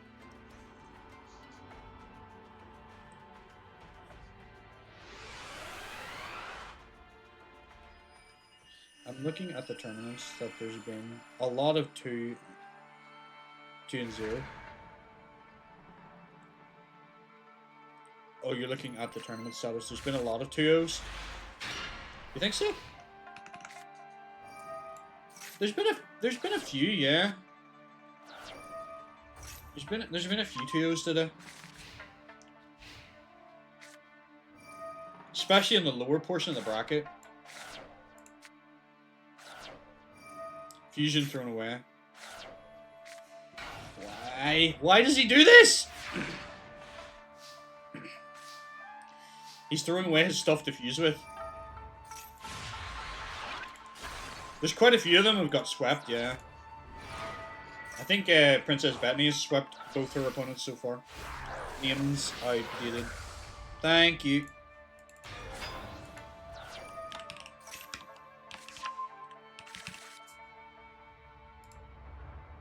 I'm on it. I was so confident that I'd done everything that time too. That just shows you how much of a dumbass I am. Alright, Elemental Hero Core. He is fusion summoning. This is good. This is what we want from him.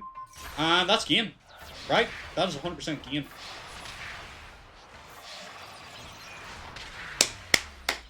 That's the stuff! That's what we need from Koyo Hibiki. That's what we need. I did give him a slight improvement, by the way. So he should fuse more. I took out Shadow Mist, which was the card that was causing him a lot of problems with Blaze. Man. Because instead of searching for Poly, he would just discard that card. So, Koyo, if anything, should be the strongest he's ever been. But I want to see Koyo beat hard. Could Koyo get the hat trick, though? Wouldn't that be cool? If he wins 3... He'll have won... If he wins today, he'll have won 3 tournaments. He's the only person that's won 2, but can he win 3?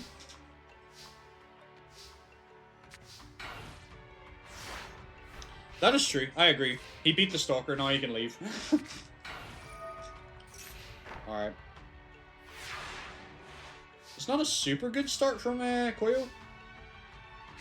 Please, man. Oh my... I thought I removed that. I'm telling lies. I did remove that. Why is that in his deck? Did I not save it? Oh well. His deck's fine as it is. I just thought it would be better to take that out.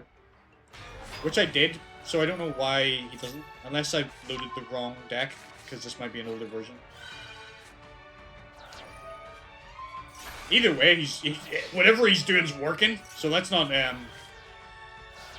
disrespect that. It's still working. Okay, he's using those into Shining. It was useful this one time. Normally it's a bad play. And that's why I was like, I'm gonna remove it because it seems to be breaking him. Well, not breaking him, but like confusing him, and I don't want it to confuse him. But it doesn't seem like it matters that much to him. Like, he still plays well. Whether he has it or not.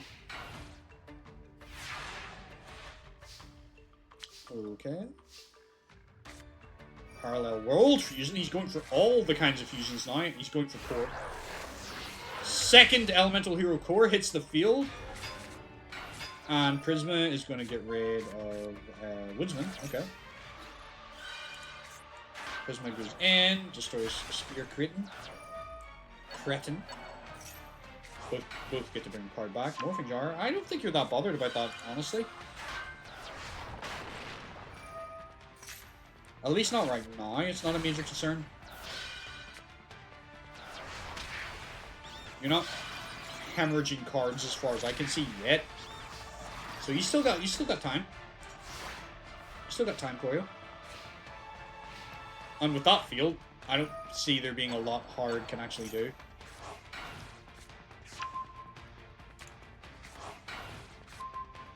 Let's see. Does he have some like master plan? Is he gonna... Okay, MST's a good call. You don't want both of those. What is your favorite elemental heroes? Neo heroes or evil heroes? I like the regular elemental heroes. Like the classics, like Wingman and Thunder Giant.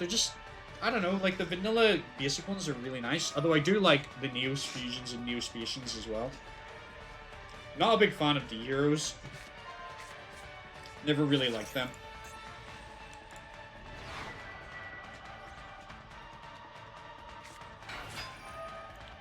Alright, Prisma goes off again. All you gotta do is make sure these attacks go through. Ooh, that's gonna get the deck relatively low, right? Alright, he still has plenty of cards left, apparently. I thought that was gonna make him hit the 10. Oh, there it is. Oh, no! That's devastating, man! That could have completely changed everything now.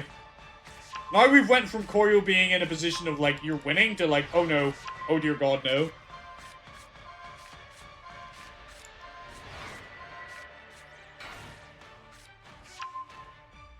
Evil heroes are very good, yeah. I think they're a fun deck to play. Shallow Grave, okay. He is going to fusion summon. What are we making? Escradaro, that's a good call, because that card will be really strong. Yep. The art style of those cards are awesome as well. I agree. Oh no, that is horrendous. That's it. That's game. Koyo got milled out this one. Despite playing so many good cards and so many, like, big powerhouses, it doesn't matter. You just can't draw any more cards. He ran out. Shit, man. That sucks. We hate to see a hero fall, but he's not out yet. He still has another round, so he can pull it back. And he better, quite frankly. Or I'll beat him. I'll beat him with a stick. Fucking hard. Yeah, I agree. I hate this guy so much. But I have to put him in the series. He is a character. But I just hate mill decks. There is another character that's going to be a mill deck in the future as well. But this guy in particular, screw him. Screw him hard! Not a good start for Koyo. Stratos into Stratos. I would have went for Blazeman, but okay. Hand Destruction might actually help you, to be honest. I kinda did.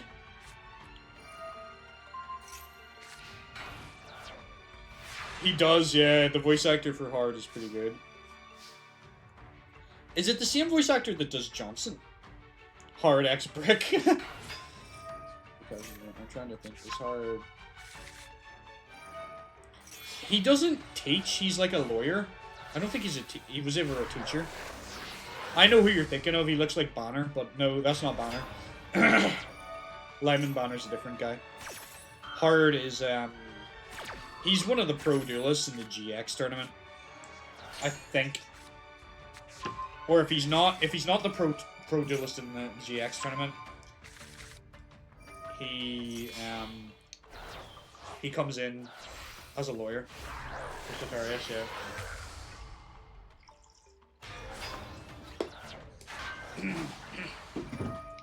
Didn't Sartorius hire him to, like, take Gian out? Wasn't that the whole thing? He was sort of like a dueling mercenary, from memory. Oh dear. That's a lot of monsters for Koyo all the same, though. Let's see if it's gonna get him anywhere, though.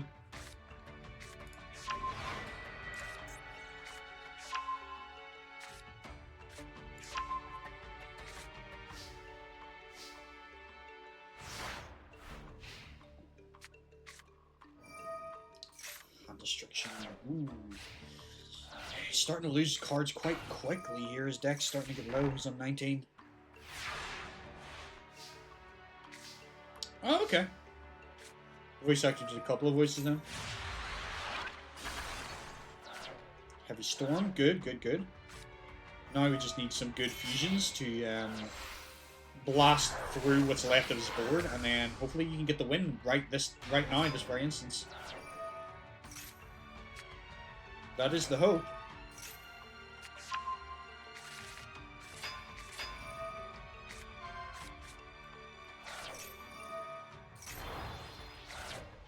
Goodness, he's done quite a lot of characters, this guy.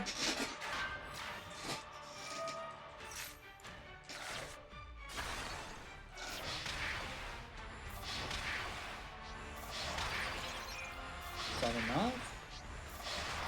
No. Not quite enough. I hope that hasn't... Oh no, the burn! I forgot about the burn! He has the, Lady Heat. Awesome! Well done, Koyo. Excellent victory. Take this lawyer out of here! Good work. I'm very proud of you. That was a bit on the ropes, though.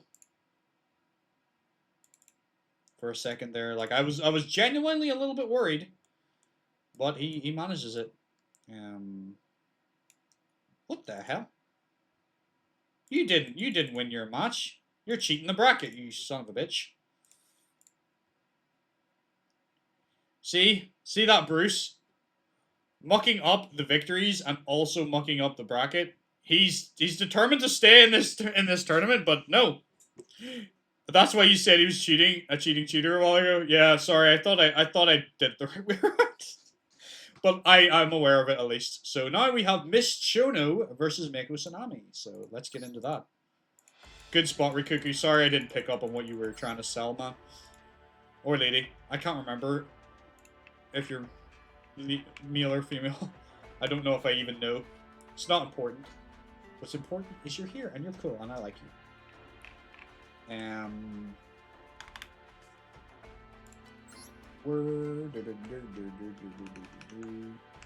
Miss Chono. Miss Chono versus Meiko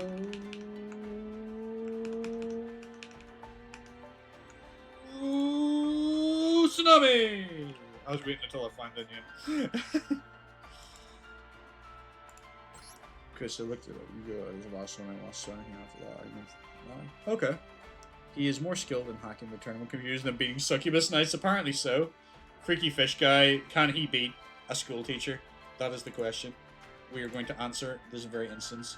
Miss Chono is higher rank, surprisingly, so technically she's already beaten him if she's higher rank than him. So can this school teacher beat the Freaky Fish Guy? Okay.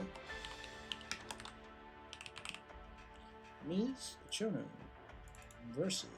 Okay, right text.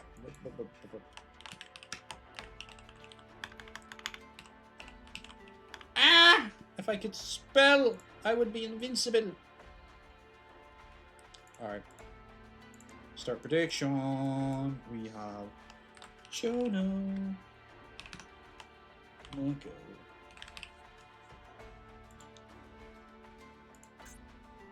There we go. Meiko should win. He has 1800 4-star beaters. Chono has 5-star 1650 attack. Yeah, it's a legendary Fisher guy indeed. No worries, Lilith.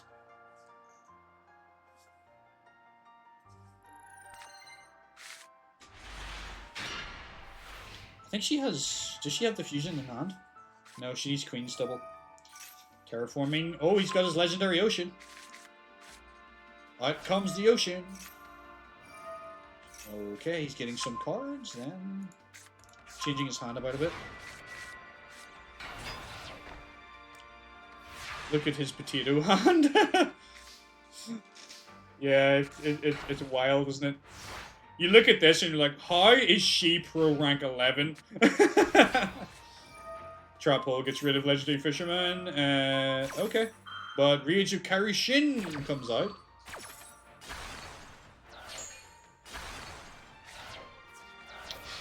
Seven colored fish, yeah, goes in. The question is, can she beat 2000 attack? Currently, no. Reminder, Yami, Pete, Koyo are in the pro as well, and she has vanilla bad vanilla beaters. Yep. Yep. This is the thing, though. Like, I might be able to upgrade her deck. I just haven't, because she does perfectly fine the way it is. She is stronger than she's supposed to be, realistically. So I'm like, I'm not giving her an upgrade if she's number 11. That's ridiculous.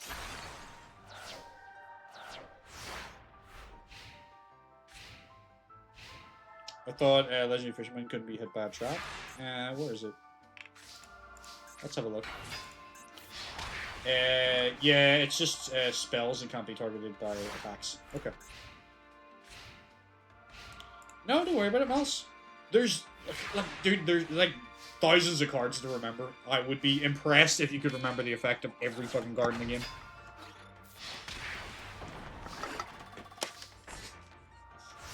Succubus Knight hits the field! Nice! She's got victory! I mean, I don't mean to alarm anyone, but she is in the lead. Succubus Knight goes in! Leaving him with 1600. One more attack like that, and he is doomed. His Legendary Ocean hits the field. Water Hazard. Water Hazard goes off. Legendary Fisherman. Trap Hole. Legendary Fisherman putting in work today. It's crazy, isn't it, Rikuku? None of this makes sense. Oh my word. She just needs to draw a decent monster and she can ego boost over that fisherman.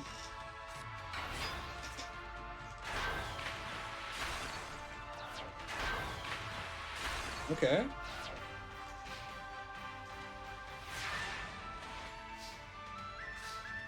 That does not help. This is where Rikiku laughs their head off because they're like, really? We're running Sogen?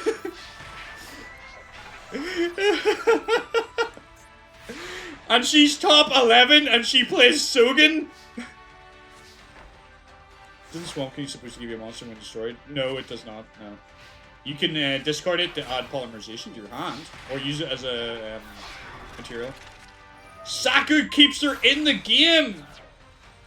But it doesn't matter because Fisherman takes the win! Well done, Mako Tsunami. That was a ropey duel though. Like, she was close there. Alright, well done, Mako. You're beating someone that is a higher rank than you. Alright. Game 2. Let's see if Miss Chono can clutch up and take it back. Oh, you're thinking about Witch in the Black Forest. No worries. I'm waiting to see a message from Akiku going like, why the fuck is she pro level 11 with basic beater monsters? Not even good ones? And Sogen? You should play Sogen with Black Hole and the 1400 attack vanilla monsters and replace them with 1700 female warriors and she is a 10 out of 10 princess? Probably, yeah. Probably.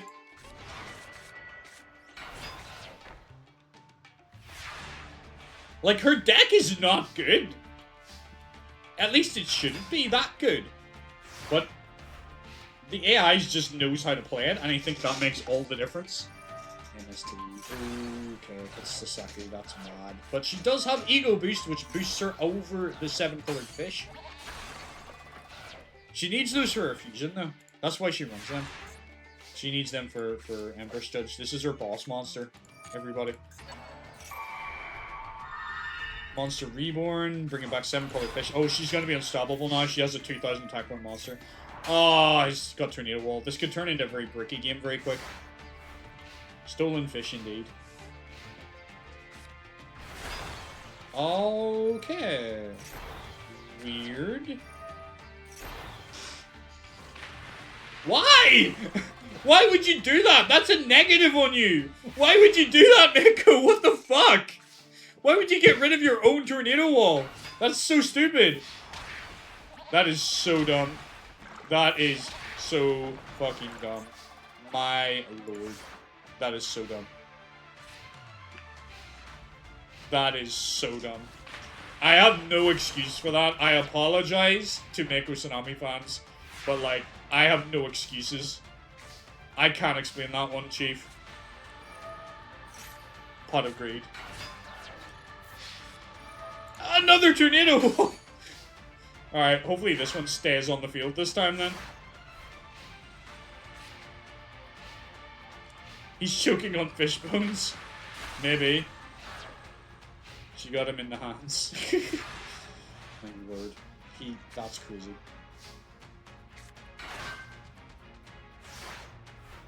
Does she have any spell or trap removal? Okay, she still has her MSTs, etc.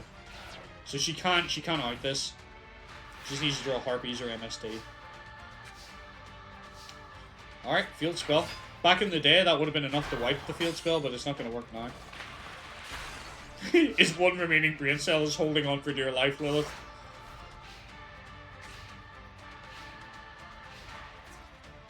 No, not the Headhuntress, that's her ace monster!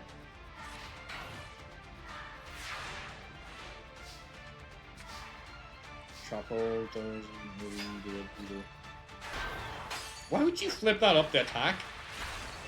What the hell? Like, the AI is just... Her new ace is fish. Fish.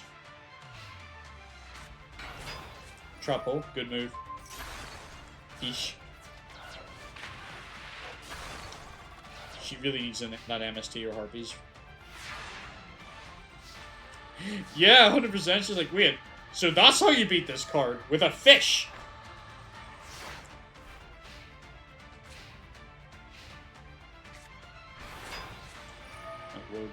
She's not letting him keep any of his monsters. But she can't get past this tornado wall. She's gonna have a female warrior fish deck? Maybe. Beautiful beast trainer, okay. Oh god. That's an old card. Look at this. Look at this card. Look at how old this is. Look at this old ass card.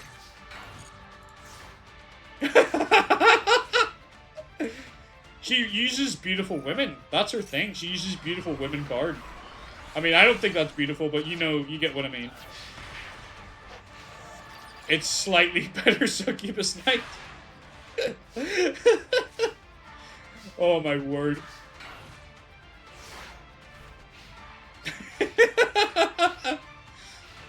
I love that you enjoy my deck building. It's fun for me that you get to see it.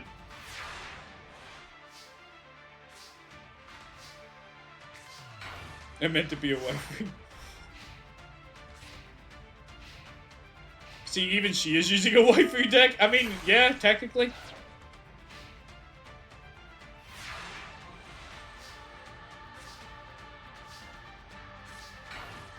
My word. Oh, this is 27 turns of this shit, man. 27 fucking turns of her struggling to hold on with these basic ass fucking monsters. Oh my word, she's gonna have to Dark Hole at some point here. But but it's not affected by spells, so she can't. Dang, she's in trouble. This could be the end of Miss Chono. I think this is it. I think Miss Chono's going out.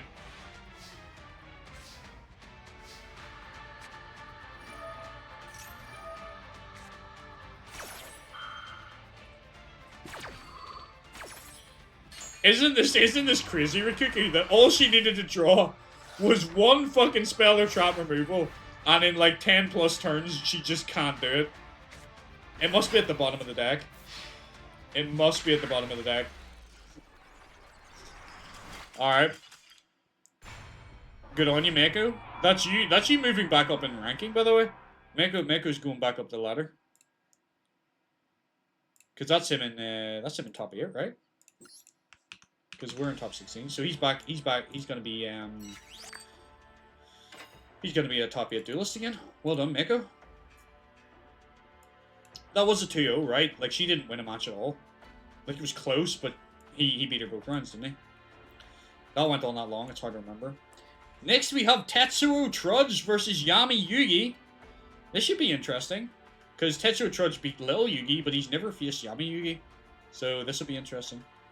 2-0, but surprisingly close 2-0, okay. Replace Sogan and give her better vanilla female warriors, so she'll probably become Queen of Games. Drop some caviar on the way out. I might consider upgrading her deck a little bit. Just because, like, that's ridiculous that she does this well. She's not even meant to be in the Pro League. Like, she was a school teacher, but because she's done so well, she ended up going to Duelist Kingdom. Did okay there. And now she's, like, I think she was one of the top 8s in Duelist Kingdom, and now she's like a pro-level duelist because she just hasn't fell off yet. Like, bruh! Get out of here! You're not supposed to be here! That's crazy. Just taking a little break here. Such, while I set this up. On... Oh, okay. Trudge versus Yami Yugi.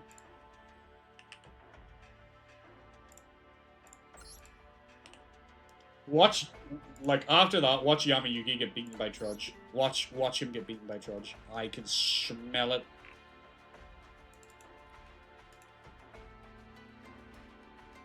Where's Trudge? Trudge can be on this side, because that's the side his name's on. Yami Yugi.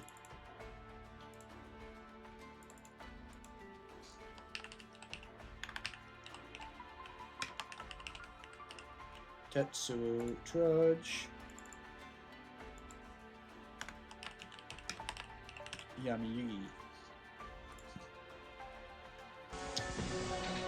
Yugi. See Lavori Calcos.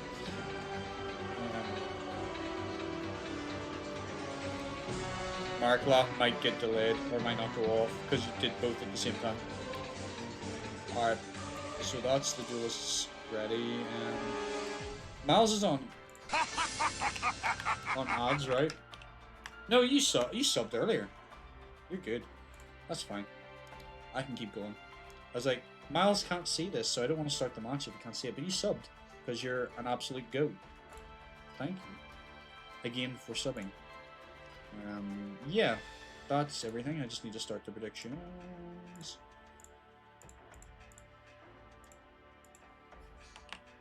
Yami versus Yami. Which Yami do you want to win? No, Tetsuo Trudge.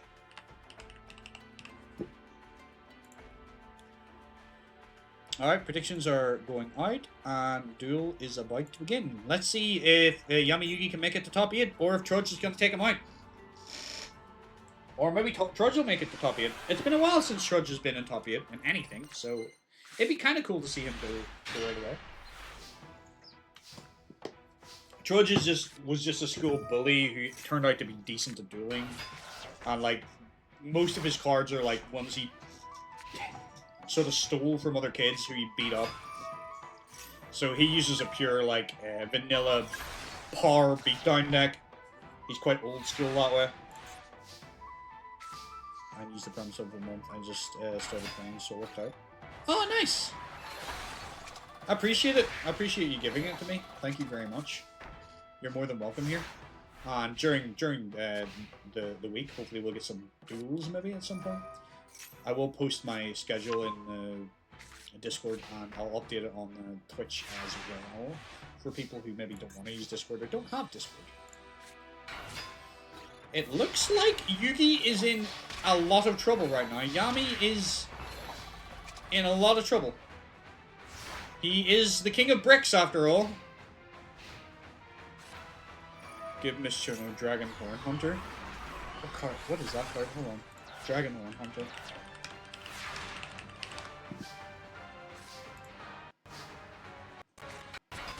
Ah, it's a pendulum. But yeah, I get what you're saying. I can't give it to her yet, but maybe later on. Well, that's kind of disappointing from Yugi. Alright, Trudge takes game 1 with his basic ass deck. This tournament's falling apart. I'm losing control. Help. Yep. This is why his deck's fair. This is why his deck's fair, because like he either bricks or he doesn't. Hopefully he's not bricked again. Surely not a second time, right?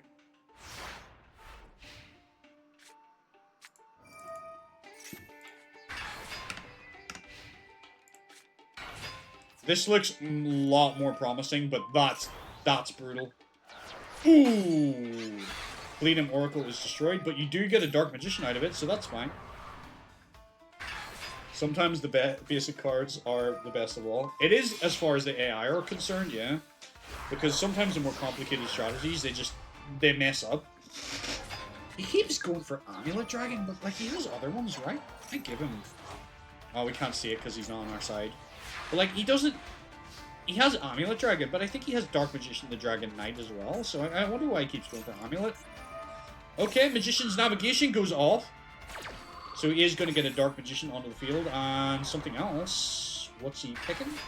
Apprentice Magician Girl. That's a good card. That's a pretty good board from Yugi this round. So I expect Yugi to win, to be honest. Like, Yugi has kind of a stacked hand, or stacked field at least.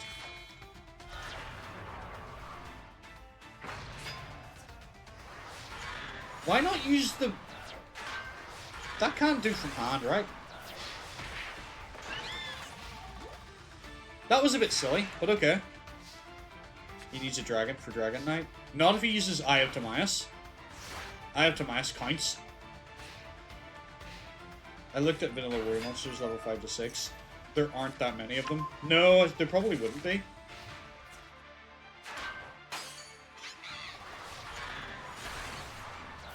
Alright. Yami Yugi is going in and takes game number 2. That's what we expect from you. Hopefully, you're not gonna choke in round 3. Alright, game 3, let's go.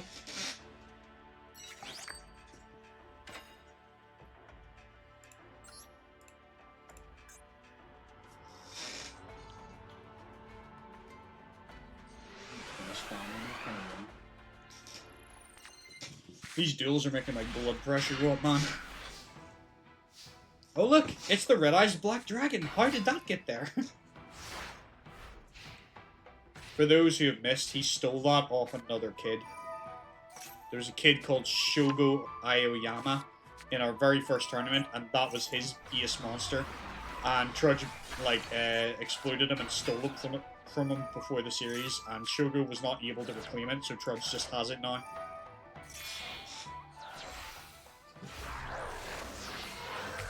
Out comes the Dark Magicians! Good stuff.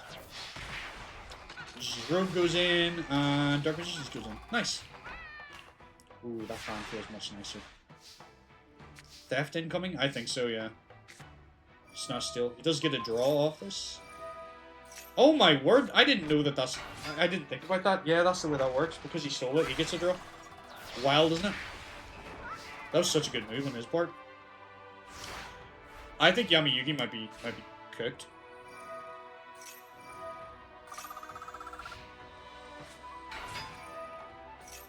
Oh, that's a good move. That flips the script a bit. That's a good move. Credit where credit's due.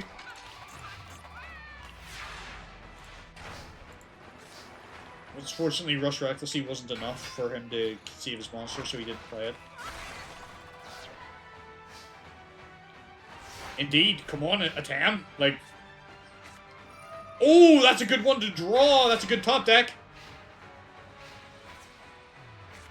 Rush Recklessy is a little punishing, but it's fine. You're getting a Dark Magician out of those. Back comes Dark Magician to the field, which doesn't trigger the spell because he already done it. Dark Magician! Dark Magic Attack!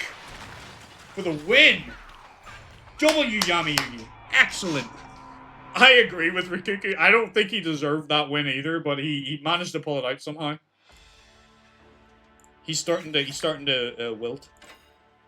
It's like his spiritual energy or something is just unstable, and like after one duel he gets like sort of jittery and he can't like focus anymore or something, you know. It's the only lore reason I can explain is, you know, it's the spirit energy, man. But that is Yami Yugi. We're gonna have a canon match. Let's take a look as we enter top 8. So in top 8 we have a canon plot duel. Mako Tsunami versus Yami Yugi. We have Koyo Hibiki versus Pete Coppermine. Bandit Keith versus Princess Bethany. Yugi Muto versus Abe the Monkey Man. So that's going to be our first match. So let's get this in. It's always exciting to see Yugi duel. I like watching a little Yugi. I like his gadget deck. And I actually like that his gadget deck isn't awful in our series. Because, like, I love gadgets. I'd love to run them on Master Duel, but they're just not good, man. They're just not it. But in our series, they're so good. They're so good.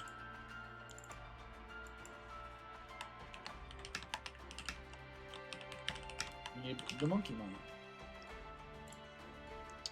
Maybe we should do a series where I take, like, duelists' decks from the Master, or I was going to say the Master, or from the Duelverse, and put them into Master Duel and play them and see how well they do. Okay. He's carried by the Mirror Force and Cylinder. Yeah, his spell and trap support is pretty strong. But, like, the gadgets do work. Like, the Destroyer Golem, boss monster, it does well for him, honestly. It puts in good work.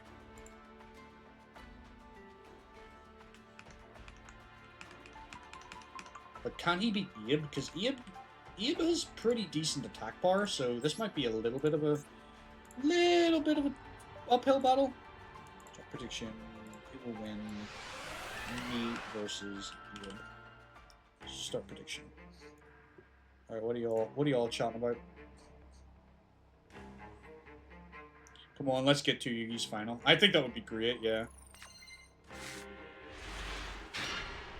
The gadgets are mediocre. Seeker. Yeah, Seeker's a weird one, isn't he? He's either really good or really bad, too.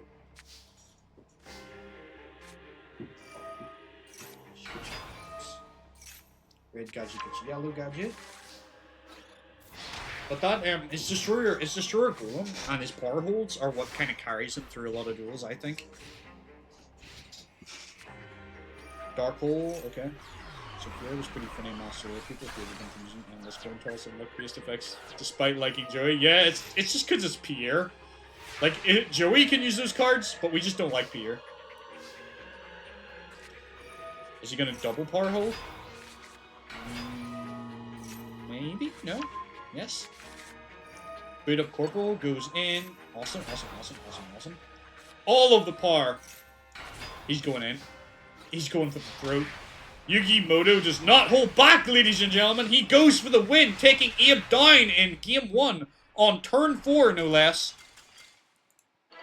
That's what we want to see from our number 2 duelist in the world.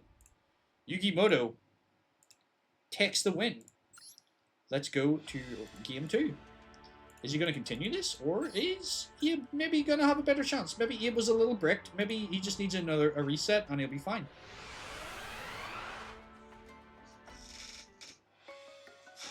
Oh, that's sad to hear. I suppose he would be relatively old now.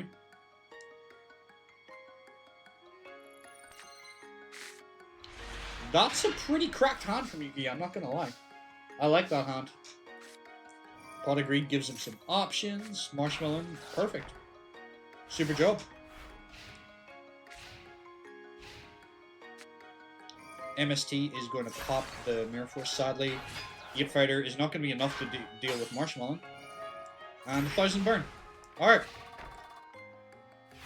87. I mean, that's a ripe old age. That's not too bad. I'd be happy if I made it to 87. Although I probably won't. Probably going to die soon. Knowing my luck. 87's a ripe old age, so he didn't do too bad now. Dark Hole, yeah, that's probably a good call to get rid of the Marshmallow. Bliss! Hello! Were you gone for a little while? Hello! Welcome back, my dear. How are you?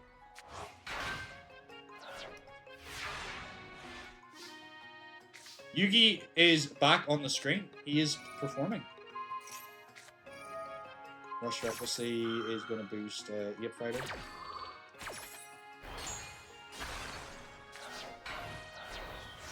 Had some stuff to do. No, that's fine. You live your best life. Yami Yugi and Little Yugi are both in top 8 to update you on the status of the Yugis. Princess is also in top 8. Oh, you're up. You've been sort of lurking. That's fine.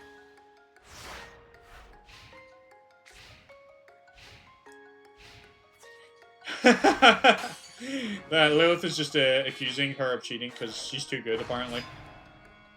Alright, that baboon could be a problem. How is Yugi gonna get past the baboon? Gets green gadget. Okay, I mean, he's just milling on his deck. I would not have put that in attack mode. That is one of your goals against that thing. Yeah, she's 2-0'd every opponent she's had so far. Which is 2, like. Yugi is dumb. Yeah, putting that in attack mode, I think, is a bad move.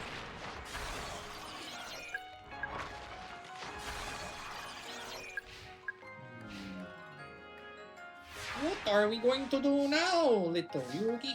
Magic Cylinder, I mean, that's okay, but it's not going to win you anything. It's not game ending at this point.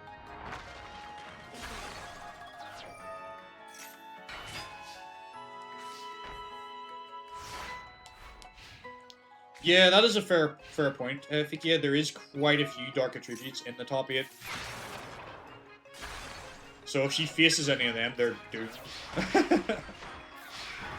Unfortunately, Yugi is in a lot of bother right now, but Magic Cylinder is gonna keep him alive. Can he do anything good? He needs to draw Destroy Golem or something good here. That's not really it, man. He's just not drawing his boss monster right now. He has a card to search it too. Like, he's 3 options to get that boss, but he's just not seeing it. Alright, out comes a yellow gadget defense move, gets some green gadget. He is milling on his deck. He's holding on, but it's not enough right now. Needs to get rid of that monster. Is that enough? Is that game? Oh, that's game. Well done, Abe. Takes a game on Yugimoto. Yugimoto is struggling a little bit. But at the end of the day, Yugi and Atem have achieved their goal regardless. They've got what they came here for, so anything else is gravy for them. So let's see, Yugi versus Abe. Round 2. Begin! Or round 3, sorry. It's 1 apiece. This one wins. Abe takes the gold cards and throws them in the jungle. Yeah, that'd be funny. But Abe probably has no real interest in them. Or doesn't understand what they are.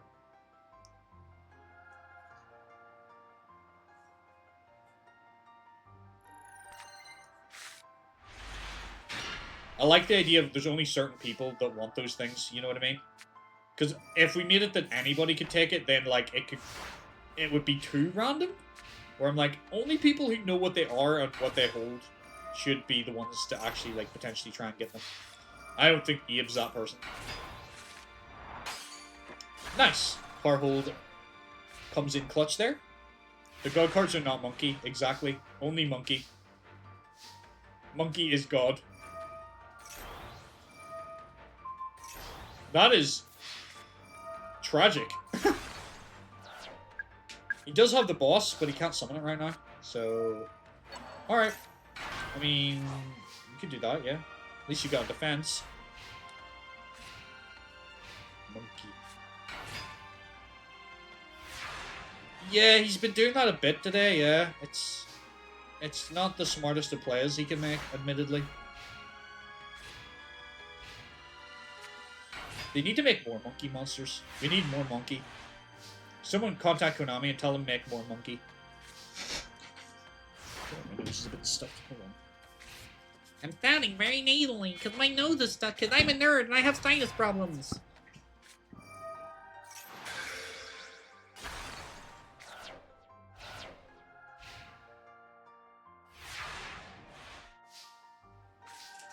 Konami, make more monkey. Monkey see, monkey do. Monkey. It looks like he's doing okay though this time, Yugi. He's not winning yet, but he's getting there. Alright, that's a good move. Abe must be bricked. Down comes the boss monster. Oh, that's over. It's so over. That's it. G double G's.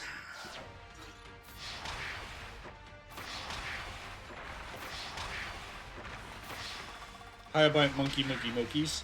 Monkeys would be kind of funny. Alright, Yugi is moving to top 4. Well done, Yugi. Nice dueling, kiddo.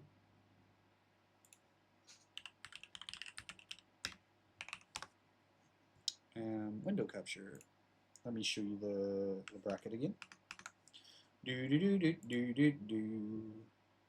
Next, we have Bandit Keith versus Princess Bethany. So, the question is, can Princess Bethany be beaten? Will Bandit Keith defeat her, or will Princess Bethany stomp another opponent? Can she at least lose a game? If not, then I might have to accept that Rikuki is right and that Princess Bethany is broken.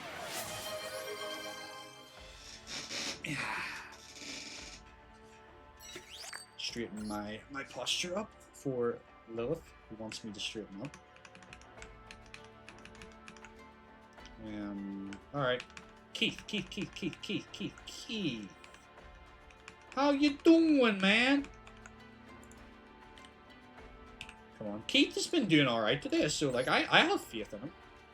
He does have a lot of dark attributes, which is probably what Fikia is gonna point out here. That could be the deciding factor, honestly, right? Like the fact he runs dark attributes means she's gonna stomp him. But you never know. Maybe he'll get lucky.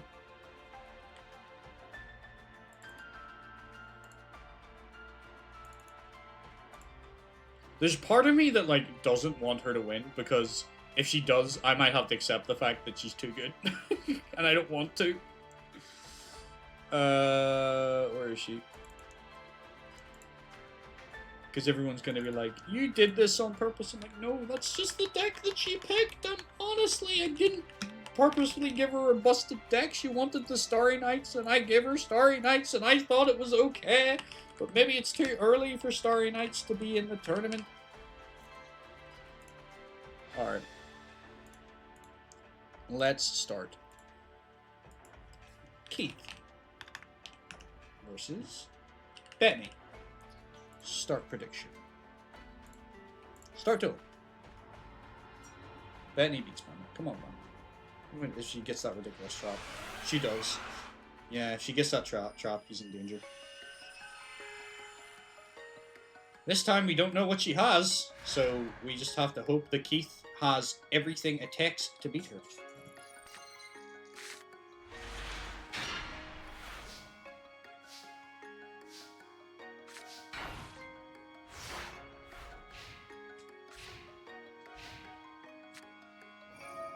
Puppies? Alright.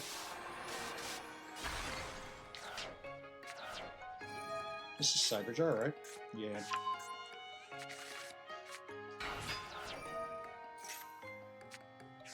Starry Night Ceremony, okay. Cyberjar. Let's see what this does.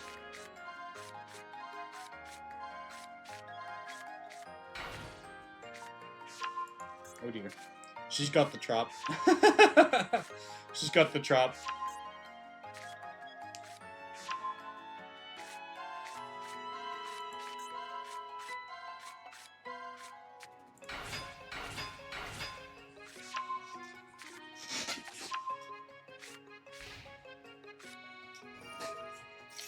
Yeah, feather's not gonna help. That's devastating. Would she be stupid enough to put both of them down? Let's find out.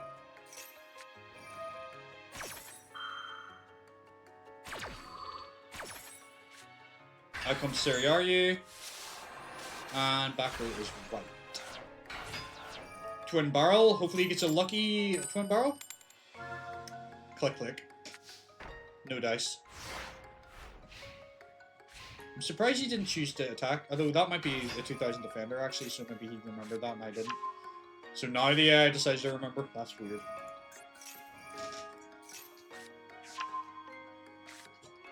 Yeah. Yeah. Metal Wolf.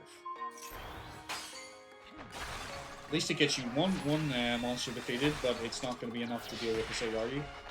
He's in a lot of trouble because he doesn't have his spell card. If he had his field spell, this might be a different outcome.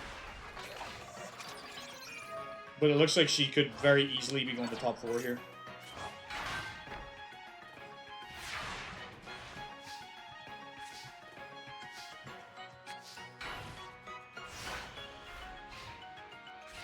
Well, based on the ranking system, on the way she moved up, the person who actually beat Princess Bethany was Vagrant, and he's already out of the tournament. So, this could be anyone's. Because the way they rank up is I put them against the lowest rank, and they have to beat every person to get to wherever they get. And once they get beaten, that's it. So Keith unfortunately loses that, but to be fair, he had kind of a crappy hand. So Princess takes game 1. We're going to game 2.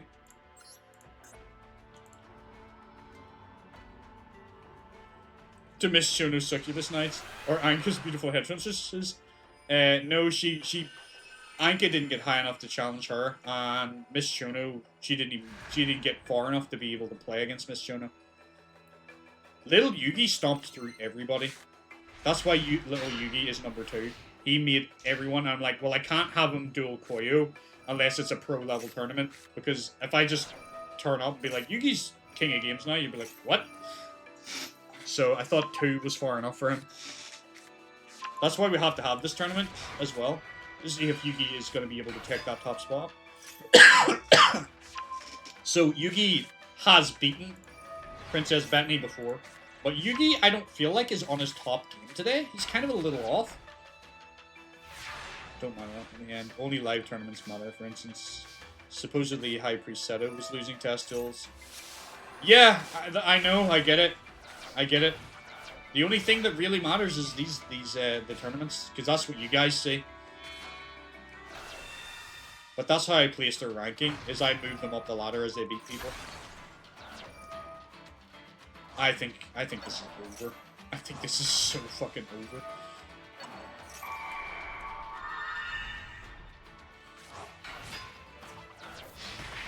Oh my word, she takes aggressive jar from him and slaps him in the face with it.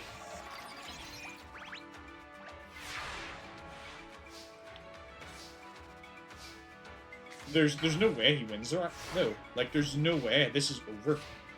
It is over. He is lost.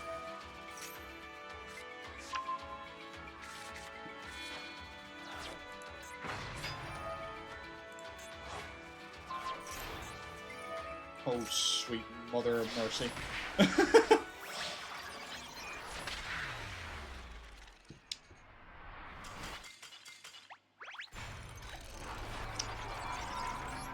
I might have to accept the fact that Princess Bethany's deck is broken. Well, moving on. That's another stomp. Hopefully Yugi can stop her. Hopefully Yugi can stop her. He's our one of our last line of defenses to stop her from getting into finals. Alright, now we have Pete Coppermine versus Koyo. And you're right, maybe Yugi is worried about a Tem in the sense that that's why he's so distracted. I was kind of surprised she appeared so fast because Mokuba was still winning tournaments with Synchro and Xyz. Oh yeah, for sure, yeah. For sure. So it is probably a little early, although I didn't give her like all the cards. The thing about her though is I think like she's really powerful now, but she should plateau because you can't really go any further with it. You know, once you get all the Starry Night cards, like that's it. You can't go above that again, you know. So I think she'll ceiling pretty hard. But at the minute, she's gonna, like, at least for the time being, she's gonna be pretty damn strong. Coppermine versus Koyo. Koyo is on the other side this time. Let me just see, do I have 2 Koyo decks here? Because I definitely took those cards out. Weird. Okay. Apparently not. Maybe it just didn't save that I took those out. Alright, let me put the duelists in. Pete.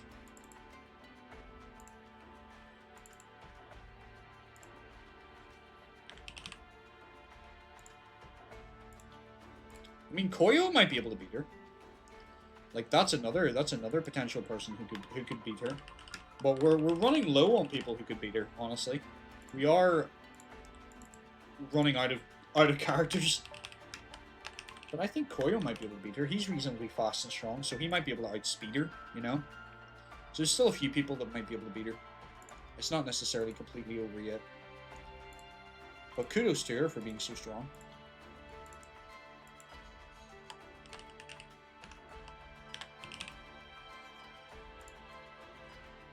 Alright, let's start this duel.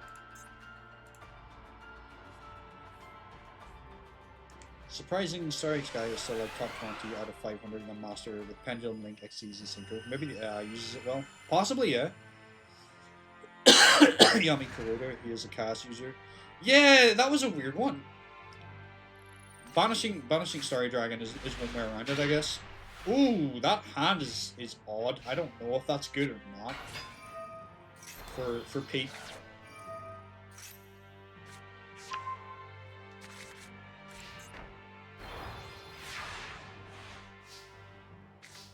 Okay. Pot does open up options, so it might be okay. Okay. He's completed a back row. It's probably not going to move. That's a Miracle Fusion. Of course he said that. Why wouldn't he? Sometimes you dumb, Koyo. Sometimes you dumb.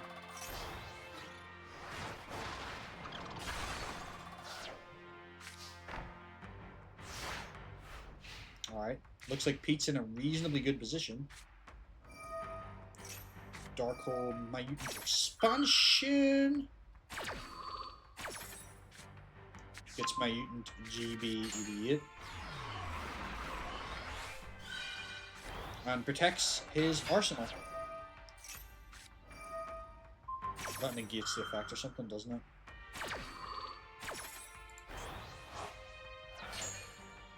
Yeah. Koyo's in trouble. Koyo is very much in danger right now.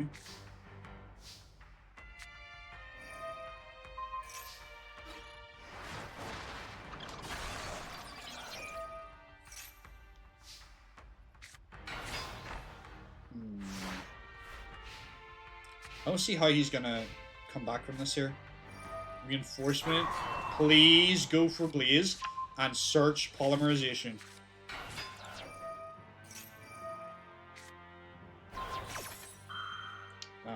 Is that a negate? Is that negated? Oh, it's banished. Okay, Shadow Mist. Elemental Hero Ocean. You should have went for Poly, man. Koyo is disappointing me once again. I don't think he does well on this side of the screen. I feel like he always fucks up when I put him on this side for some reason. I don't know why. He might not have enough material. That's true. But I don't know. Like, I feel like when he's on that side of the screen, he always does worse. I almost want to switch them around to test my theory, but that's, like, too much of a pain in the ass. I'm not doing it. He could just lose. If he loses, he loses! That's just the way the cookie crumbles. Alright, Pete versus Koyo. Let's go.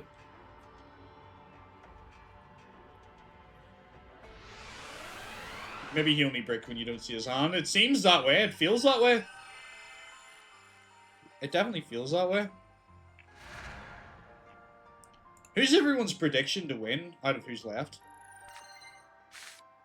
Is everybody thinking Princess Bethany's gonna sweep? Or do we still have faith in Yugi and Yami Yugi? Do you still have faith in Koyo? What about Pete?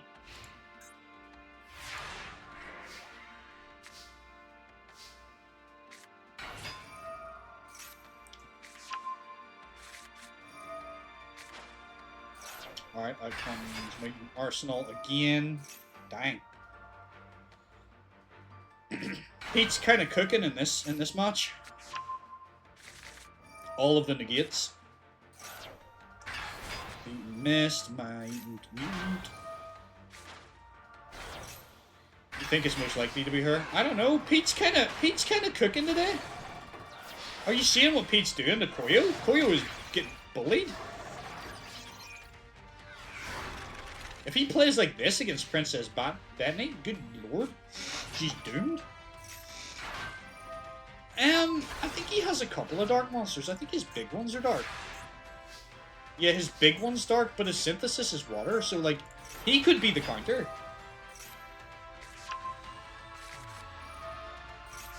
Koyo Hibiki. Yeah, he's just give up.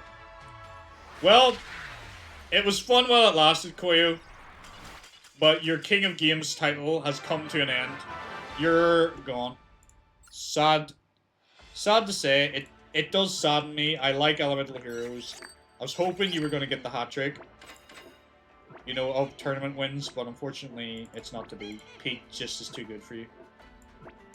Next, we have... I think that's the second time Pete's beat him. I think they've dueled... they've dueled twice, and Pete's beaten him both times, because I think somebody else... There's another tournament that they were both in that Koyo won, but I think there was somebody else that beat Pete. So I think Koyo has been beaten by Pete both times he's faced him. He just can't beat that guy. Pete has beaten the King of Games twice. Right, next we have the plot duel, Mako Tsunami versus Yami Yugi. So I'm going to get this loaded up here for you. Good lord. Pete's just built different, I guess.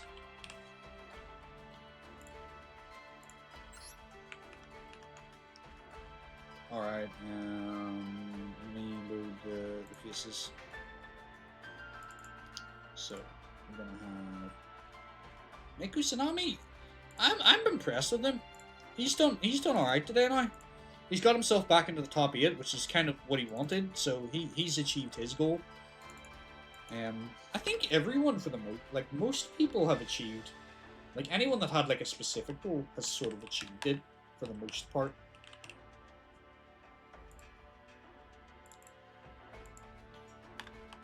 Like, I think even Miss Shono, no, she hasn't really achieved her goal. She's beaten Mai. She got further than Mai, but Princess Bethany's went further, so she's not going to be the #1 woman in dueling.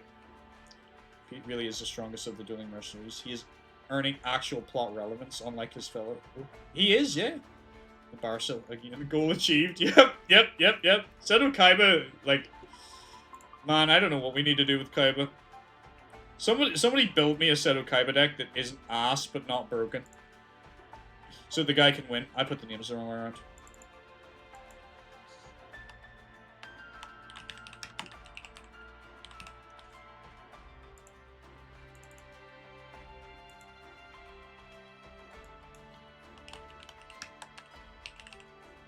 But Seto almost kill old man to get to top 8. He did, yeah. He did.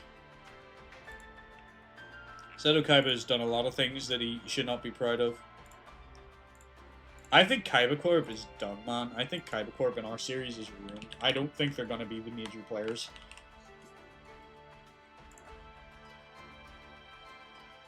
Alright, so Mako versus Yami. Let's begin.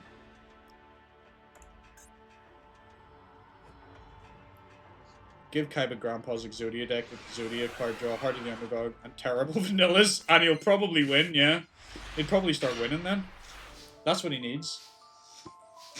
I think, to be honest, if he goes back to his Blue Eyes and abandons the Egyptian gods, he'll be fine. He doesn't have them anymore, so I think now that he's abandoned them, he'll be fine.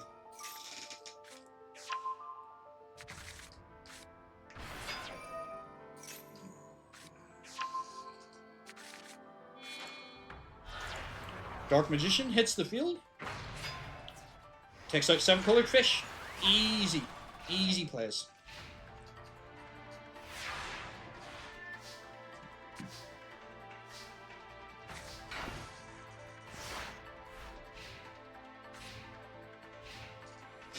Guess some companies from GX need set up. Who would you? What companies would you be referring to, Lilith? Might have to think of somebody different just to fund Duel Academy, because I think Kaiba Corp is done, man. I think somebody else needs to set it up. Sue Kaiba for injury players and win all their money. I mean, yeah. I hear this Princeton's company is starting to build up well. Yeah. Princeton Academy of Dueling actually sounds kind of good. It goes kind of hard, not gonna lie.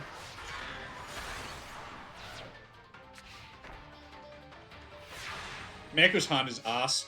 Yeah. That's why I'm just not commenting, because there's nothing to comment on. It's just ass. He's done.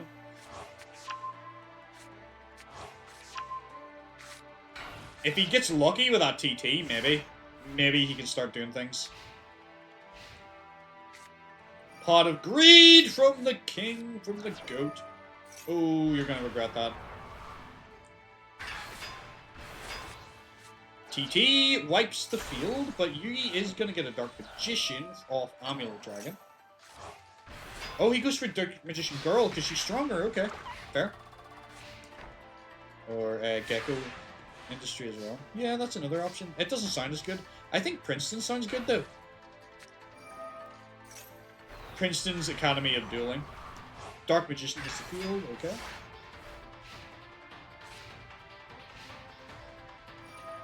Eternal Soul. Brings out Dark Magician. I'm not saying I'm doing that. I'll have to look into it more. But I'm saying it's a possibility. Dark Magician! Dark Magic Attack! Well done, Yami Yugi, taking the match there. Good job. We're going to game 2. Yami Yugi could very well be facing Pete.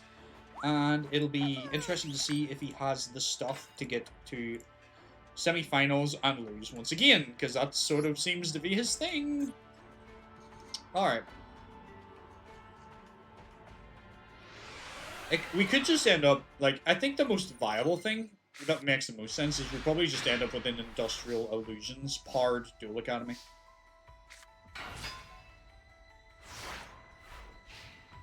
Yeah, Kaiba just really doesn't get out of round 1.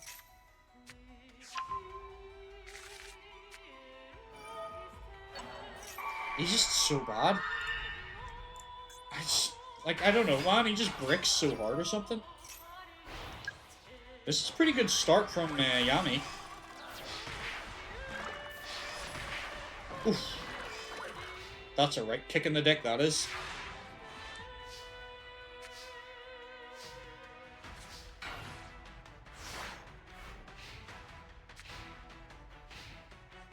That is true. Yeah, I think it probably will be powered by Industrial Illusions.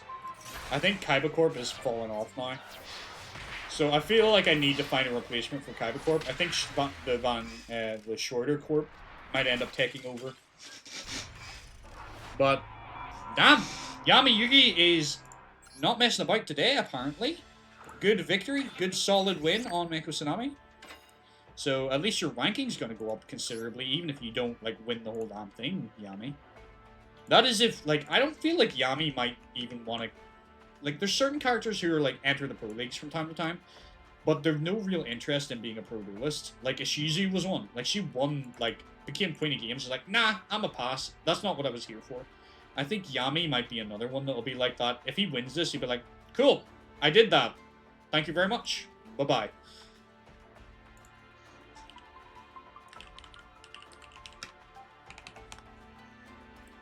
If Meiko had drawn his tornado like Kuchino, he might have won. That's a good point, yeah. He's gonna go back to building weapons of war.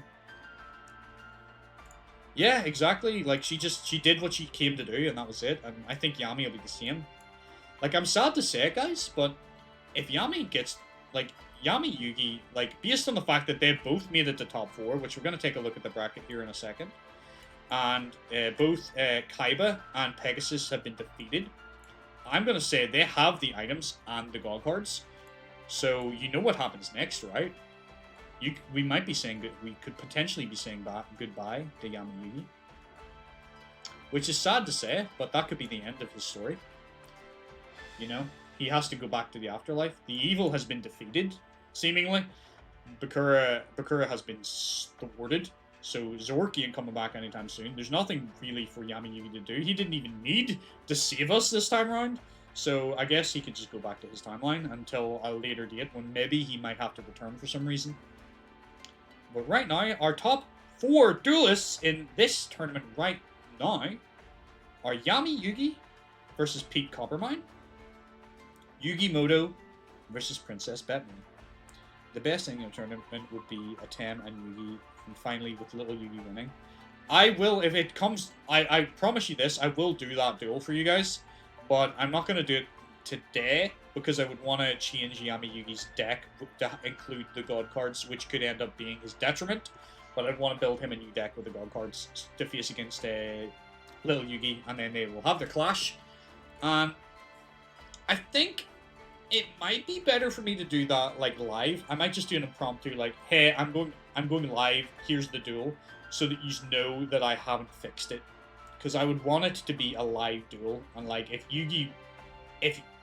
Little Yugi wins, then Atem goes home. If Atem wins, then, you know, he stays. But he remembers everything, is the way I would play it. So, that's something we could look forward to. But right now, we got Yugi Muto versus Princess Bethany. So, let's see. I mean, they could very well end up facing in the final here, and then we have the ceremonial duel right the hell now. But I doubt it. I don't know. I really don't know. Let's just see. I'm flapping the lips. Yami Yugi versus Princess. Well, she's actually down as the Masked Lady still, so let's just put her in here.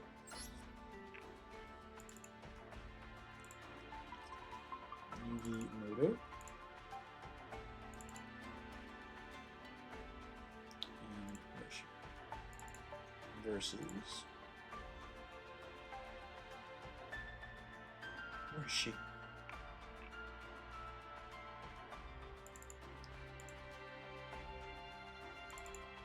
Yugi's on the side. Doesn't really matter.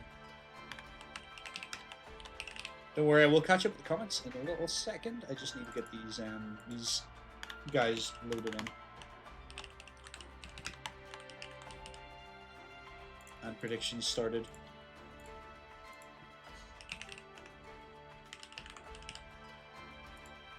Alright. Both are in. I'm going to take a minute to read these comments, and then I'm going to start. Alright, so build dueling robots that are better than him. I think I think Kaiba goes the virtual world direction. I think that's where Kaiba goes. He starts investing in virtual technology. I think he gets out of like the dueling world because he needs to step away, and he goes virtual. That's what I think happens to him. The best ending of the tournament would be Atem and Yugi in the final. Yeah, this timeline. Yami feels a lot more underwhelming, sadly. Like, he never won, and Ishizu stopped Pegasus, and Koyo and Pete stopped the mazes. Like, if Yami loses to Yugi, it's the expected result, especially against Choke Master Yami. Yeah, like, Yami's been a little disappointing. He has, admittedly. But I have to say, though, despite being, like, disappointing in results, his duels are always hype. So he's definitely a character that I would kind of like to see stay around, personally. Because I think his duels are hype and fun. And, like, I don't want to see him go. But we have to follow the story somewhat, you know? If he goes, he goes. It doesn't mean that he can't come back.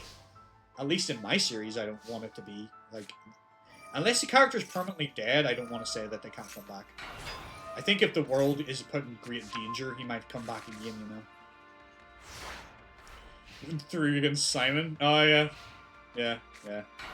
That was wild. I couldn't believe he threw.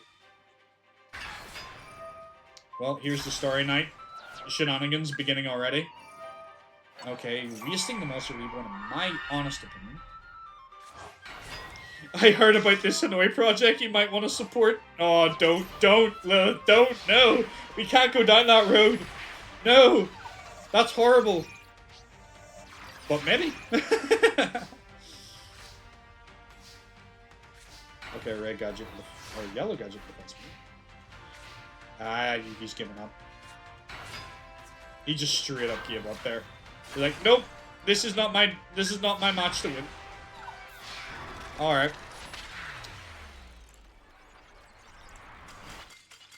Damn it, Princess Bethany, stop proving Rikuku right. Lose, damn it! At least lose, drop a game, for fuck's sake. Make it look honest. Well played, Yugi. Kaiba becomes a villain, still loses. Yeah.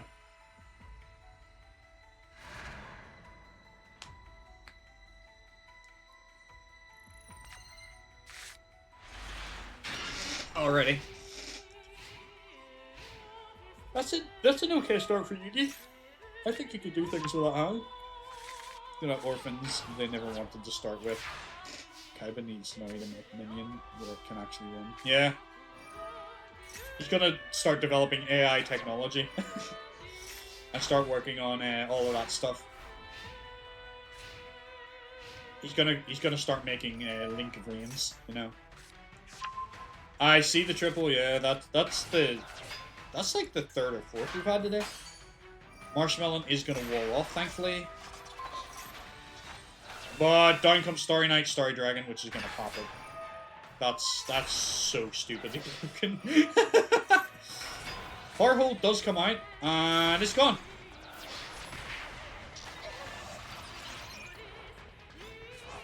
It comes back, but it's gone.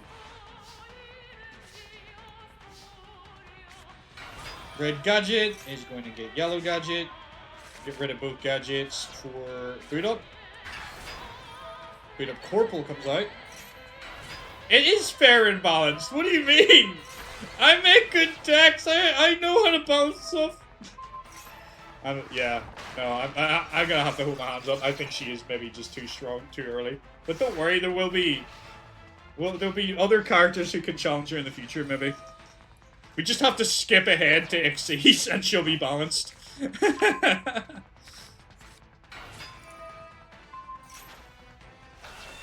Starry Knight, Starry Dragon. Oh, for fuck's sake, man. At least she can't pop the green gadget. Or, sorry, the boot up Admiral. But right now, there's not a lot he can do to deal with that. Well, I suppose, no, he can do that. Yeah, no, that works. Damn, his combos are going off now. This is the Yugi that I know and love. Get her! Take her down! Gadget spinning, twirling gear seismic punch! Yeah! Good win. See? She's balanced, Rikuku! She's balanced! Yugi beat her! She's balanced! Just do... See whatever you did, Yugi? Do that. Do that. Just do that. That. Do it. Come on. I want to see Yugi and Yami in the fucking finals, man! Woo! Let's go! Come on! Gadget Blast!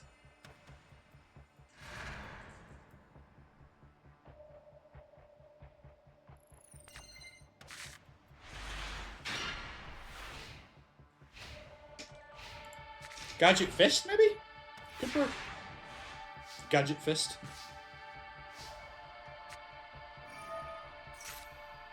Out comes... oh, he's got the combo again. That is such a good combo of his.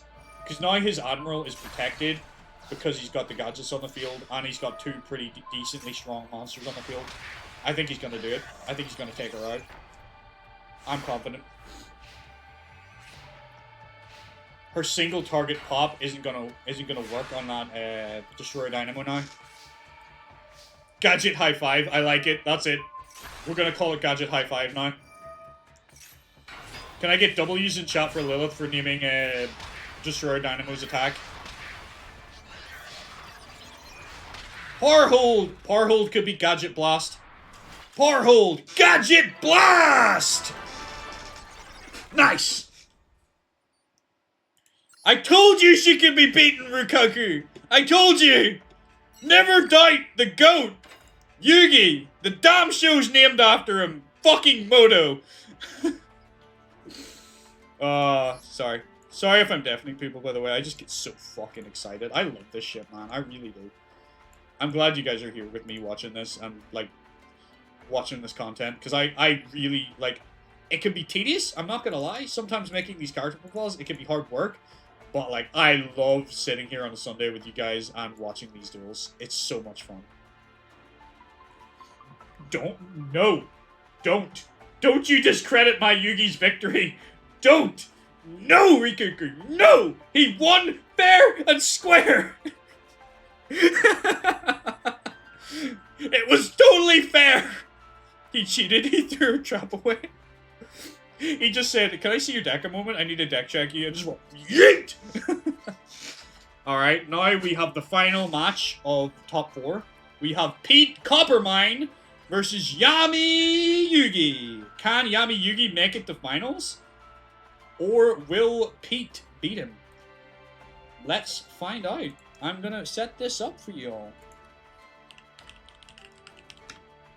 Actually, kind of need a pee. So, I don't want to miss this duel. So I'm gonna hit with a little, little ad break. I'll be right back, guys. Sorry. I just need to pee.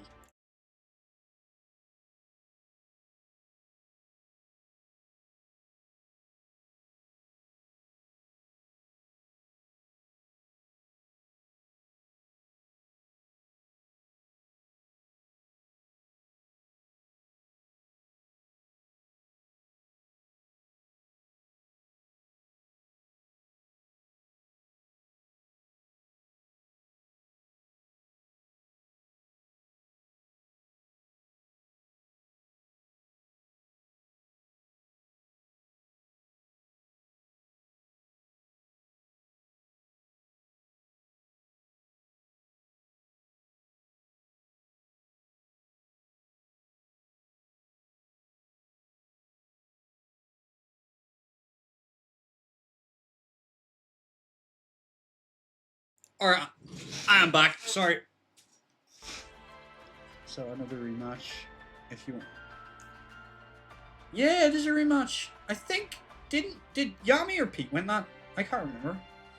Also, I'm adding Yugi to the broken group of Pete, Princess, Yami, and Koyo. Do you know what the thing that is crazy? Oh, Pete 1-2-1, so Pete has a good chance of going through here. The crazy thing about Yugi is like he's had this deck since episode 3, and I haven't. I don't think I've changed it. I think he's had the same. No, tell a lie. He didn't originally have Destroyer Dynamo because it was too good. He got that for Duelist Kingdom. So from episode 4 on, he's had the same deck and it hasn't changed. Alright, next we have Pete Coppermine versus Yami Yugi. So I'm going to get this set up. Let's see if Pete's going to brick or if Yami is going to brick. Who is going to be the king of bricks today? It's got to be one of them.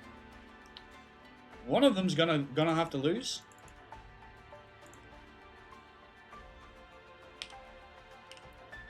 Pete versus Yami. I am disappointed in Koyo though. Like I hate that that's the way he went out. Just like couldn't do anything, got negated, just couldn't play, just didn't get to play good Yugioh at all. Like that's a tragic way to lose, but unfortunately it's the reality, isn't it? Like 90% of us when we play our games, that's how we lose, is our opponent just negates everything we do, and it's like, oh, alright, well, guess that's me. Guess I'll die, you know? So happy that Yugi won that. I was really like, please don't let her win. Bethany will be disappointed. Princess will be sad that she did not win. But and don't tell her that I said I'm glad she lost. I just didn't want her to win because I don't want her being Queen of Games. Personally, I like her being good, but I don't want her to be that good, you know. All right, so let's see who's gonna win. Will it be Pete or will it be Yami Yugi? You're hoping Yami loses. I really want to see Yami and little Yugi in the finals. If that does happen, I'll take a momentary pause and I will change Yami Yugi's deck. I think. What did you miss? Orion, you missed the whole damn tournament, my guy. Welcome though, hello. No, you're good, you're good. I know, probably different time difference, but we've been doing an AI tournament all day. You missed a lot, yeah. But welcome. We're in, like, the top, sort of... Oh, it's early morning. That's fair. That's understandable. You can always catch up on the VOD or on YouTube. This is part of our Duelverse series. This is episode 13. So, there would be a lot of stuff for you to catch up on. There's hours and hours of content here. Some of it particularly juicy. Some of it just I'll be honest. Like, not every duel and every tournament is super, super, super hype. But this one certainly hits the ticket now. Dark Magician's gonna come out and banish my mutant arsenal with the magical circle. Looks like Yugi's in pretty good position. Oh, that's so clutch. All he needs is one more monster. Can he do it? Does he have another one? Oh, he could summon another Dark Magician. Oh, yeah, it's over. What do I think of the new Alba structure? It looks pretty good. There's some new cool cards in there. I don't really follow the physical game all that much, if I'm honest. Dark Magician! Dark Magic Attack!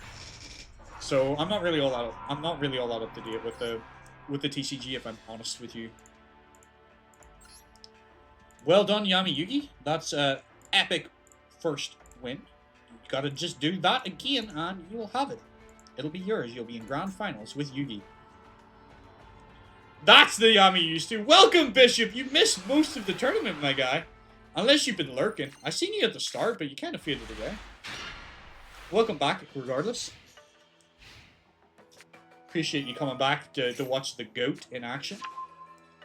Dark Magician to hand. Graceful Charity. Throws away...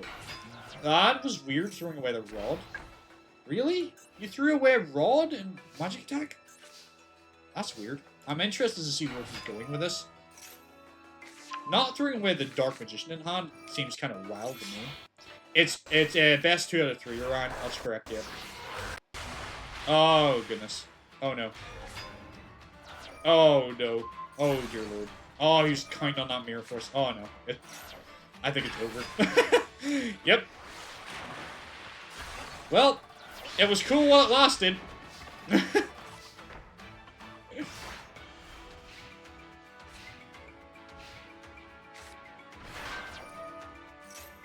Dark Magician in hand. You need to find a way to get that fucking thing onto the field, my guy.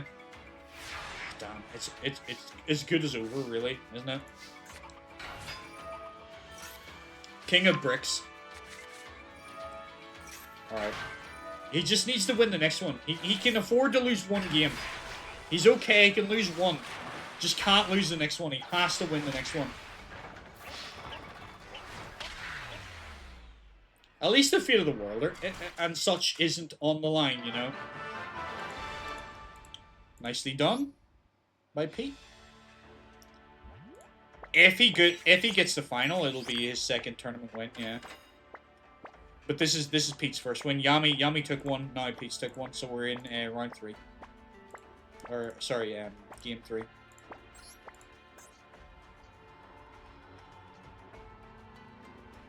Is this Master Duel or is this from the local? Because by the this is Master Duel. It's a mod for Master Duel. Isn't the Shadow Duelist? Because if he was, Yami would totally throw. You can't trust this guy for good endings. I mean, he started the same way again, so that doesn't give me a lot of confidence. At least he didn't throw the Rod away this time. He gets Magician Navigation. Okay, this is a more confident start, I think. Much more confident start, although my Mutant Fusion could go hard here. My Mutant into Mutant Beast, Mutant mutates into my Arsenal, which has negation abilities. Okay, he doesn't want to activate Magician Navigation, or he can't. Can he not activate it? For some reason? No, he can't. He just decided to take the damage instead. Yeah, it does. Although it's technically not working right now. If you have the updated version of Master Duel, the mod doesn't work for it. You need to have an older version of the game. But it has an offline mode. Technically. You have to just put the mod in. That's one way to get rid of that.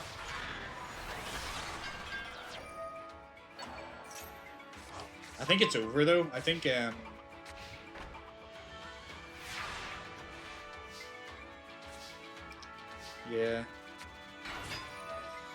I think this is over for him. I don't think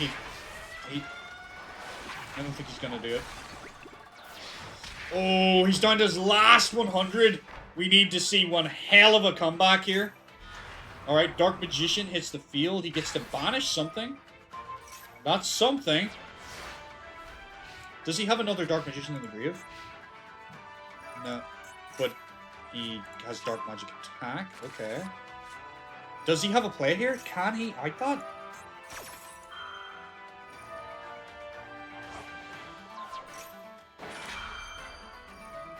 You can have every card unlocked, yeah. It is his specialty to come back from behind, but I don't know, man. I don't know, like, does he have a solution to that mist? No, he doesn't. He's got to go defensive, and I don't know. This is not looking too good. Mostly, some of the cards the AI cannot use. Like, if you're doing AI stuff, there's some cards the AI just simply cannot use. Oh no, that's devastating. He's going to target the soul.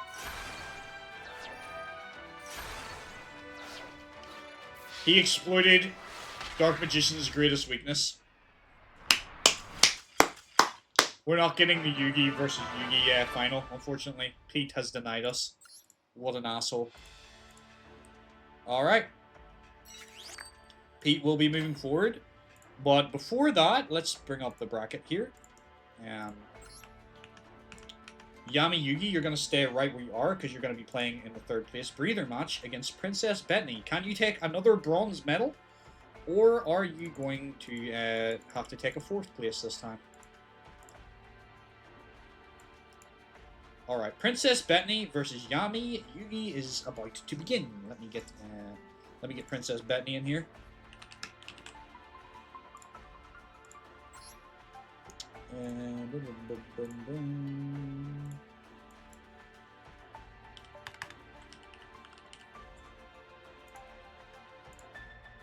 Let me give you predictions so you can have some fun with that. Alright, where is Princess Bettany? Is there, and Princess Bettany.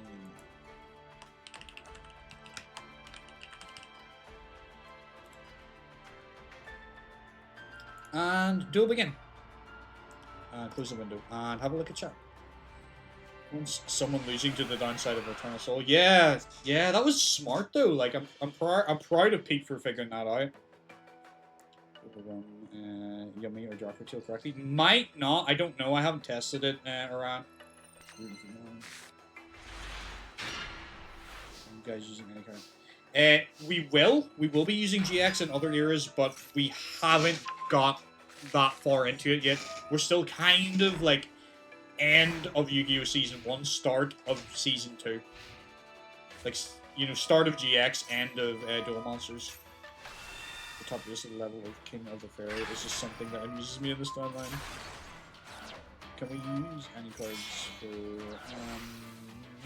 no, I don't think you can do Rush. I've never tried. I don't think you can. Okay, that's not... I mean, that's a good move from Yami Yugi, but the problem is he's gonna lose this simply because he uses Dark Monsters and Starry Night counters that. So he's done. Like, let's be honest, she's gonna wreck him here.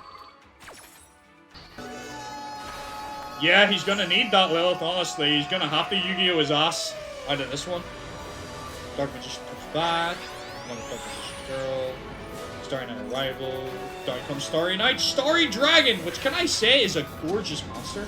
Like, look at this thing. Like, the art of these cards, I like them. I kind of want to build this deck. Like, the cards are gorgeous. I made the decks. Although, a lot of them are just based on, like, what they use in the anime, show, game, manga, whatever they're from, with some modifications to make them, like, better or, like, more balanced.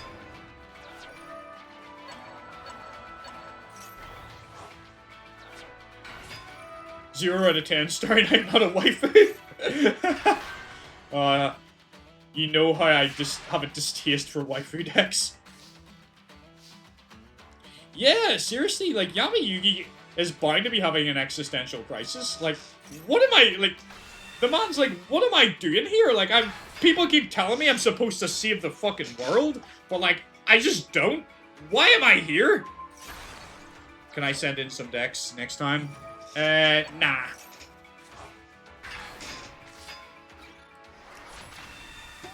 We don't really do that. Because most of them are from, like, the show, the anime, the manga, etc., you know? So we don't want to add too many, like, custom elements and custom things. You are welcome to make, like, suggestions from time to time for cards for, like, certain characters' decks. But, like, not complete, like, decks and stuff, no. Alright. Princess Bethany takes it.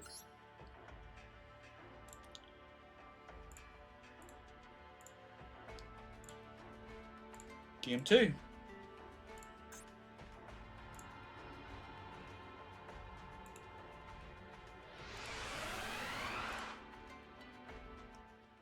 That was game 1, right? Like, we haven't done 2 games really quickly. That was just game 1.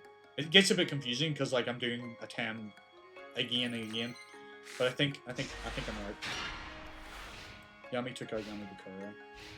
So he has something to be proud of. He might be losing the Pete, but it's not like it's a bad thing. Yeah, it's game 2. Okay. Yeah, he did defeat Yami Bakura. And so he did what he was supposed to do in his life. The problem is now he just, like, he doesn't get to be the champion that he really should be.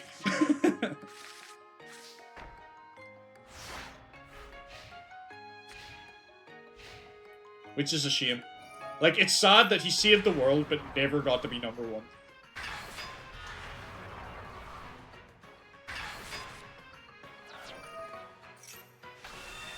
I mean, that's like, he does crazy plays, but, like, sometimes it's just not enough, man.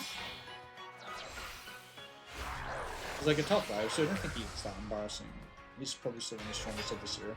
Oh, for sure, yeah, he is, but, like, I'd love to have seen him win at least one. You know, just win. Just once.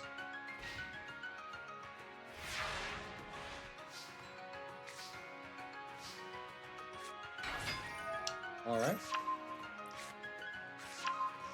I think he's going to start losing some of his monsters here, though. Yeah. Ishizu shouldn't really be that surprising, but, like, Koyo and Pete, like, who are those guys, you know what I mean? Like, they have nothing to do with the ancient past. At least Ishizu's connected to that stuff, you know?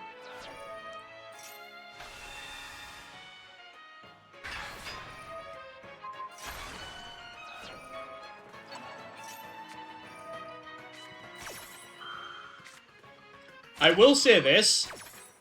There's a certain event that was going to happen in the story that is not going to happen now because Pegasus got taken out and hospitalized. He was going to do a certain thing with those items, but because he's one is took out and 2 injured, or sorry, 1 because he lost the items, they're now in the possession of Yugi, and because he also is injured, that's definitely not happening. 2 OP dragons. Yes, her mom does let her have 2. So that's kind of crazy, isn't it? Like, there was an ending that's been denied today. Well, not like an ending, but like an event. That I was going to make a video for it, you know, like a little in-between. But that's not going to happen now. Starry Knight, Starry Dragon returns. There's 2 on the field. It pops the back row. And yeah, it's not good for Yugi. Yami is done. He is hard countered.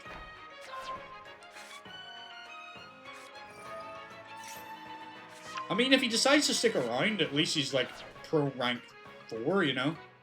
That's pretty crazy.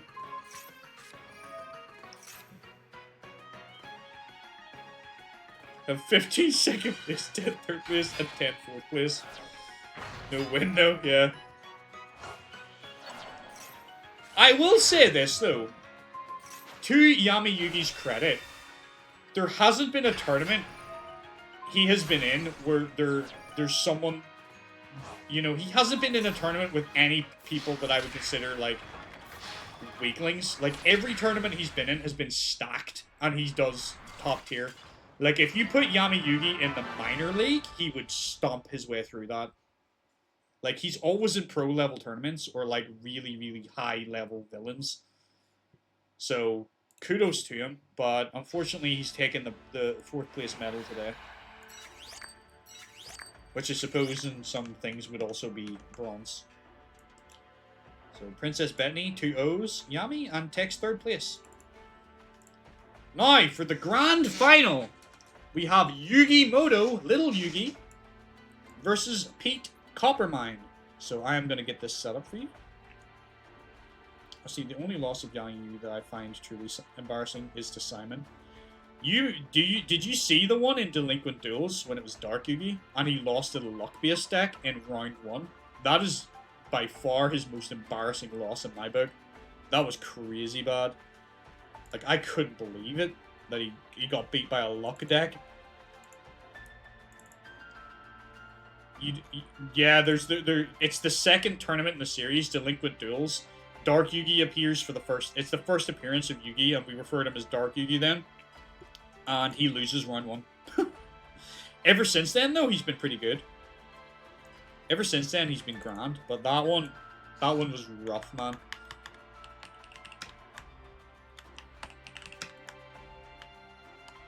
He loses to a guy just using, like, I think he loses to a guy called Cassidy Sundance, who's, like, a luck-based gambler deck. From memory. I don't think we've seen much of Cassidy since. Maybe in one other tournament. And that's about it. Alright. Let's begin. Predictions. Are you betting on Yugi or are you betting on Pete? I want to bet on Yugi. But Pete's really, really good. I didn't change the decks. I didn't change the decks. Hold on, sorry. I didn't change the decks. You two, stop it! No more games from you two. I recognize from the moment I seen the fields, I'm like, wait a minute, that's not their fields. Sorry. Reset that real quick. Minor technical glitch in the Matrix. Here we go. Now we can begin. Yeah, but does Dark Yugi even count as a 10 as we know him? I mean, no. Attempts changed a lot. Yugi's mellowed him out. Out of all those, I think losing to a random Shadow Duelist Simon was just bad. And if Koyo didn't salvage things, it would have been worse. Oh, for sure, yeah.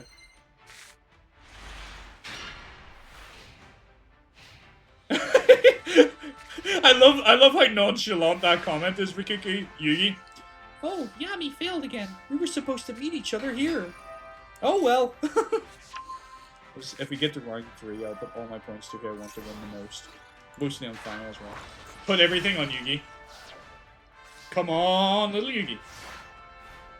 That's not a bad board from little Yugi. Don't know why he set a Monster Reborn though. I think the problem is Pete can make a better board though, very quickly.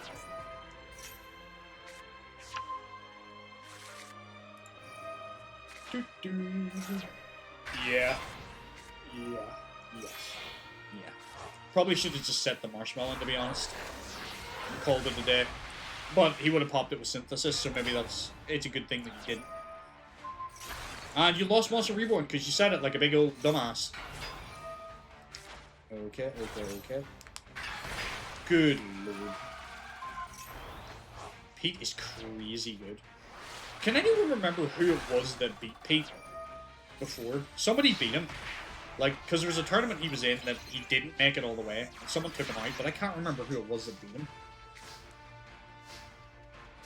It was one of the troll decks. Who was that? Not the mill one. The one with skill drain. Oh, was it Chemo? Did he lose to Chemo?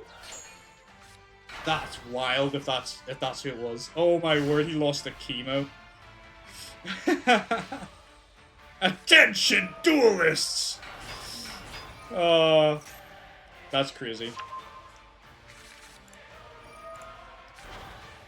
Oh man, Yugi, you're toast, dude. You're gonna say second place by the looks of it. Koyo did almost lose the hard, yeah. Good lord. That my deck is serious business, man.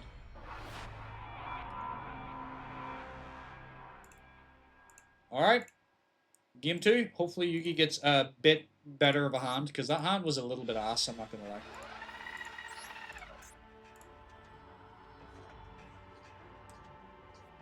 Come on, little Yugi. You've got to do better than that. Someone shoot Pete in the head. That might be the only way to beat him. Just a solid, straight shot. That's, yeah, there's not many of them that are Pete's level. Like, we've seen a couple of card professors. And we've seen a couple of game masters. And, like, Daemon was a great game master, but the rest, and Eileen, but the other two were crap. Pete is a fantastic dueling mercenary, but, like, Dupree Scott's been, like, disappointing. Michael Kiro was disappointing. Willamette's been disappointing. These card professors, like, he's the strongest of the card professors so far. So, who have the god cards? Are they in there yet? Yugi himself has the god cards, but he's not using them because he only just got them today. He took them off Seto. Because Seto had all three.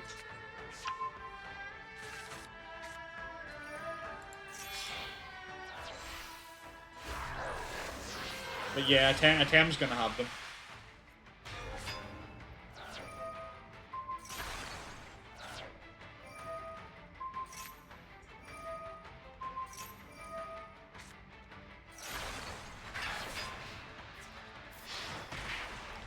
Pete is just something else, man. I think this is going to be Pete's second win. He'll be the second duelist to have 2 wins. The other being Koyo.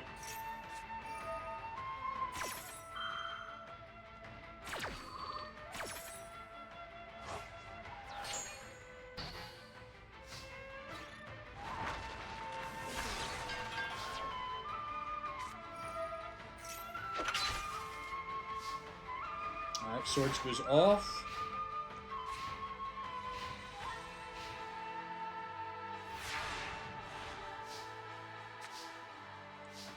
The strong OP group made of Koyo, Yugi, Atem, Pete, and Princess.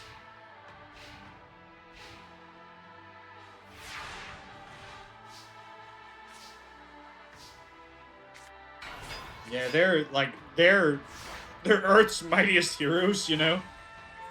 They're the Avengers of our Duelverse. If shit goes to fan, they're the people we're gonna have to call.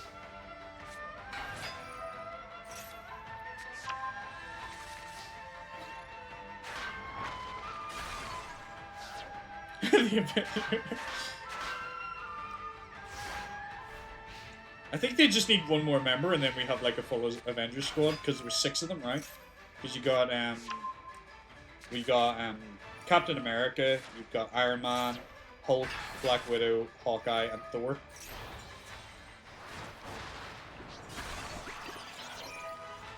So we need one more super powerful duelist. That cylinder had a good dent. Miss Chono! Miss Chono is the 6th Avenger. Oh, the Destroyer Dynamo's here, but he can negate that and banish it or something. Yeah. Or dodge. I'm not sure what that card does. Oh well, he's banished now. Oh dear. Why no Harpies? Does this stop Harpies? Is that why? Yeah, okay. That makes sense. Said, oh, their 6th member, and the one everyone makes fun of, like Hawkeye. Hey, Lilith, here's something for you. Look at the battles that you know, the Avengers have lost. You know, the ones they lost, typically Hawkeye wasn't there, so you know.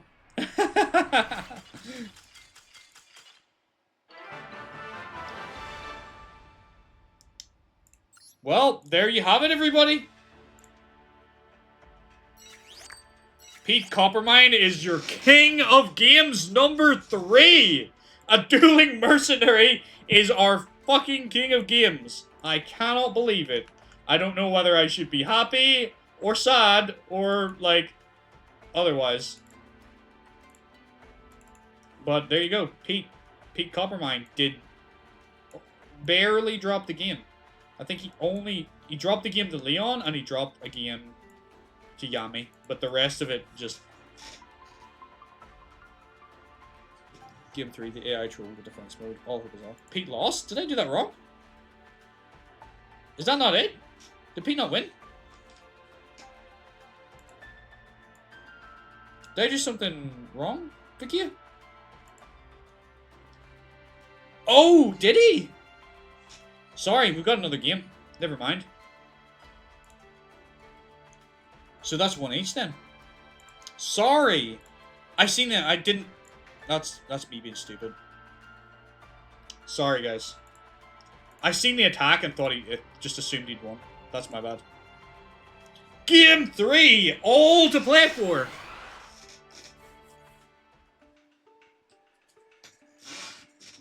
Game 3, all to play for. I need to pay more attention. I just zoomed out. I was looking over here and I seen the thing, like... I didn't look at what it said on the screen. AI is AI, indeed. Alright. That might be the only way Yugi can win. Come on, Yugi! Come on, man! I thought you were... I thought that was over. You get my glasses checked. I actually do probably need stronger glasses. Haven't had my eyes checked in a long time. Magic Jammer... Okay. I'm definitely, like... I'm going to be coming back later, by the way, to teach Blaze some Yu-Gi-Oh! At 8 o'clock. But I'm probably going to take... Like, I'm going to end the stream and take a little eye break, because I've been staring at the screen for hours. I thought I was going to end so bad. Too late. Damn, missed the bet. Oh, I'm sorry. Do you want me to redo the bet? I think it's too late though, because you just kind of can see what's going on. Sorry you missed it, Lilith.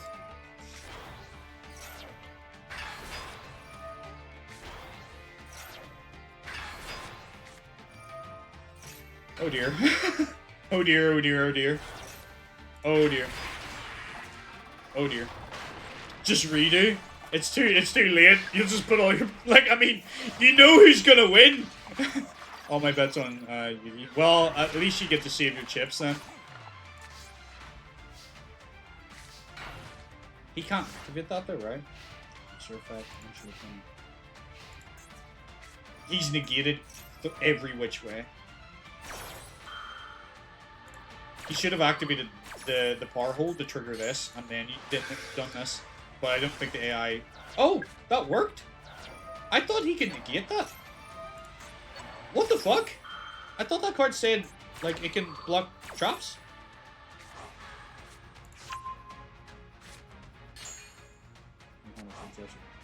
Oh, you can only get to draw 2 cards. It doesn't negate it. Never mind. Excuse me. I thought it was a negate.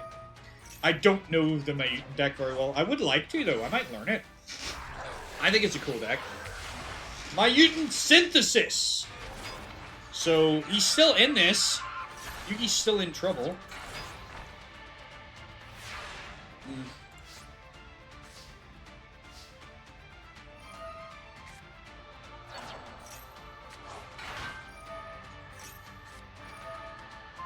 Oh, man.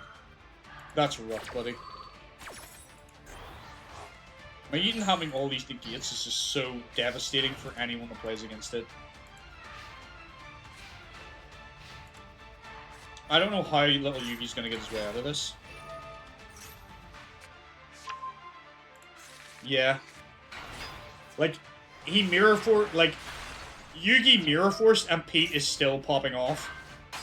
Like, that's the level of Yu-Gi-Oh! We're at here now. I think the only way Yugi can win is deflected damage.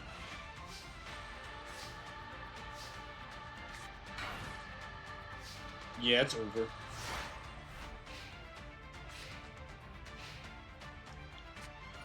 Even a magic cylinder's not enough. He needs stone statues right now.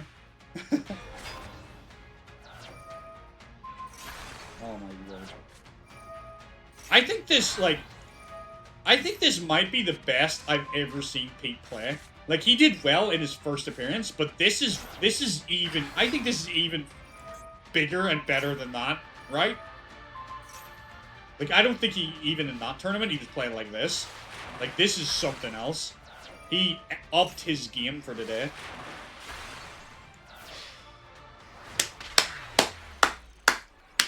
Good effort, Yugi, but it's just not enough.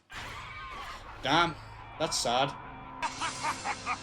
Pete Coppermine is your king of games number 3, everybody. Pete came to win, indeed. He definitely did. I'll edit this to make it accurate. Dueling mercenaries are strong. Do you think... Here's a question for y'all. Do you think the fact that Pete is now king of games and we're coming into Duel Academy might change the context of what Duel Academy is about? You know, child soldiers and whatnot? He's possessed by Yami. What, he won? Alright. And choose outcome. Well done to Pete. And anyone that bet on him. That's crazy. If it's Kaiba doing Duel Academy, it would be, child soldiers. He doesn't care about the kids. Of course not. He just wants money.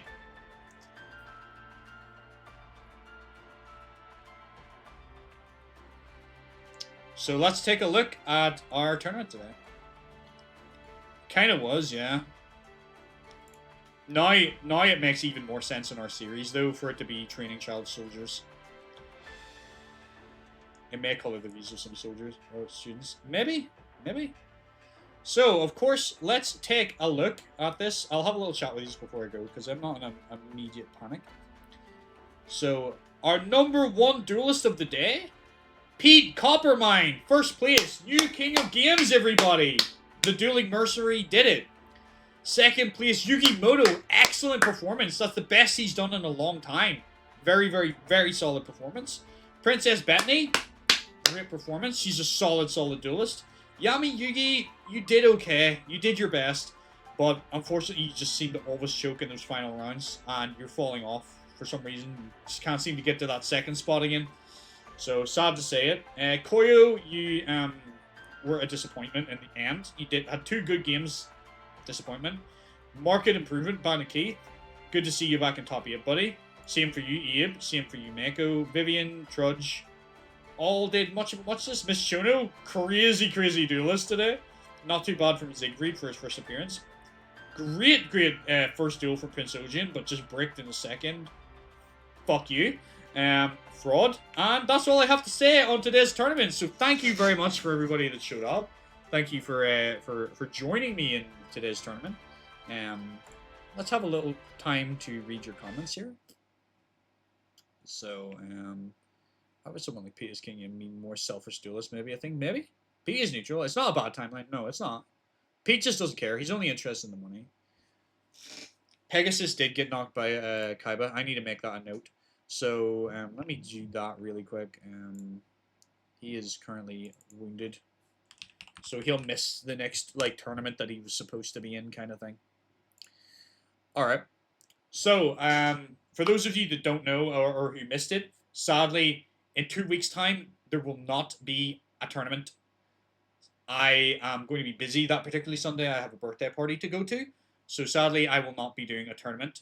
But I can inform you of this. Our next tournament, everybody, is going to be Duel Academy. We're finally getting there. Episode 14. In 1 month's time from now, we are going to be doing our very first Duel Academy tournament. Hard after this match leads to Pegasus, so you need a lawyer against Seto. Also, if there ever Yugi versus Tem, will you do it live or off screen? Since Yugi did better than me, I suppose Yugi would win off screen. Why don't we ask? Why don't we ask y'all? I could do either. Like, I would like to change a Tem's deck because we need to for that. But how do I do a poll? I'll do a poll. Question. You know what this is about, so I'm just gonna put live or not. Yes. No.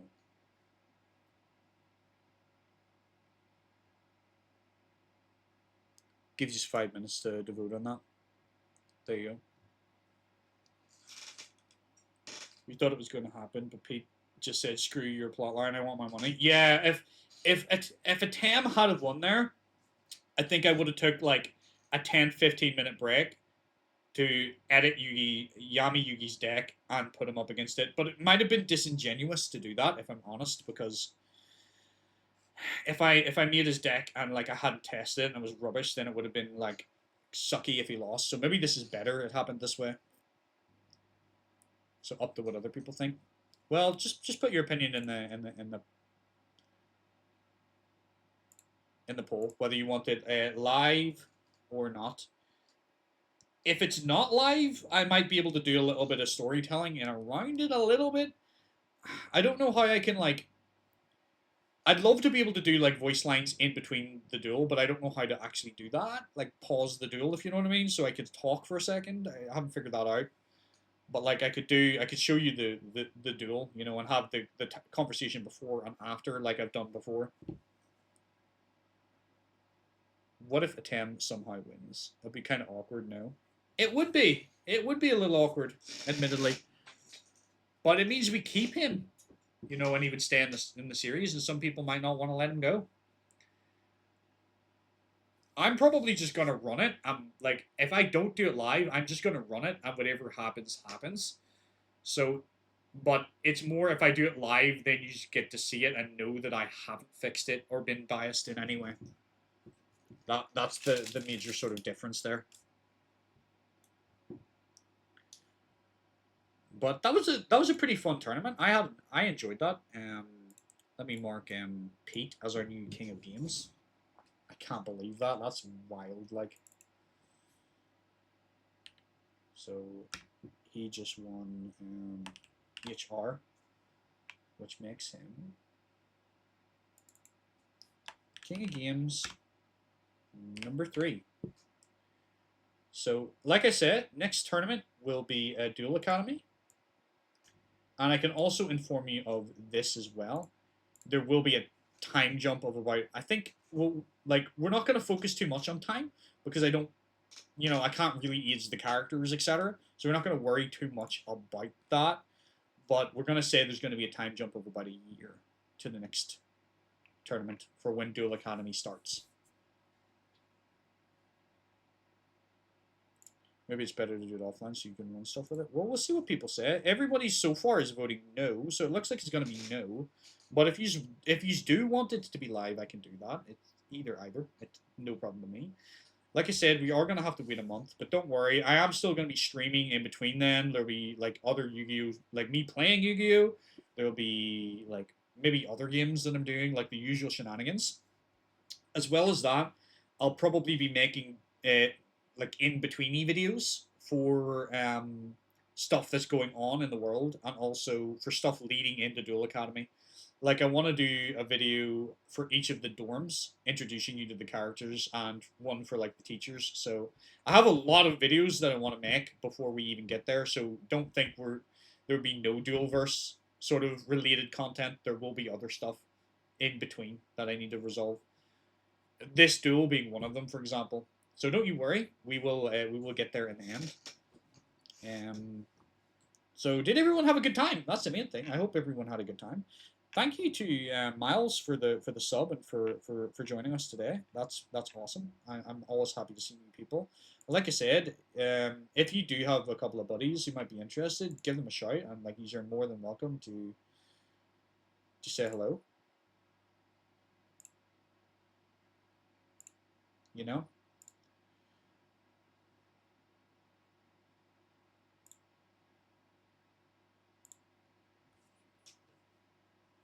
It goes back really well. But yeah, I definitely wanna edit that deck and put the god cards in for a 10 and make like a proper like match, you know, between the two of them. Princess didn't win. Yami choked at the end like always. Seto is still a fraud, and Pete and Yugi did pretty well. We're looking forward to what comes in the future. You're looking forward? Yeah, like we're moving to Duel Academy Island, so we're going to be focusing there. Don't worry, there will be, like, this isn't good for anyone who's concerned. This isn't like goodbye to these characters that are here currently. Like, they're still going to be in the world. They're still going to exist. All right, the answer was no, so I'm going to do it pre-recorded then and do a little bit of voicing in between as well. So cool, I can do that. But like I said, these characters, like, they're still in the series. This isn't goodbye, you know. It's not like this series is this sort of. I think the best way to describe it is the Duel Monsters arc has come to an end, but these characters still exist. You know, we're going to move into Duel Academy, but these characters still exist. You're still going to see these in, people in pro tournaments and otherwise in the world for other events that happen. So I am going to peace out. And don't forget, I am going to be streaming again at 8 with Blazekins, and we're going to be teaching her a little bit of Yu-Gi-Oh! It maybe be like a little hour or so, probably, of, or less, of just us playing some Yu-Gi-Oh! Just until we get sort of fed up, maybe. And I will see you then. I'm going to take a quick look, see if there's anybody who we want to drop a raid on right now. Nah, man, there's nobody live right now. I could drop you on Yu-Gi-Oh! Official if y'all want to watch some live Yu-Gi-Oh! But nah, I think that's going to do us for today. So I will hopefully see you all again later on in the evening. And until then, goodbye, have fun, peace out. I love you all. Thank you all for being here, and I hope you enjoyed today's tournament. So I will see you later. Bye.